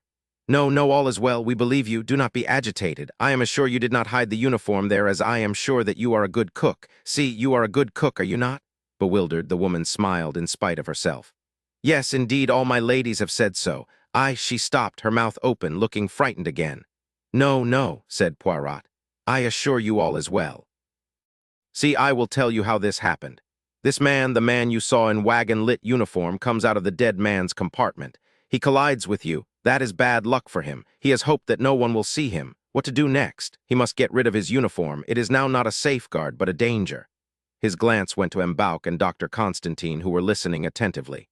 "There is the snow, you see. The snow which confuses all his plans. Where can he hide these clothes? All the compartments are full.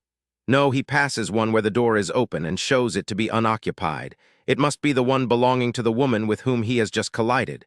He slips in, removes the uniform, and jams it hurriedly into a suitcase on the rack. It may be some time before it is discovered." "And then," said M'Bauk. "That we must discuss," said Poirot with a warning glance. He held up the tunic. A button, the third down, was missing. Poirot slipped his hand into the pocket and took out a conductor's pass key, used to unlock the doors of the compartments. "Here is the explanation of how our man was able to pass through locked doors," said M'Bauk. "Your questions to Mrs. Hubbard were unnecessary. Locked or not locked, the man could easily get through the communicating door. After all, if a wagon-lit uniform, why not a wagon-lit key?" "Why not, indeed?" said Poirot. "We might have known it, really." "You remember Mitchell said that the door into the corridor of Mrs. Hubbard's compartment was locked when he came in answer to her bell." "That is so, monsieur," said the conductor. "That is why I thought the lady must have been dreaming. But now it is easy," continued M'Bauk. "Doubtless he meant to relock the communicating door also, but perhaps he heard some movement from the bed and it startled him." "We have now," said Poirot, "only to find the scarlet kimono." "True. And these last two compartments are occupied by men. We will search all the same." "Oh, assuredly. Besides, I remember what you said." Hector Maquin acquiesced willingly in the search. "I'd just as soon you did," he said with a rueful smile. "I feel I'm just definitely the most suspicious character on the train. You've only got to find a will in which the old man left me all his money, and that'll just about fix things." M'Bauk bent a suspicious glance upon him. "That's just my fun," said Maquin hastily. "He'd never have left me a cent, really. I was just useful to him languages and so on. You're apt to be done down, you know, if you don't speak anything but good American. I'm no linguist myself, but I know what I call shopping and hotel snappy bits in French and German and Italian." His voice was a little louder than usual. It was as though he was slightly uneasy at the search in spite of his willingness. Poirot emerged. "Nothing," he said. "Not even a compromising bequest," Maquin sighed. "Well, that's a load off my mind," he said humorously. They moved on to the last compartment. The examination of the luggage of the big Italian and of the valet yielded no result. The three men stood at the end of the coach looking at each other. "What next?" asked M'Bauk. "We will go back to the dining car," said Poirot. "We know now all that we can know. We have the evidence of the passengers, the evidence of their baggage, the evidence of our eyes. We can expect no further help. It must be our part now to use our brains." He felt in his pocket for his cigarette case. It was empty. "I will join you in a moment," he said. "I shall need the cigarettes. This is a very difficult, a very curious affair. Who wore that scarlet kimono? Where is it now? I wish I knew. There is something in this case, some factor that escapes me. It is difficult because it has been made difficult, but we will discuss it. Pardon me a moment." He went hurriedly along the corridor to his own compartment. He had, he knew, a further supply of cigarettes in one of his valises. He got it down and snapped back the lock. Then he sat back on his heels and stared. Neatly folded on the top of the case was a thin scarlet silk kimono embroidered with dragons. "So," he murmured, "it is like that. A defiance. Very well. I take it up." M'Bauk and Dr. Constantine were talking together when Poirot entered the dining car. M'Bauk was looking depressed. "Le voilà," said the latter when he saw Poirot. Then he added as his friend sat down, "If you solve this case, mon cher, I shall indeed believe in miracles. It worries you, this case? Naturally it worries me. I cannot make head or tail of it." "I agree," said the doctor. He looked at Poirot with interest. "To be frank," he said, "I cannot see what you are going to do next." "No," said Poirot thoughtfully. He took out his cigarette case and lit one of his tiny cigarettes. His eyes were dreamy. "That, to me, is the interest of this case," he said. "We are cut off from all the normal routes of procedure. Are these people whose evidence we have taken speaking the truth or lying? We have no means of finding out except such means as we can devise ourselves. It is an exercise, this, of the brain." "That is all very fine," said M. Bouck. "But what have you to go upon?" "I told you just now. We have the evidence of the passengers and the evidence of our own eyes. Pretty evidence, that of the passengers. It told us just nothing at all." Poirot shook his head. "I do not agree, my friend. The evidence of the passengers gave us several points of interest." "Indeed," said M. Bouck skeptically. "I did not observe it. That is because you did not listen." "Well, tell me, what did I miss?" "I will just take one instance, the first evidence we heard, that of the young Macqueen. He uttered, to my mind, one very significant phrase. 'About the letters?' No, not about the letters. As far as I can remember, his words were, 'We traveled about. Mr. Ratchett wanted to see the world. He was hampered by knowing no languages. I acted more as a courier than a secretary.'" He looked from the doctor's face to that of M. Bouck. "What, you still do not see?" "That is inexcusable, for you had a second chance again just now when he said, 'You're apt to be done down if you speak nothing but good American.'" "You mean?" M. Bouck still looked puzzled. "Ah, it is that you want it given to you in words of one syllable. Well, here it is. M. Ratchett spoke no French. Yet when the conductor came in answer to his bell last night, it was a voice speaking in French that told him that it was a mistake and that he was not wanted. It was, moreover, a perfectly idiomatic phrase that was used, not one that a man knowing only a few words of French would have selected. Si en est rien, je me suis trompé." "It is true," cried Constantine excitedly. "We should have seen that. I remember your laying stress on the words when you repeated them to us. Now I understand your reluctance to rely upon the evidence of the dented watch. Already at 23 minutes to 1, Ratchett was dead, and it was his murderer speaking." Finished M. Bouck impressively. Poirot raised a deprecating hand. "Let us not go too fast, and do not let us assume more than we actually know. It is safe, I think, to say that at that time, 23 minutes to 1, some other person was in Ratchett's compartment, and that that person was either French or could speak the French language fluently. You are very cautious, mon vieux. One should advance only a step at a time. We have no actual evidence that Ratchett was dead at that time." "There is the cry that awakened you." "Yes, that is true." "In one way," said M. Bouck thoughtfully, "this discovery does not affect things very much. You heard someone moving about next door. That someone was not Ratchett, but the other man. Doubtless he is washing blood from his hands, clearing up after the crime, burning the incriminating letter. Then he waits till all is still, and when he thinks it is safe and the coast is clear, he locks and chains Ratchett's door on the inside, unlocks the communicating door through into Mrs. Hubbard's compartment, and slips out that way. In fact, it is exactly as we thought, with the difference that Ratchett was killed about half an hour earlier, and the watch put on to a quarter past 1 to create an alibi." "Not such a famous alibi," said Poirot. "The hands of the watch pointed to 1:15, the exact time when the intruder actually left the scene of the crime." "True," said M. Bouck, a little confused. "What then does the watch convey to you? If the hands were altered, I say, if then the time at which they were set must have a significance. The natural reaction would be to suspect anyone who had a reliable alibi for the time indicated in this case, 1:15. "Yes, yes," said the doctor. "That reasoning is good. We must also pay a little attention to the time the intruder entered the compartment. When had he an opportunity of doing so? Unless we are to assume the complicity of the real conductor, there was only one time when he could have done so, during the time the train stopped at Vinkovci. After the train left Vinkovci, the conductor was sitting facing the corridor, and whereas any one of the passengers would pay little attention to a wagon-lit attendant, the one person who would notice an impostor would be the real conductor. But during the halt at Vinkovci, the conductor is out on the platform. The coast is clear. And by our former reasoning, it must be one of the passengers," said M. Bouck. "We come back to where we were. Which of them?" Poirot smiled. "I have made a list," he said. "If you like to see it, it will, perhaps, refresh your memory." The doctor and M. Balk pored over the list together. It was written out neatly in a methodical manner in the order in which the passengers had been interviewed. Hector McQueen, American subject. Berth number 6, second class. Motive, possibly arising out of association with dead man. Alibi from midnight to 2 a.m., midnight to 1:30 vouched for by call Arbuthnot and 1:15 to 2 vouched for by conductor. Evidence against him, none. Suspicious circumstances, none. Conductor Pierre Mitchell, French subject. Motive, none. Alibi from midnight to 2 a.m. seen by HP in corridor at same time as voice spoke from Ratchett's compartment at 12:37. From 1 a.m. to 1:16 vouched for by other two conductors. Evidence against him, none. Suspicious circumstances. The wagon-lit uniform found is a point in his favor since it seems to have been intended to throw suspicion on him. Edward Masterman, English subject. Berth number 4, second class. Motive, possibly arising out of connection with deceased, whose valet he was. Alibi, from midnight to 2 a.m., vouched for by Antonio Foscarelli. Evidence against him or suspicious circumstances.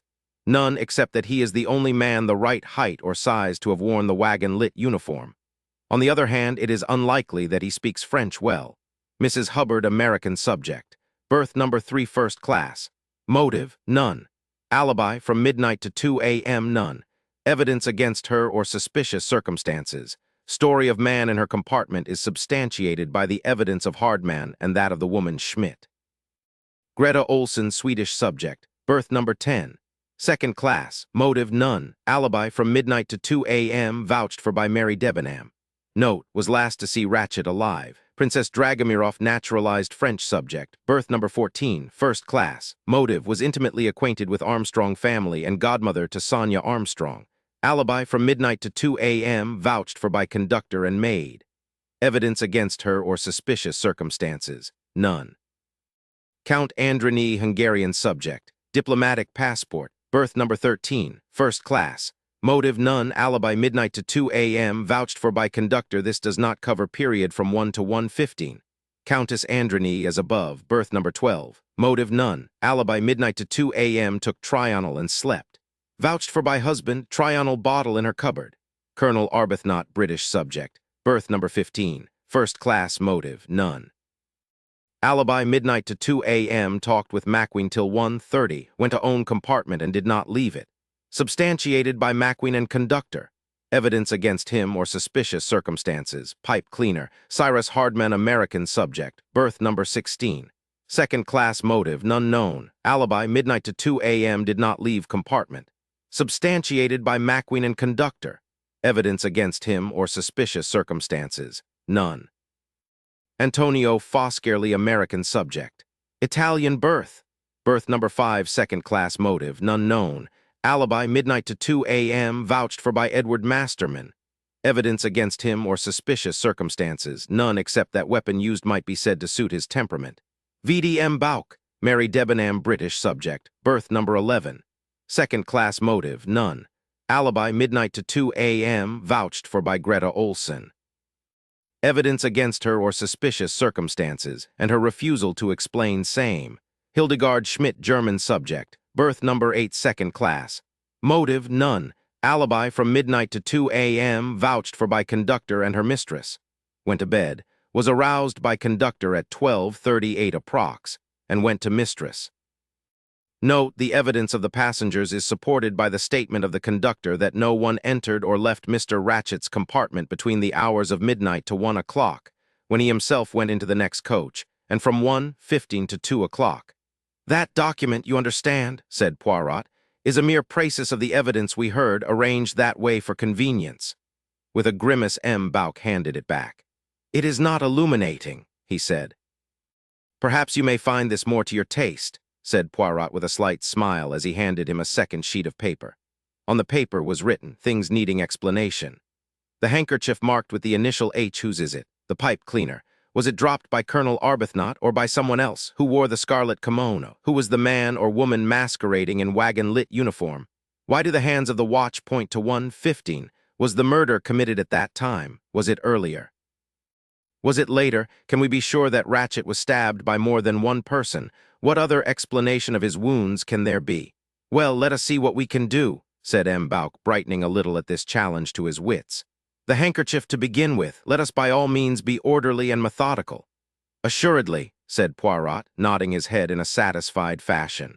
M. Bouck continued somewhat didactically. "The initial H is connected with three people: Mrs. Hubbard, Miss Debenham, whose second name is Hermione, and the maid Hildegard Schmidt." "Ah, and of those three?" "It is difficult to say, but I think I should vote for Miss Debenham. For all one knows, she may be called by her second name and not her first. Also, there is already some suspicion attaching to her. That conversation you overheard mon cher was certainly a little curious, and so is her refusal to explain it." "As for me, I plump for the American," said Dr. Constantine. "It is a very expensive handkerchief and Americans, as all the world knows, do not care what they pay." "So you both eliminate the maid?" asked Poirot. "Yes, as she herself said, it is the handkerchief of a member of the upper classes."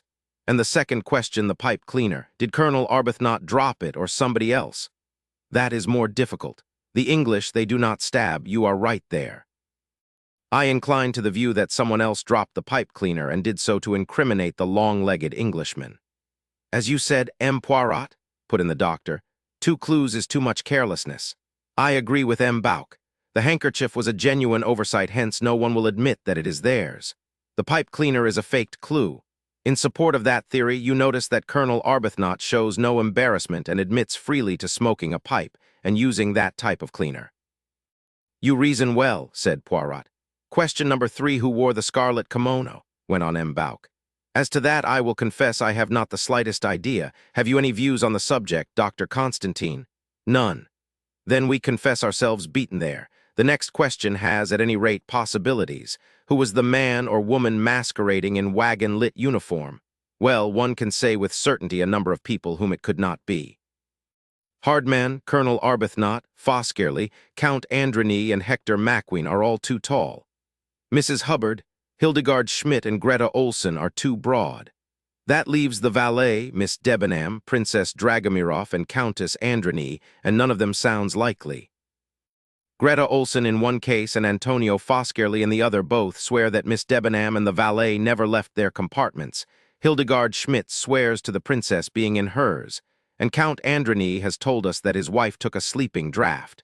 Therefore it seems impossible that it can be anybody, which is absurd. As our old friend Euclid says, murmured Poirot. "It must be one of those 4, said Dr. Constantine. "Unless it is someone from outside who has found a hiding place, and that we agreed was impossible." M. Bouck had passed on to the next question on the list. "Number 5, why do the hands of the broken watch point to 1:15? I can see 2 explanations of that. Either it was done by the murderer to establish an alibi, and afterwards he was prevented from leaving the compartment when he meant to do so by hearing people moving about. Or else, wait, I have an idea coming." The other 2 waited respectfully while M. Bouck struggled in mental agony. "I have it," he said at last.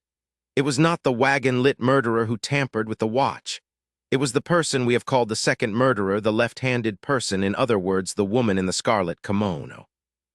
She arrives later and moves back the hands of the watch in order to make an alibi for herself." "Bravo," said Dr. Constantine. "It is well imagined that." "In fact," said Poirot, "she stabbed him in the dark, not realizing that he was dead already, but somehow deduced that he had a watch in his pajama pocket, took it out, put back the hands blindly, and gave it the requisite dent." M. Bouck looked at him coldly. "Have you anything better to suggest yourself?" he asked. "At the moment, no," admitted Poirot. "All the same," he went on, "I do not think you have either of you appreciated the most interesting point about that watch." "Does question number 6 deal with it?" asked the doctor. "To that question, was the murder committed at that time 1:15? I answer, no." "I agree," said M. Bouck. "Was it earlier?" is the next question. I say yes. You too, doctor? The doctor nodded. "Yes, but the question, was it later?" can also be answered in the affirmative. "I agree with your theory, M. Bouck, and so, I think, does M. Poirot, although he does not wish to commit himself. The first murderer came earlier than 1:15. The second murderer came after 1:15. And as regards the question of left-handedness, ought we not to take steps to ascertain which of the passengers is left-handed?" "I have not completely neglected that point," said Poirot. "You may have noticed that I made each passenger write either a signature or an address.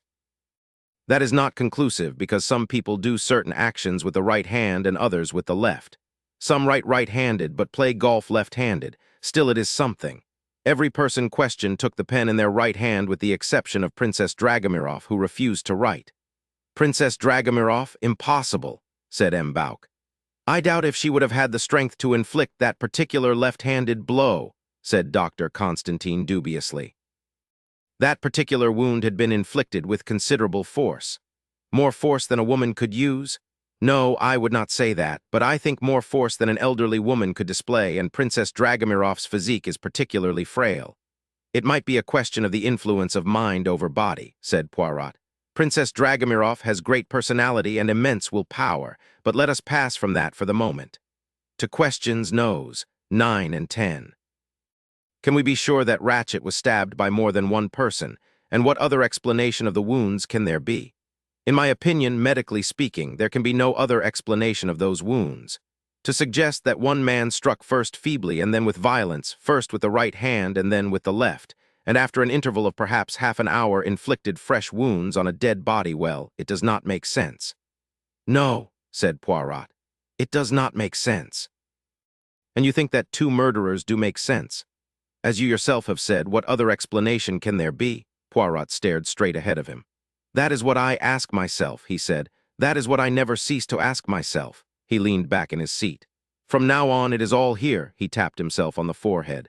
We have thrashed it all out. The facts are all in front of us, neatly arranged with order and method. The passengers have sat here, one by one, giving their evidence.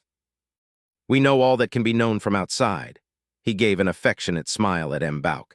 It has been a little joke between us, has it not, this business of sitting back and thinking out the truth? Well, I am about to put my theory into practice here before your eyes. You too must do the same.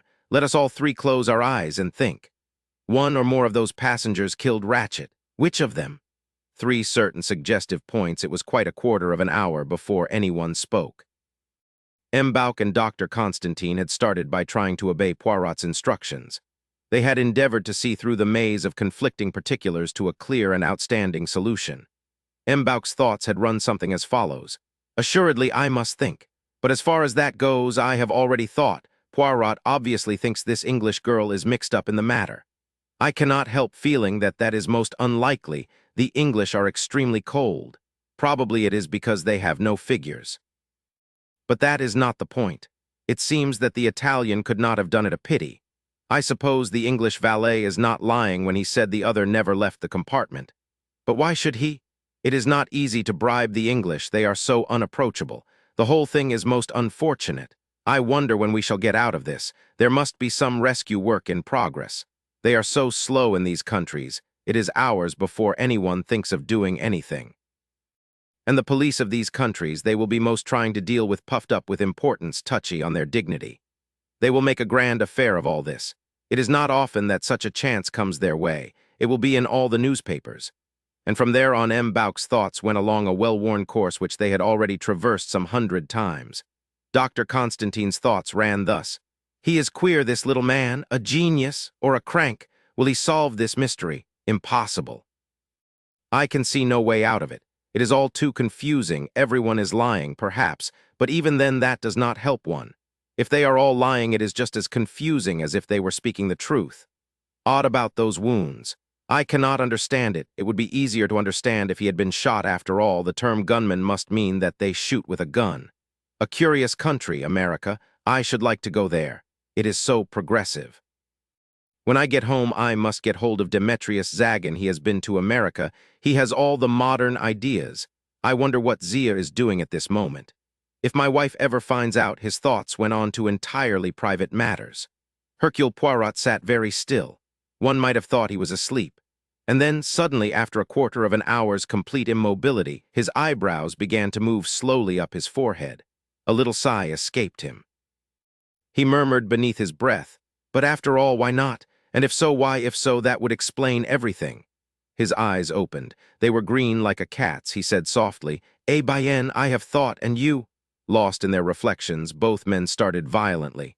"I have thought also," said M. Bauk, just a shade guilty. "But I have arrived at no conclusion. The elucidation of crime is your métier, not mine, my friend." "I, too, have reflected with great earnestness," said the doctor unblushingly, recalling his thoughts from certain pornographic details. I have thought of many possible theories, but not one that really satisfies me. Poirot nodded amiably. His nod seemed to say, "Quite right. That is the proper thing to say. You have given me the cue I expected." He sat very upright, threw out his chest, caressed his mustache, and spoke in the manner of a practiced speaker addressing a public meeting. "My friends, I have reviewed the facts in my mind, and have also gone over to myself the evidence of the passengers with this result. I see, nebulously as yet, a certain explanation that would cover the facts as we know them. It is a very curious explanation, and I cannot be sure as yet that it is the true one. To find out definitely, I shall have to make certain experiments. I would like first to mention certain points which appear to me suggestive. Let us start with a remark made to me by M. Balkan in this very place on the occasion of our first lunch together on the train. He commented on the fact that we were surrounded by people of all classes, of all ages, of all nationalities. That is a fact somewhat rare at this time of year. The Athens-Paris and the Bucharest-Paris coaches, for instance, are almost empty. Remember also one passenger who failed to turn up. It is, I think, significant. Then there are some minor points that strike me as suggestive. For instance, the position of Mrs. Hubbard's sponge bag, the name of Mrs. Armstrong's mother, the detective methods of M. Hardman, the suggestion of M. Macqueen that Ratchett himself destroyed the charred note we found, Princess Dragomirov's Christian name, and a grease spot on a Hungarian passport. The two men stared at him. "Do they suggest anything to you, those points?" asked Poirot. "Not a thing," said M. Balk frankly. "And M. le Docteur?" "I do not understand in the least of what you are talking." M. Balk, meanwhile, seizing upon the one tangible thing his friend had mentioned, was sorting through the passports. With a grunt, he picked up that of Count and Countess Androny and opened it. "Is this what you mean, this dirty mark?" "Yes, it is a fairly fresh grease spot. You notice where it occurs. At the beginning of the description of the Count's wife, her Christian name, to be exact. But I confess that I still do not see the point. I am going to approach it from another angle. Let us go back to the handkerchief found at the scene of the crime. As we have stated not long ago, 3 people are associated with the letter H: Mrs. Hubbard, Miss Debenham, and the maid, Hildegard Schmidt. Now let us regard that handkerchief from another point of view. It is, my friends, an extremely expensive handkerchief, an objet de luxe, handmade, embroidered in Paris. Which of the passengers, apart from the initial, was likely to own such a handkerchief? Not Mrs. Hubbard, a worthy woman with no pretensions to reckless extravagance in dress. Not Miss Debenham. That class of Englishwoman has a dainty linen handkerchief, but not an expensive wisp of cambric costing perhaps 200 francs. And certainly not the maid. But there are 2 women on the train who would be likely to own such a handkerchief. Let us see if we can connect them in any way with the letter H. The 2 women I refer to are Princess Dragomirov, whose Christian name is Natalia, put in M. Balk ironically. Exactly, and her Christian name, as I said just now, is decidedly suggestive. The other woman is Countess Androny, and at once something strikes us. Me then, her Christian name on her passport is disfigured by a blob of grease. Just an accident, anyone would say, but consider that Christian name, Elena. Suppose that instead of Elena it were Helena. That capital H could be turned into a capital E and then run over the small e next to it quite easily, and then a spot of grease dropped to cover up the alteration. "Helena," cried M. Balk. "It is an idea, that." "Certainly it is an idea. I look about for any confirmation, however slight, of my idea, and I find it. One of the luggage labels on the Countess's baggage is slightly damp. It is one that happens to run over the first initial on top of the case. That label has been soaked off and put on again in a different place." "You begin to convince me," said M. Balk. "But the Countess Androny surely—" "Ah, now, mon vieux, you must turn yourself round and approach an entirely different angle of the case. How was this murder intended to appear to everybody? Do not forget that the snow has upset all the murderer's original plan. Let us imagine for a little minute that there is no snow, that the train proceeded on its normal course. What then would have happened? The murder, let us say, would still have been discovered in all probability at the Italian frontier early this morning. Much of the same evidence would have been given to the Italian police. The threatening letters would have been produced by M. Macqueen. M. Hardman would have told his story. Mrs. Hubbard would have been eager to tell how a man passed through her compartment. The button would have been found. I imagine that 2 things only would have been different. The man would have passed through Mrs. Hubbard's compartment just before 1 o'clock, and the wagon-lit uniform would have been found cast off in one of the toilets. You mean? I mean that the murder was planned to look like an outside job. The assassin would have been presumed to have left the train at Broad, where the train is timed to arrive at 00:58. Somebody would probably have passed a strange wagon-lit conductor in the corridor. The uniform would be left in a conspicuous place so as to show clearly just how the trick had been played. No suspicion would have been attached to the passengers. That, my friends, was how the affair was intended to appear to the outside world. But the accident to the train changes everything. Doubtless we have here the reason why the man remained in the compartment with his victim so long. He was waiting for the train to go on. But at last he realized that the train was not going on. Different plans would have to be made. The murderer would now be known to be still on the train. Yes, yes, said M'Bauk impatiently. I see all that, but where does the handkerchief come in? I am returning to it by a somewhat circuitous route. To begin with, you must realize that the threatening letters were in the nature of a blind. They might have been lifted bodily out of an indifferently written American crime novel. They are not real. They are, in fact, simply intended for the police. What we have to ask ourselves is, did they deceive Ratchett? On the face of it, the answer seems to be no. His instructions to Hardman seem to point to a definite, private enemy of the identity of whom he was well aware. That is if we accept Hardman's story as true. But Ratchett certainly received one letter of a very different character, the one containing a reference to the Armstrong baby, a fragment of which we found in his compartment. In case Ratchett had not realized it sooner, this was to make sure that he understood the reason of the threats against his life. That letter, as I have said all along, was not intended to be found. The murderer's first care was to destroy it. This, then, was the second hitch in his plans. The first was the snow, the second was our reconstruction of that fragment. That note being destroyed so carefully can only mean one thing. There must be on the train someone so intimately connected with the Armstrong family that the finding of that note would immediately direct suspicion upon that person. Now we come to the other two clues that we found. I pass over the pipe cleaner. We have already said a good deal about that. Let us pass on to the handkerchief. Taken at its simplest, it is a clue which directly incriminates someone whose initial is H, and it was dropped there unwittingly by that person. Exactly, said Dr. Constantine. She finds out that she has dropped the handkerchief and immediately takes steps to conceal her Christian name. How fast you go! You arrive at a conclusion much sooner than I would permit myself to do. Is there any other alternative? Certainly there is. Suppose, for instance, that you have committed a crime and wish to cast suspicion for it on someone else. Well, there is on the train a certain person connected intimately with the Armstrong family, a woman. Suppose, then, that you leave there a handkerchief belonging to that woman. She will be questioned. Her connection with the Armstrong family will be brought out at voila. Motive and an incriminating article of evidence. But in such a case, objected the doctor, the person indicated being innocent would not take steps to conceal her identity. Ah, really? That is what you think. That is truly the opinion of the police court. But I know human nature, my friend, and I tell you that, suddenly confronted with the possibility of being tried for murder, the most innocent person will lose their head and do the most absurd things. No, the grease spot and the changed label do not prove guilt, they only prove that the Countess Androny is anxious for some reason to conceal her identity. What do you think her connection with the Armstrong family can be? She has never been in America, she says. Exactly, and she speaks broken English, and she has a very foreign appearance which she exaggerates. But it should not be difficult to guess who she is. I mentioned just now the name of Mrs. Armstrong's mother. It was Linda Arden, and she was a very celebrated actress, among other things a Shakespearean actress. Think of As You Like It, The Forest of Arden and Rosalind.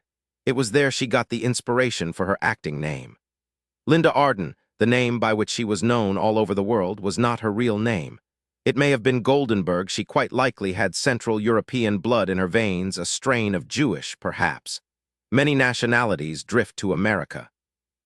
I suggest to you, gentlemen, that that young sister of Mrs. Armstrong's, little more than a child at the time of the tragedy, was Helena Goldenberg, the younger daughter of Linda Arden, and that she married Count Androny when he was an attaché in Washington.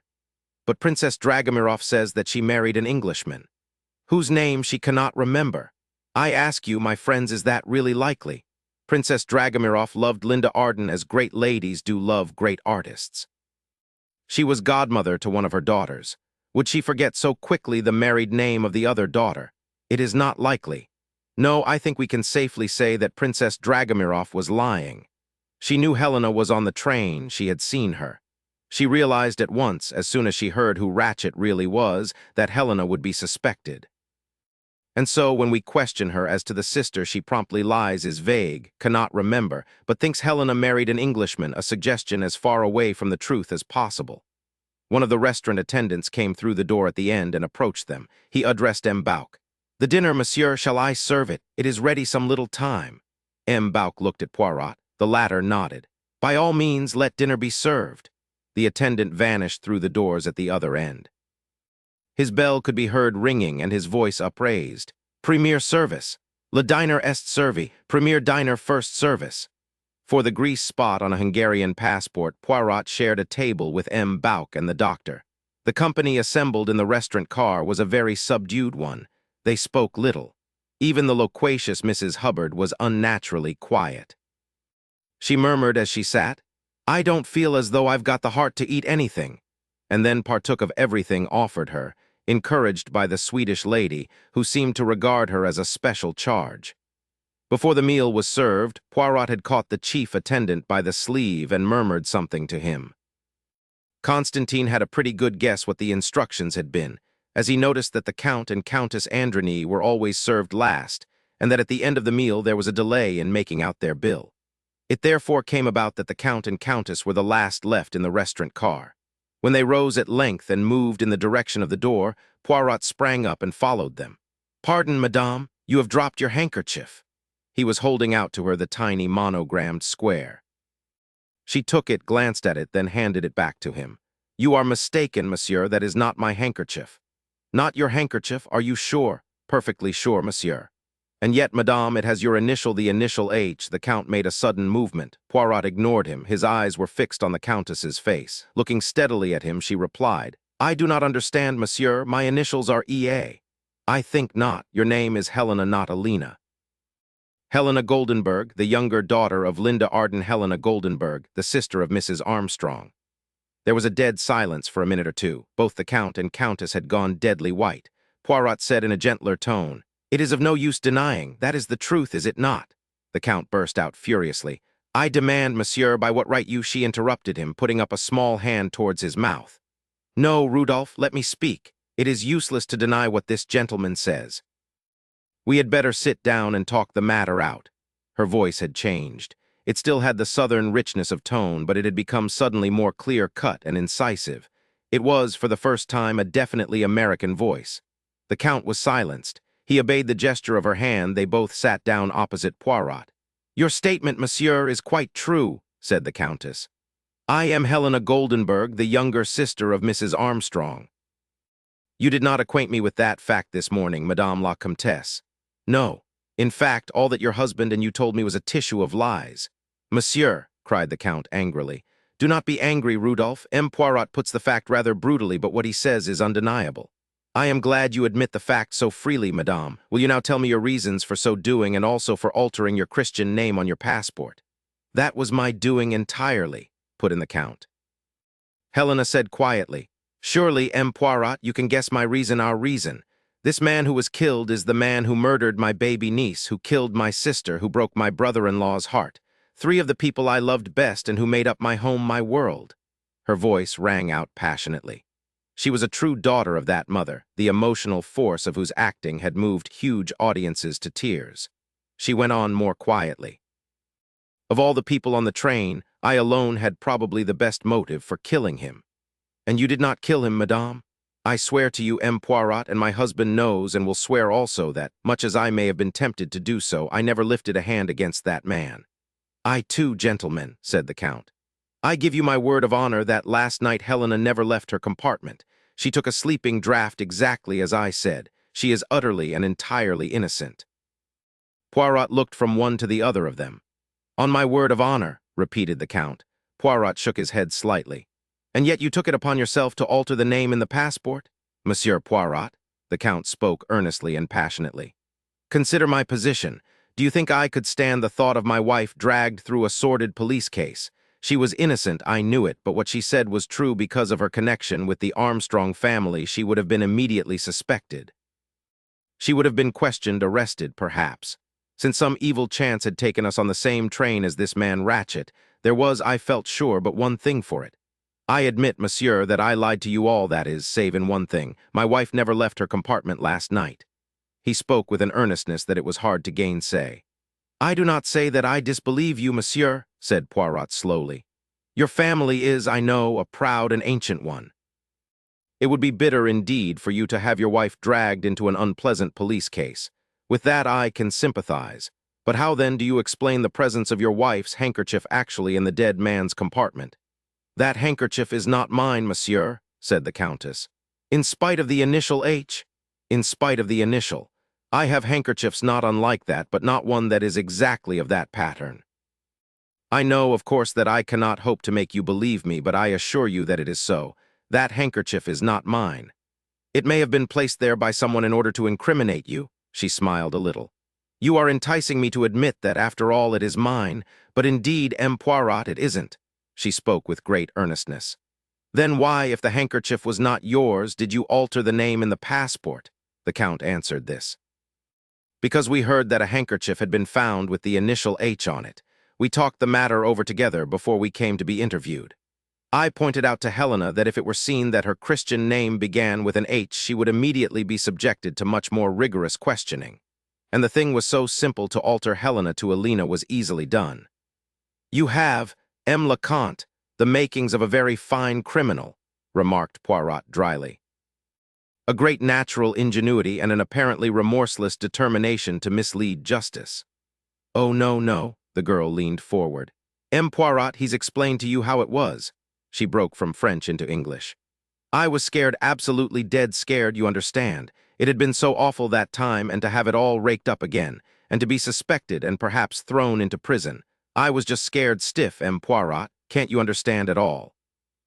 Her voice was lovely, deep, rich pleading, the voice of the daughter of Linda Arden, the actress. Poirot looked gravely at her. If I am to believe you, madame, and I do not say that I will not believe you, then you must help me. Help you? Yes, the reason for the murder lies in the past, in that tragedy which broke up your home and saddened your young life. Take me back into the past, mademoiselle, that I may find there the link that explains the whole thing. What can there be to tell you? They are all dead. She repeated mournfully. All dead, Robert, Sonia, darling, darling Daisy. She was so sweet, so happy, she had such lovely curls. We were all just crazy about her. There was another victim, madame, an indirect victim, you might say. Poor Suzanne? Yes, I had forgotten about her. The police questioned her. They were convinced she had something to do with it.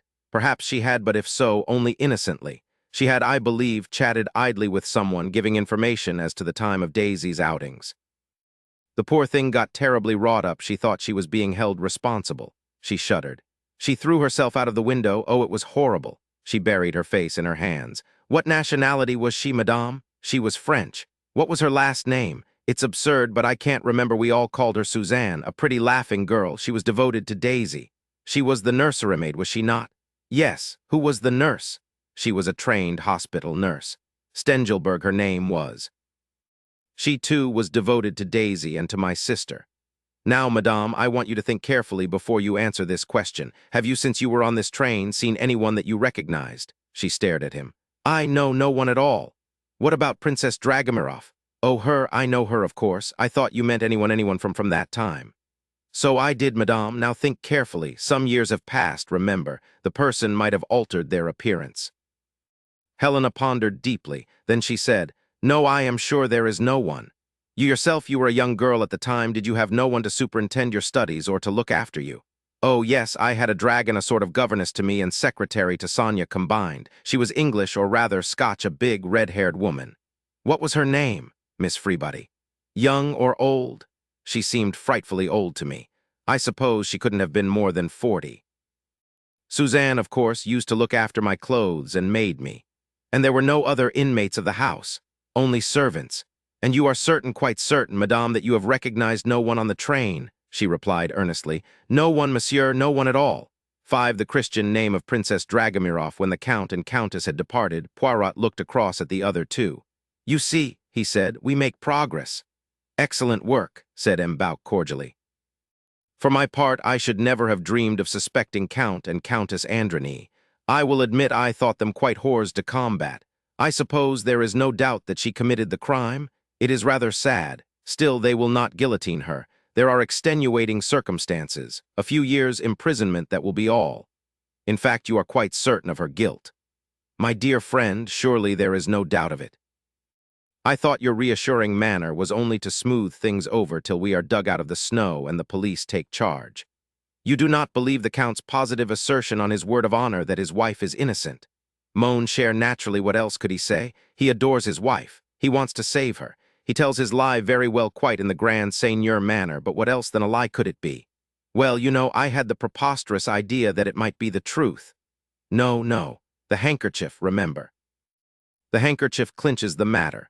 Oh, I am not so sure about the handkerchief. You remember, I always told you that there were two possibilities as to the ownership of the handkerchief. All the same, M'Bauk broke off. The door at the end had opened, and Princess Dragomirov entered the dining car. She came straight to them, and all three men rose to their feet. She spoke to Poirot, ignoring the others.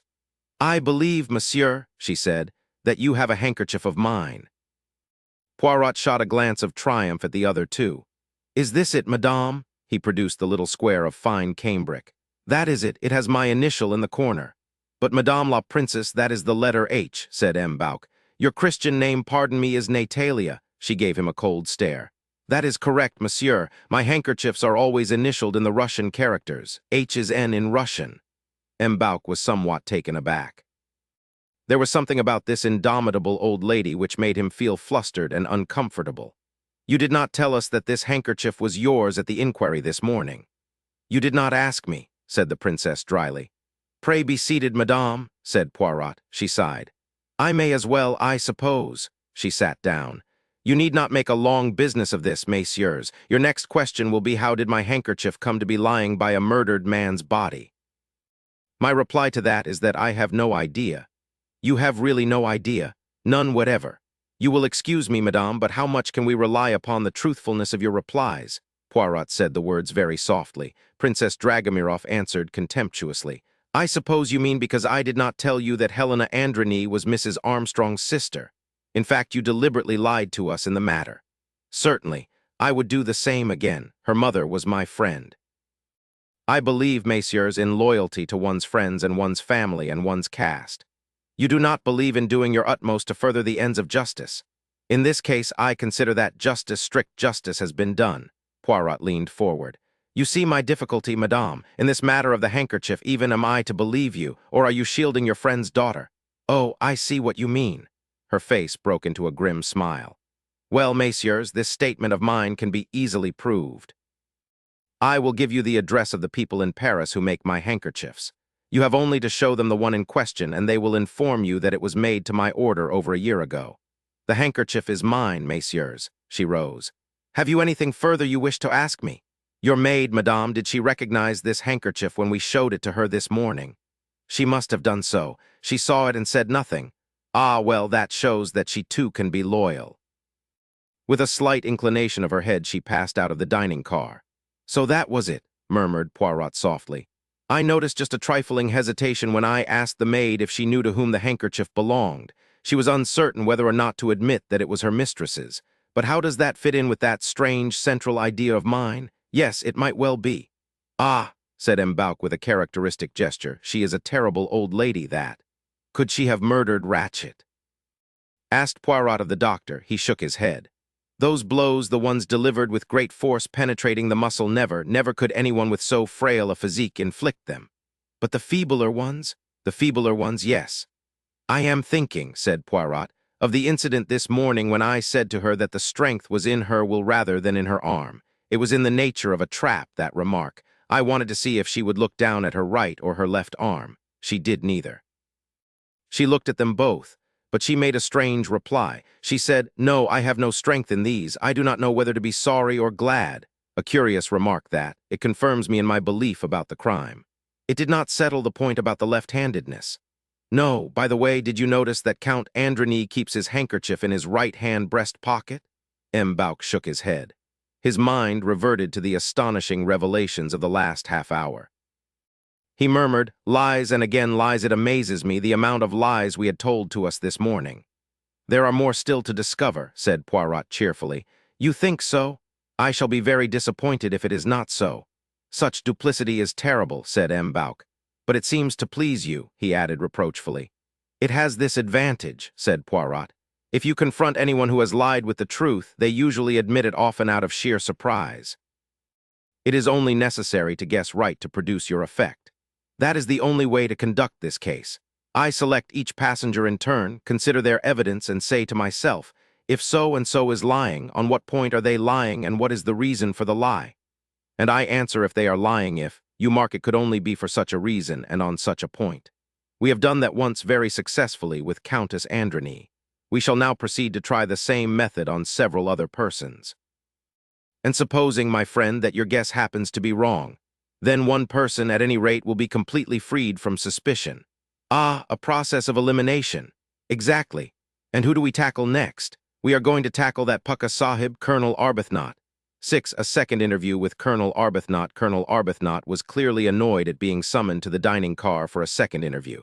His face wore a most forbidding expression as he sat down and said, "Well, all my apologies for troubling you a second time," said Poirot, "but there is still some information that I think you might be able to give us." "Indeed, I hardly think so. To begin with, you see this pipe cleaner?" "Yes. Is it one of yours?" "Don't know. I don't put a private mark on them, you know." "Are you aware, Colonel Arbuthnot, that you are the only man amongst the passengers in the Stamboul-Calais carriage who smokes a pipe? In that case, it probably is one of mine." "Do you know where it was found?" "Not the least idea." "It was found by the body of the murdered man." Colonel Arbuthnot raised his eyebrows. "Can you tell us, Colonel Arbuthnot, how it is likely to have got there? If you mean, did I drop it there myself? No, I didn't." "Did you go into Mr. Ratchett's compartment at any time?" "I never even spoke to the man." "You never spoke to him, and you did not murder him?" The colonel's eyebrows went up again sardonically. "If I had, I should hardly be likely to acquaint you with the fact. As a matter of fact, I didn't murder the fellow."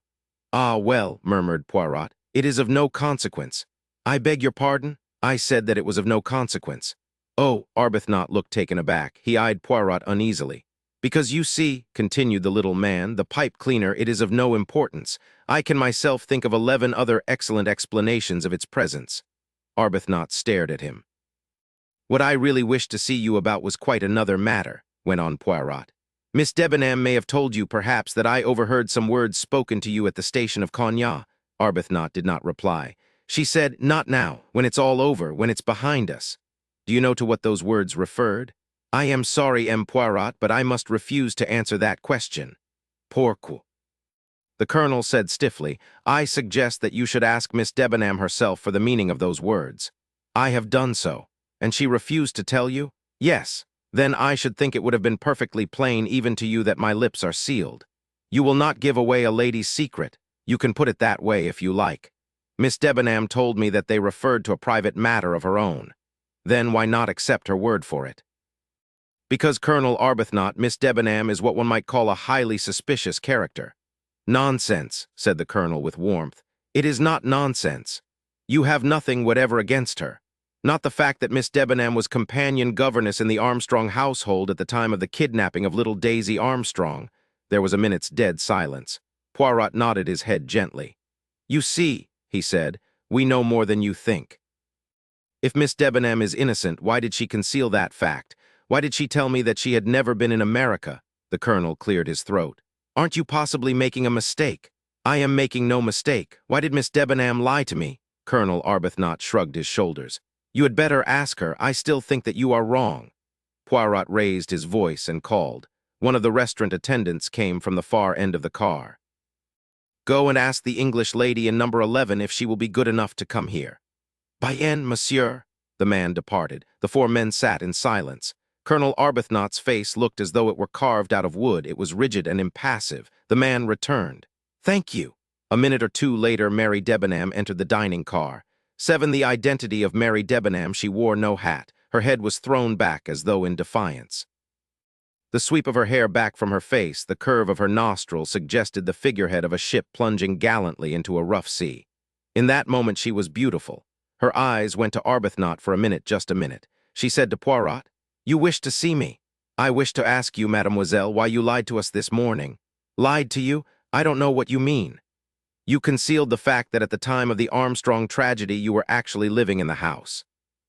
You told me that you had never been in America." He saw her flinch for a moment and then recover herself. "Yes," she said, "that is true. No, mademoiselle, it was false. You misunderstood me. I mean that it is true that I lied to you." "Ah, you admit it." Her lips curved into a smile. "Certainly, since you have found me out. You are at least frank, mademoiselle. There does not seem anything else for me to be." "Well, of course, that is true. And now, mademoiselle, may I ask you the reason for these evasions?" "I should have thought the reason leapt to the eye, M. Poirot?" "It does not leap to mine, mademoiselle," she said in a quiet, even voice with a trace of hardness in it. "I have my living to get." "You mean—" She raised her eyes and looked him full in the face. "How much do you know, M. Poirot, of the fight to get and keep decent employment? Do you think that a girl who had been detained in connection with a murder case, whose name and perhaps photographs were reproduced in the English papers, do you think that any nice, ordinary, middle-class Englishwoman would want to engage that girl as governess to her daughters? I do not see why not if no blame attached to you." "Oh, blame, it is not blame, it is publicity. So far, M. Poirot, I have succeeded in life. I have had well-paid, pleasant posts. I was not going to risk the position I had attained when no good end could have been served. I will venture to suggest, mademoiselle, that I would have been the best judge of that, not you." She shrugged her shoulders. "For instance, you could have helped me in the matter of identification." "What do you mean? Is it possible, mademoiselle, that you did not recognize in the Countess Androny Mrs. Armstrong's young sister whom you taught in New York?" "Countess Androny? No." She shook her head. "It may seem extraordinary to you, but I did not recognize her. She was not grown up, you see, when I knew her. That was over 3 years ago. It is true that the Countess reminded me of someone. It puzzled me. But she looked so foreign I never connected her with the little American schoolgirl. It is true that I only glanced at her casually when coming into the restaurant car. I noticed her clothes more than her face." She smiled faintly. "Women do. And then, well, I had my own preoccupations." "You will not tell me your secret, mademoiselle?" Poirot's voice was very gentle and persuasive. She said in a low voice, I can't." And suddenly, without warning, she broke down, dropping her face down upon her outstretched arms and crying as though her heart would break. The colonel sprang up and stood awkwardly beside her. "I look here," he stopped, and turning round, scowled fiercely at Poirot. "I'll break every bone in your damned body, you dirty little whippersnapper," he said. "Monsieur," protested M'Bauk. Arbuthnot had turned back to the girl. "Mary, for God's sake," she sprang up. "It's nothing, I'm all right. You don't need me any more, do you, M. Poirot? If you do, you must come and find me. Oh, what an idiot I'm making of myself." She hurried out of the car. Arbuthnot, before following her, turned once more on Poirot. "Miss Debenham's got nothing to do with this business, nothing, do you hear? And if she's worried and interfered with, you'll have me to deal with." He strode out. "I like to see an angry Englishman," said Poirot. "They are very amusing. The more emotional they feel, the less command they have of language." But M'Bauk was not interested in the emotional reactions of Englishmen. He was overcome by admiration of his friend. "Mon cher, vous êtes a patent," he cried. "Another miraculous guess, say formidable." "It is incredible how you think of these things," said Dr. Constantine admiringly.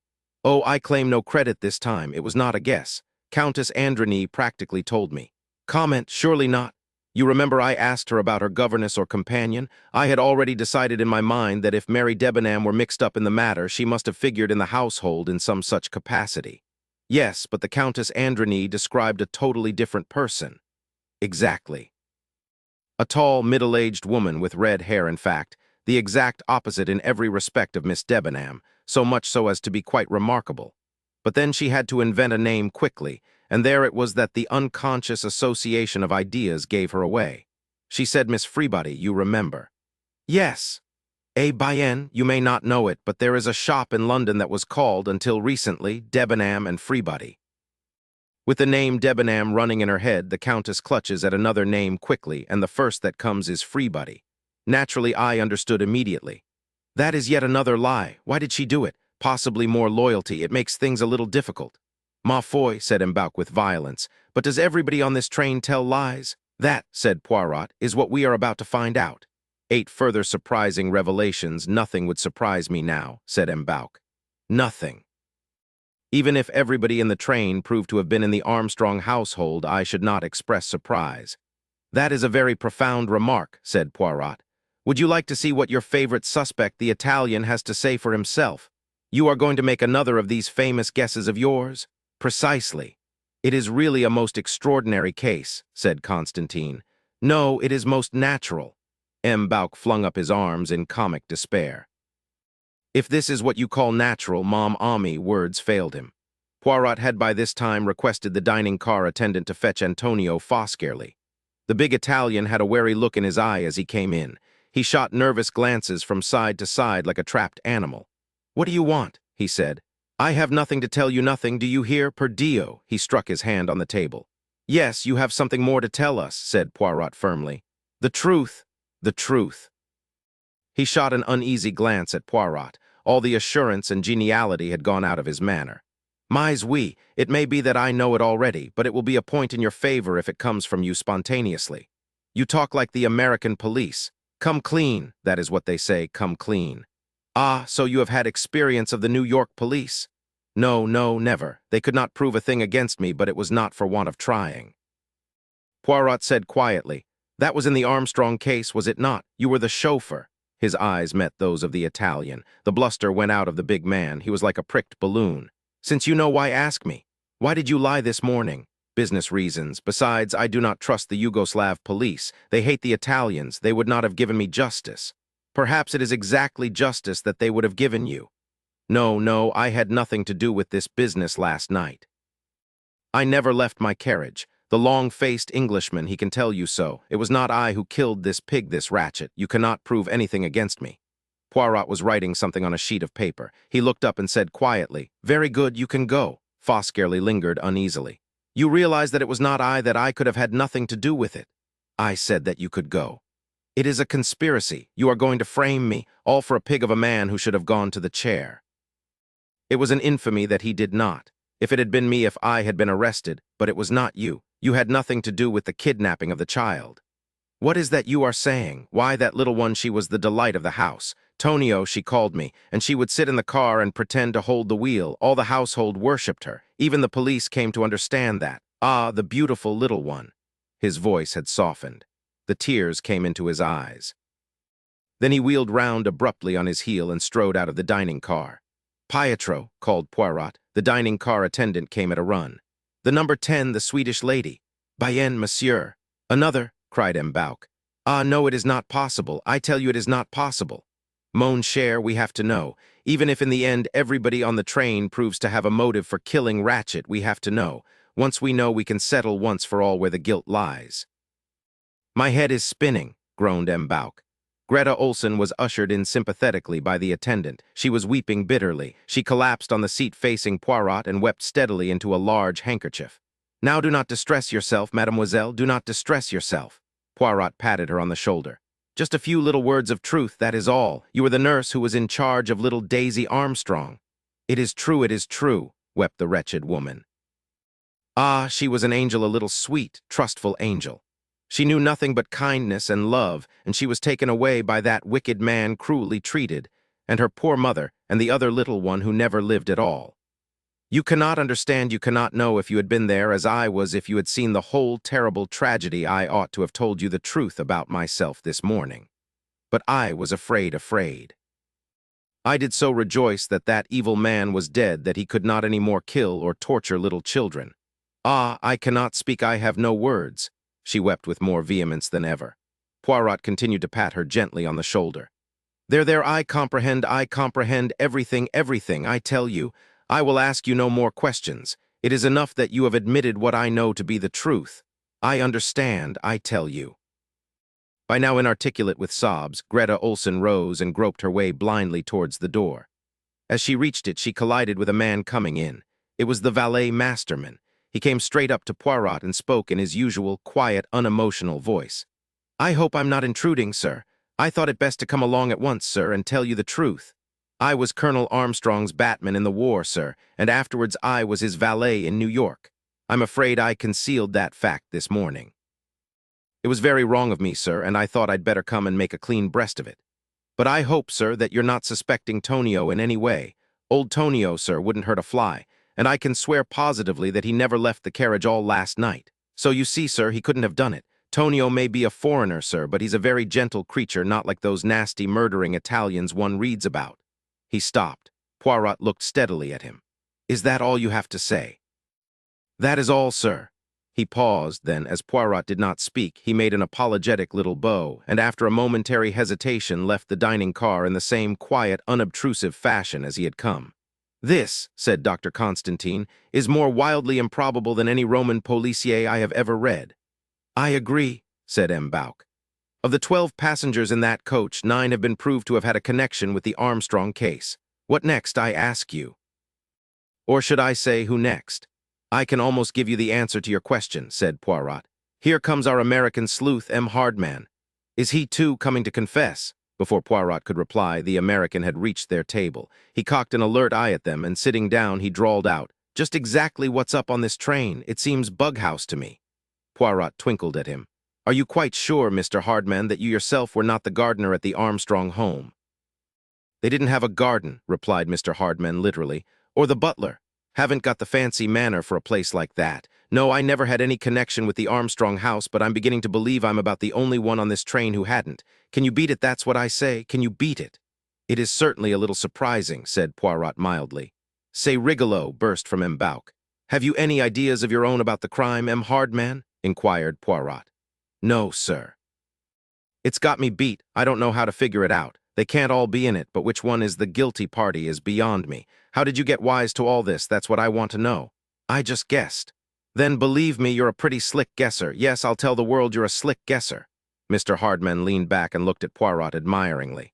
"You'll excuse me," he said, "but no one would believe it to look at you. I take off my hat to you. I do indeed." "You are too kind, M. Hardman." "Not at all. I've got to hand it to you." "All the same," said Poirot, "the problem is not yet quite solved. Can we say with authority that we know who killed M. Ratchett?" "Count me out," said Mr. Hardman. "I'm not saying anything at all. I'm just full of natural admiration. What about the other two you've not had a guess at yet? The old American dame and the lady's maid. I suppose we can take it that they're the only innocent parties on the train." "Unless," said Poirot, smiling, "we can fit them into our little collection as, shall we say, housekeeper and cook in the Armstrong household."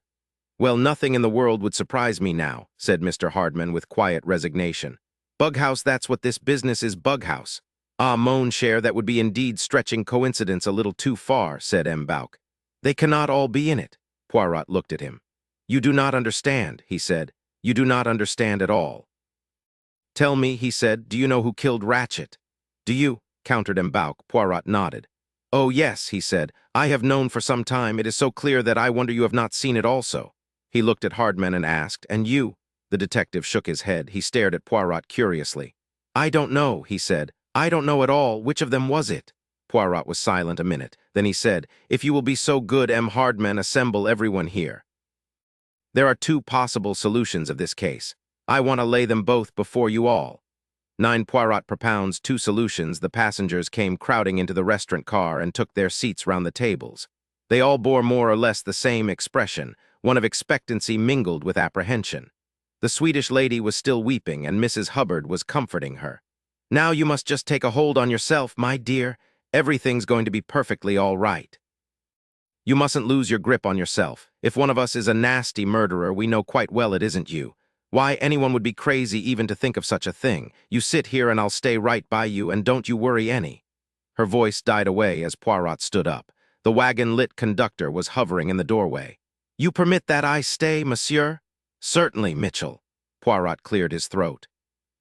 "Messieurs et mesdames, I will speak in English, since I think all of you know a little of that language. We are here to investigate the death of Samuel Edward Ratchett alias Cassetti. There are 2 possible solutions of the crime. I shall put them both before you, and I shall ask M. Bouck and Dr. Constantine here to judge which solution is the right one. Now you all know the facts of the case. Mr. Ratchett was found stabbed this morning.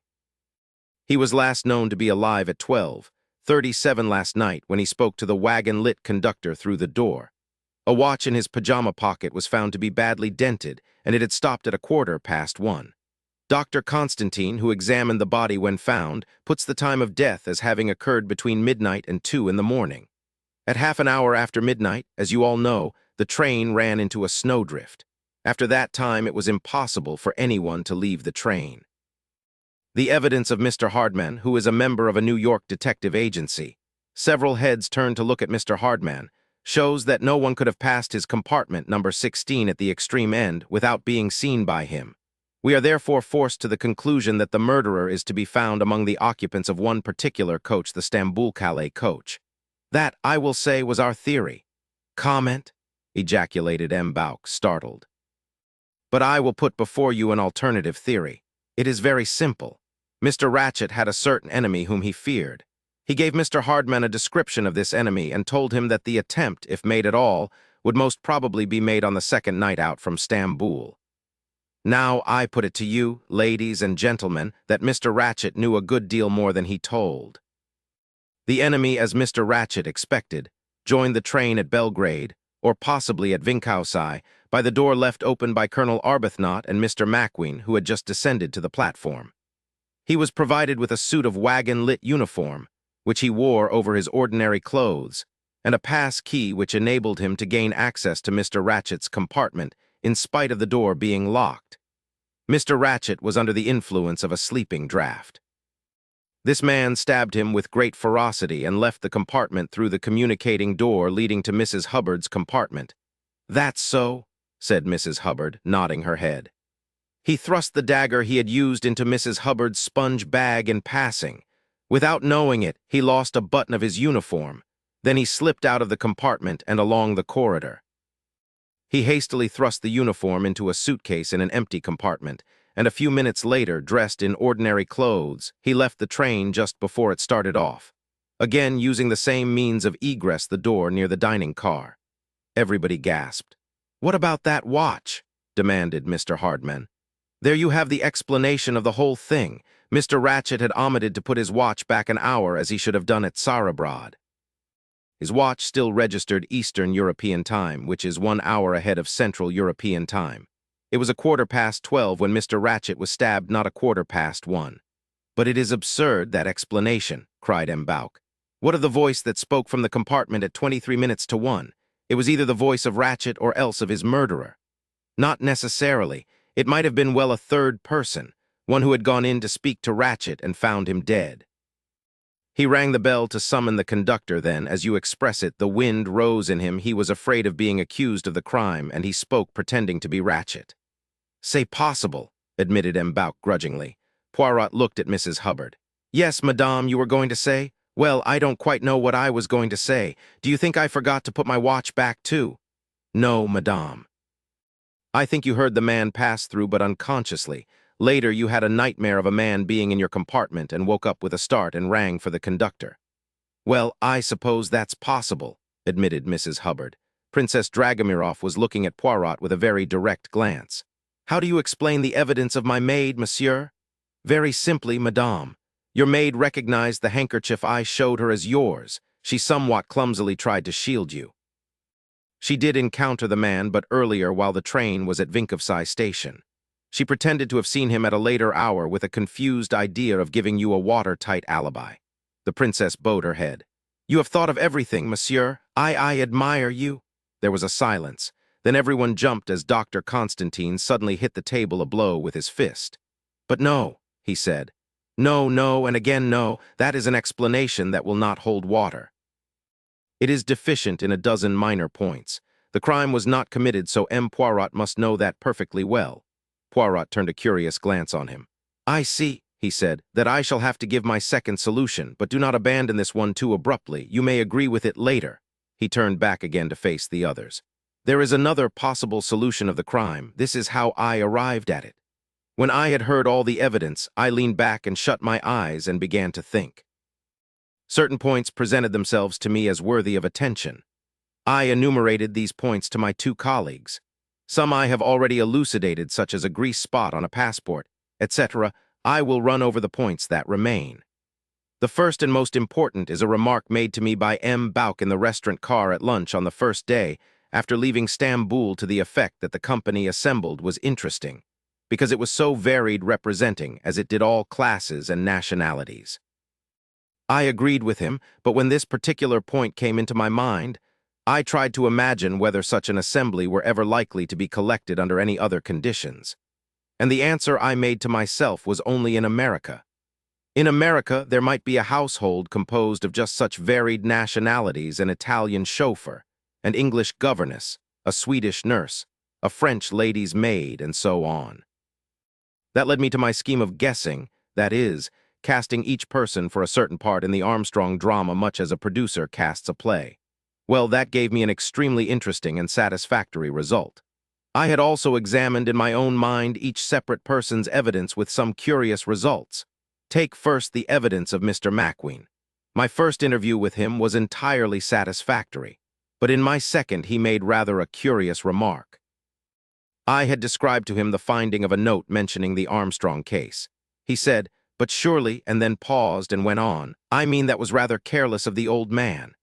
Now I could feel that that was not what he had started out to say, supposing what he had meant to say was, "But surely that was burnt," in which case Macqueen knew of the note and of its destruction. In other words, he was either the murderer or an accomplice of the murderer. Very good. Then the valet. He said his master was in the habit of taking a sleeping draught when traveling by train.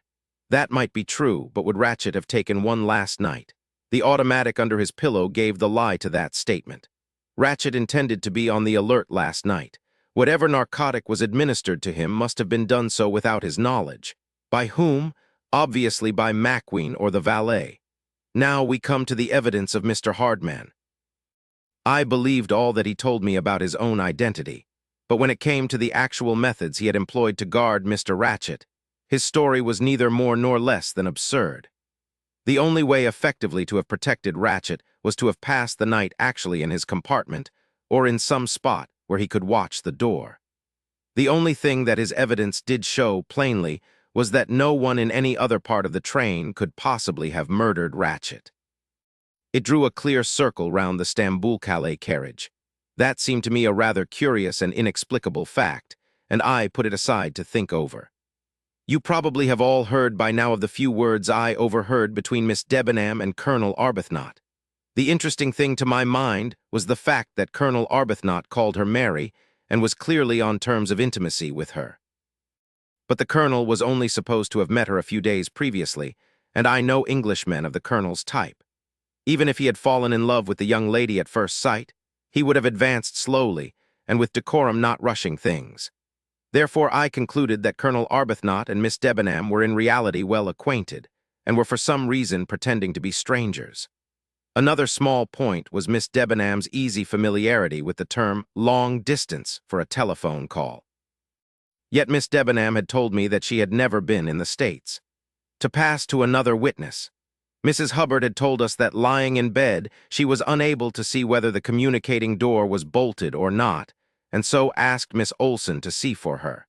Now, though her statement would have been perfectly true if she had been occupying compartments Nos. 2, 4, 12, or any even number where the bolt is directly under the handle of the door in the uneven numbers, such as compartment number 3, the bolt is well above the handle and could not therefore be masked by the sponge bag in the least. I was forced to the conclusion that Mrs. Hubbard was inventing an incident that had never occurred. And here let me say just a word or two about times. To my mind, the really interesting point about the dented watch was the place where it was found in Ratchett's pajama pocket, a singularly uncomfortable and unlikely place to keep one's watch, especially as there is a watch hook provided just by the head of the bed. I felt sure, therefore, that the watch had been deliberately placed in the pocket and faked. The crime, then, was not committed at 1:15. Was it, then, committed earlier? To be exact, at 23 minutes to 1. My friend M. Bouck advanced as an argument in favor of it the loud cry which awoke me from sleep.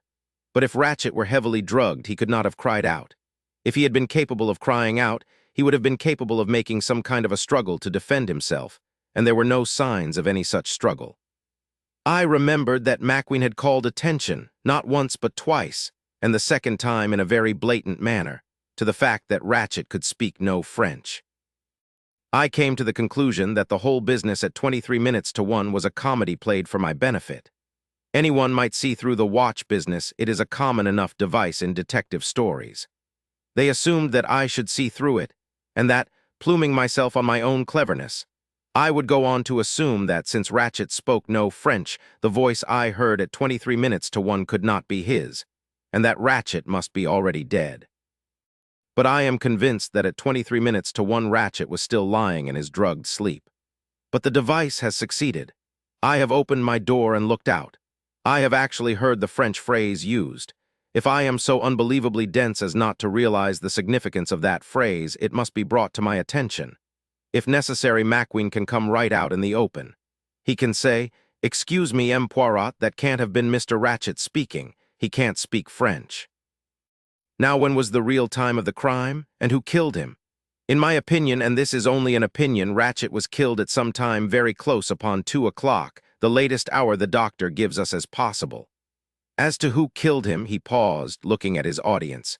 He could not complain of any lack of attention. Every eye was fixed upon him. In the stillness you could have heard a pin drop. He went on slowly. I was particularly struck by the extraordinary difficulty of proving a case against any one person on the train, and on the rather curious coincidence that in each case, the testimony giving an alibi came from what I might describe as an unlikely person. Thus, Mr. McQueen and Colonel Arbuthnot provided alibis for each other, two persons between whom it seemed most unlikely there should be any prior acquaintanceship. The same thing happened with the English valet and the Italian, with the Swedish lady and the English girl. I said to myself, "This is extraordinary, they cannot all be in it." And then, messieurs, I saw light. They were all in it. For so many people connected with the Armstrong case to be traveling by the same train by a coincidence was not only unlikely, it was impossible. It must be not chance, but design. I remembered a remark of Colonel Arbuthnot's about trial by jury. A jury is composed of 12 people. There were 12 passengers. Ratchett was stabbed 12 times. And the thing that had worried me all along, the extraordinary crowd traveling in the Stamboul-Calais coach at a slack time of year, was explained. Ratchett had escaped justice in America. There was no question as to his guilt. I visualized a self-appointed jury of 12 people who condemned him to death and were forced by exigencies of the case to be their own executioners. And immediately, on that assumption, the whole case fell into beautiful shining order. I saw it as a perfect mosaic, each person playing his or her allotted part. It was so arranged that if suspicion should fall on any one person, the evidence of one or more of the others would clear the accused person and confuse the issue. Hardman's evidence was necessary in case some outsider should be suspected of the crime and be unable to prove an alibi. The passengers in the Stamboul carriage were in no danger. Every minute detail of their evidence was worked out beforehand. The whole thing was a very cleverly planned jigsaw puzzle, so arranged that every fresh piece of knowledge that came to light made the solution of the whole more difficult. As my friend M. Bouck remarked, the case seemed fantastically impossible. That was exactly the impression intended to be conveyed. Did this solution explain everything? Yes, it did. The nature of the wounds each inflicted by a different person. The artificial threatening letters, artificial since they were unreal, written only to be produced as evidence. Doubtless there were real letters, warning Ratchett of his fate, which McQueen destroyed, substituting for them these others. Then Hardman's story of being called in by Ratchett, a lie, of course. From beginning to end, the description of the mythical, small, dark man with a womanish voice. A convenient description, since it had the merit of not incriminating any of the actual wagon-lit conductors, and would apply equally well to a man or a woman. The idea of stabbing is at first sight a curious one, but on reflection nothing would fit the circumstances so well. A dagger was a weapon that could be used by everyone strong or weak, and it made no noise. I fancy, though I may be wrong, that each person in turn entered Ratchett's darkened compartment through that of Mrs. Hubbard and struck. They themselves would never know which blow actually killed him. The final letter, which Ratchett had probably found on his pillow, was carefully burnt. With no clue pointing to the Armstrong case, there would be absolutely no reason for suspecting any of the passengers on the train. It would be put down as an outside job, and the small, dark man with the womanish voice would actually have been seen by one or more of the passengers leaving the train at Broad. I do not know exactly what happened when the conspirators discovered that that part of their plan was impossible owing to the accident to the train. There was, I imagine, a hasty consultation, and then they decided to go through with it. It was true that now one and all of the passengers were bound to come under suspicion, but that possibility had already been foreseen and provided for. The only additional thing to be done was to confuse the issue even further. Two so-called clues were dropped in the dead man's compartment, one incriminating Colonel Arbuthnot, who had the strongest alibi and whose connection with the Armstrong family was probably the hardest to prove. And the second clue, the handkerchief incriminating Princess Dragomirov, who by virtue of her social position, her particularly frail physique, and the alibi given her by her maid and the conductor, was practically in an unassailable position. Further to confuse the issue, a red herring was drawn across the trail, the mythical woman in the red kimono. Again, I am to bear witness to this woman's existence. There is a heavy bang at my door. I get up and look out and see the scarlet kimono disappearing in the distance. A judicious selection of people, the conductor, Miss Debenham, and Macqueen, will also have seen her. It was, I think, someone with a sense of humor who thoughtfully placed the scarlet kimono on the top of my suitcase whilst I was interviewing people in the dining car. Where the garment came from in the first place, I do not know. I suspect it is the property of Countess Androny, since her luggage contained only a chiffon negligee so elaborate as to be more a tea gown than a dressing gown. When Macqueen first learned that the letter which had been so carefully burnt had in part escaped destruction, and that the word Armstrong was exactly the word remaining, he must at once have communicated his news to the others. It was at this minute that the position of Countess Androny became acute, and her husband immediately took steps to alter the passport. It was their second piece of bad luck. They one and all agreed to deny utterly any connection with the Armstrong family. They knew I had no immediate means of finding out the truth, and they did not believe that I should go into the matter unless my suspicions were aroused against one particular person. Now there was one further point to consider. Allowing that my theory of the crime was the correct one, and I believed that it must be the correct one, then obviously the wagon-lit conductor himself must be privy to the plot. But if so, that gave us 13 persons, not 12. Instead of the usual formula, of so many people one is guilty, I was faced with the problem that of 13 persons 1 and 1 only was innocent. Which was that person? I came to a very odd conclusion. I came to the conclusion that the person who had taken no part in the crime was the person who would be considered the most likely to do so. I refer to Countess Androny. I was impressed by the earnestness of her husband when he swore to me solemnly on his honor that his wife never left her compartment that night. I decided that Count Androny took, so to speak, his wife's place. If so, then Pierre Mitchell was definitely one of the 12. But how could one explain his complicity? He was a decent man who had been many years in the employ of the company, not the kind of man who could be bribed to assist in a crime. Then Pierre Mitchell must be involved in the Armstrong case, but that seemed very improbable. Then I remembered that the dead nursery maid was French. Supposing that that unfortunate girl had been Pierre Mitchell's daughter, that would explain everything. It would also explain the place chosen for the staging of the crime. Were there any others whose part in the drama was not clear? Colonel Arbuthnot I put down as a friend of the Armstrongs. They had probably been through the war together. The maid, Hildegard Schmidt, I could guess her place in the Armstrong household. I am, perhaps, overgreedy, but I sense a good cook instinctively. I laid a trap for her. She fell into it. I said I knew she was a good cook. She answered, "Yes, indeed, all my ladies have said so." But if you are employed as a lady's maid, your employers seldom have a chance of learning whether or not you are a good cook. Then there was Hardman. He seemed quite definitely not to belong to the Armstrong household. I could only imagine that he had been in love with the French girl. I spoke to him of the charm of foreign women, and again I obtained the reaction I was looking for. Sudden tears came into his eyes, which he pretended were dazzled by the snow. There remains Mrs. Hubbard. Now Mrs. Hubbard, let me say, played the most important part in the drama. By occupying the compartment communicating with that of Ratchett, she was more open to suspicion than anyone else. In the nature of things, she could not have an alibi to fall back upon. To play the part she played, the perfectly natural, slightly ridiculous American fond mother and artist was needed. But there was an artist connected with the Armstrong family, Mrs. Armstrong's mother, Linda Arden, the actress. He stopped. Then, in a soft, rich, dreamy voice, quite unlike the one she had used all the journey. Mrs. Hubbard said, "I always fancied myself in comedy parts." She went on still dreamily. "That slip about the sponge bag was silly. It shows you should always rehearse properly. We tried it on the way out. I was in an even number compartment then, I suppose. I never thought of the bolts being in different places." She shifted her position a little and looked straight at Poirot. "You know all about it, Poirot. You're a very wonderful man, but even you can't quite imagine what it was like that awful day in New York. I was just crazy with grief, so were the servants, and Colonel Arbuthnot was there, too. He was John Armstrong's best friend." "He saved my life in the war," said Arbuthnot. "We decided then and there perhaps we were mad. I don't know that the sentence of death that Cassetti had escaped had got to be carried out.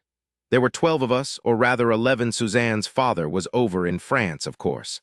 First we thought we'd draw lots as to who should do it, but in the end we decided on this way. It was the chauffeur, Antonio, who suggested it. Mary worked out all the details later with Hector Macqueen. He'd always adored Sonia, my daughter, and it was he who explained to us exactly how Cassetti's money had managed to get him off. It took a long time to perfect our plan. We had first to track Ratchett down. Hardman managed that in the end. Then we had to try to get Masterman and Hector into his employment, or at any rate one of them. Well, we managed that. Then we had a consultation with Suzanne's father. Colonel Arbuthnot was very keen on having 12 of us. He seemed to think it made it more in order. He didn't like the stabbing idea much, but he agreed that it did solve most of our difficulties. Well, Suzanne's father was willing. Suzanne was his only child. We knew from Hector that Ratchett would be coming back from the East sooner or later by the Orient Express. With Pierre Mitchell actually working on that train, the chance was too good to be missed. Besides, it would be a good way of not incriminating any outsiders. My daughter's husband had to know, of course, and he insisted on coming on the train with her. Hector wangled it so that Ratchett selected the right day for traveling when Mitchell would be on duty. We meant to engage every carriage in the Stamboul-Calais coach, but unfortunately there was one carriage we couldn't get.